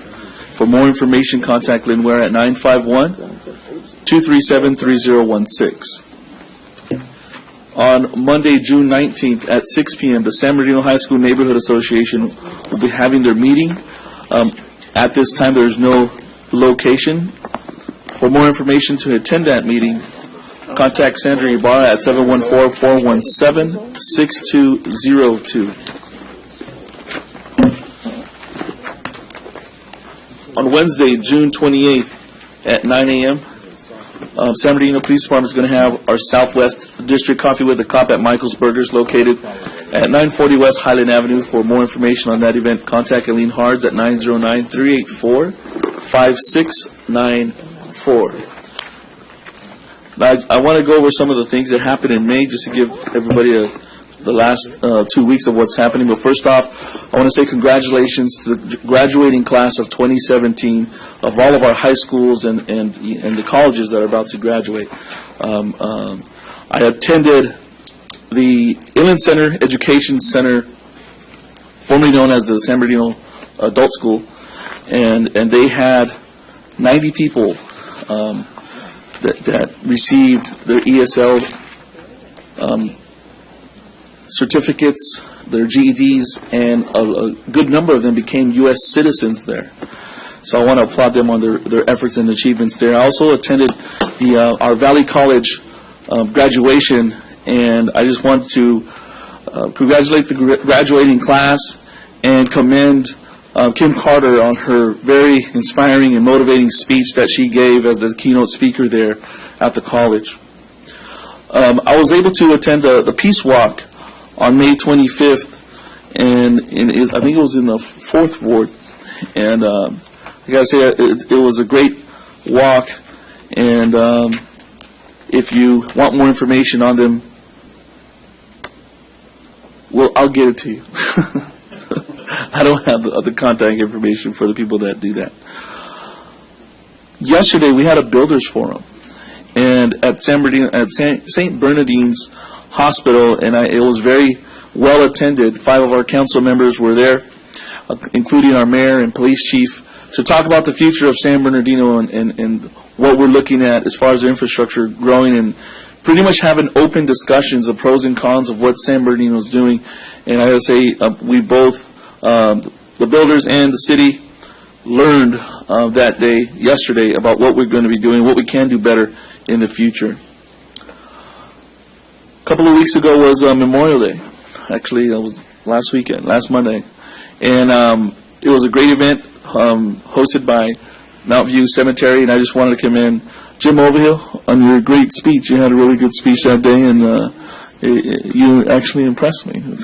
So good job. It was good. It was a very good. It was a very good speech. It was very touching. It's very touching. And I'm serious. I'm not trying to joke around.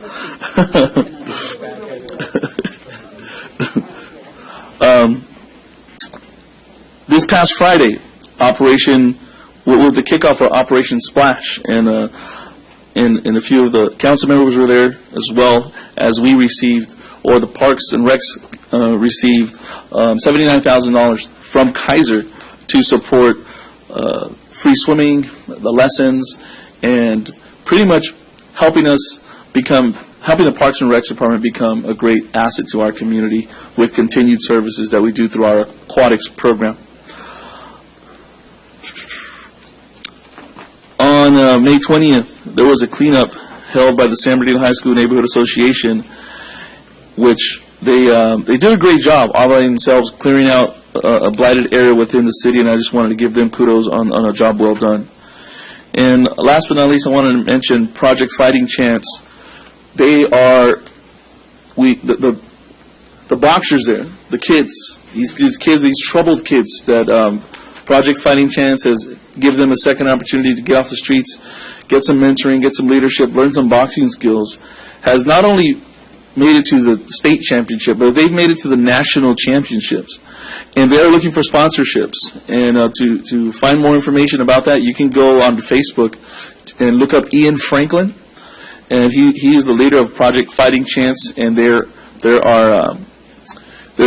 a link there if you want to help sponsor that team to get to the national championships. I think there was 3 boxers from our city that could potentially become national champions. Thank you very much, Mayor. That's all. Thank you. Councilmember Marquez. Thank you, Mayor. The San Bernardino Business and Community Organization meeting is scheduled for Tuesday, June 13th at 10 a.m. This meeting will take place at the Arrowhead Event Center located at 180 South Arrowhead Avenue. Please come and join us for a morning of conversation regarding our city's quality of life with Lieutenant Rich Lawhead and myself. If you have any questions, you can call me here at the office. Councilmember Barrios mentioned it, but I really think it's worth mentioning a second time regarding Project Fighting Chance. It is a program located in the First Ward behind some classrooms at the Home of the Neighborly Service. It is overseen by Ian Franklin, and 3 young people will participate in the 2017 USA Boxing Junior Olympics in Charleston, West Virginia, and they will be taking the San Bernardino Strong message with them. The tournament, the pathway to the Olympic Games, runs from June 25th through July the 2nd. The top 3 amateur boxing contenders include Kenny Lobatos, 10 years old, of Rialto, Terry Washington, 13, and Lolo Harris, 13, both of San Bernardino, will compete in this great event. So let's help these young people with such a positive mission. If you would like to donate for their trip, you can call me here at 909-3451-88. Thank you, Mayor. Thank you. Also like to announce the Symphony Jeunesse will be holding a concert at the First Congregational United Church of Christ at 3041 North Sierra Way. That will be held on Sunday, June the 11th at 3 p.m., and there are no tickets required. City Attorney, do you have anything to announce? No, I have no announcements, Mayor. Thank you. Thank you. Mayor, were there any slips for the public speakers? There were some public speakers. That would Thank be you. my Yes. announcement. Yes. We're going to get the public speakers. I haven't forgotten them. Yes. Do you have anything to announce? No. Thank you. Damon Alexander.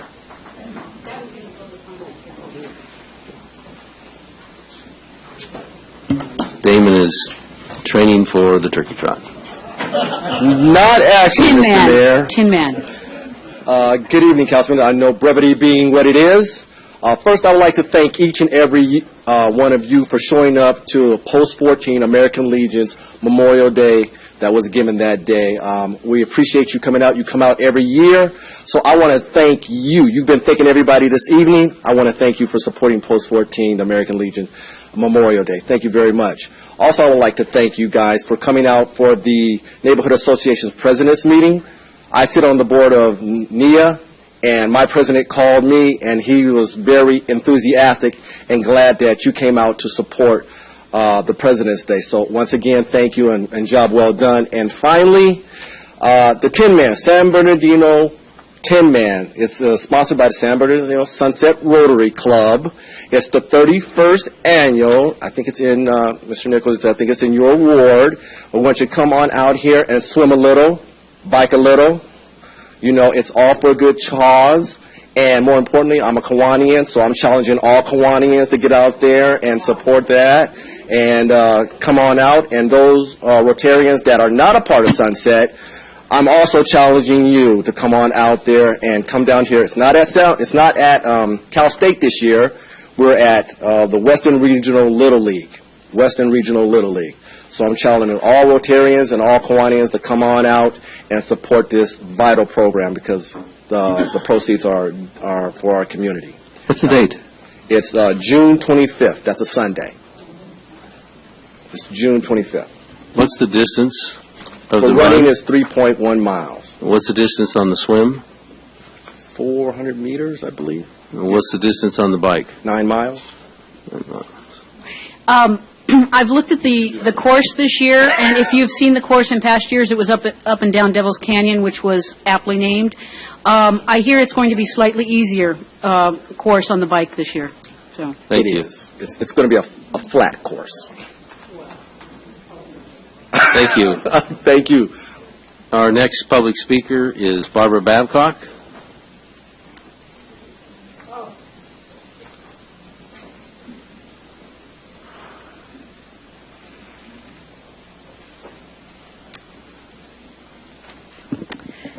Thank you for being here. Thank you for caring.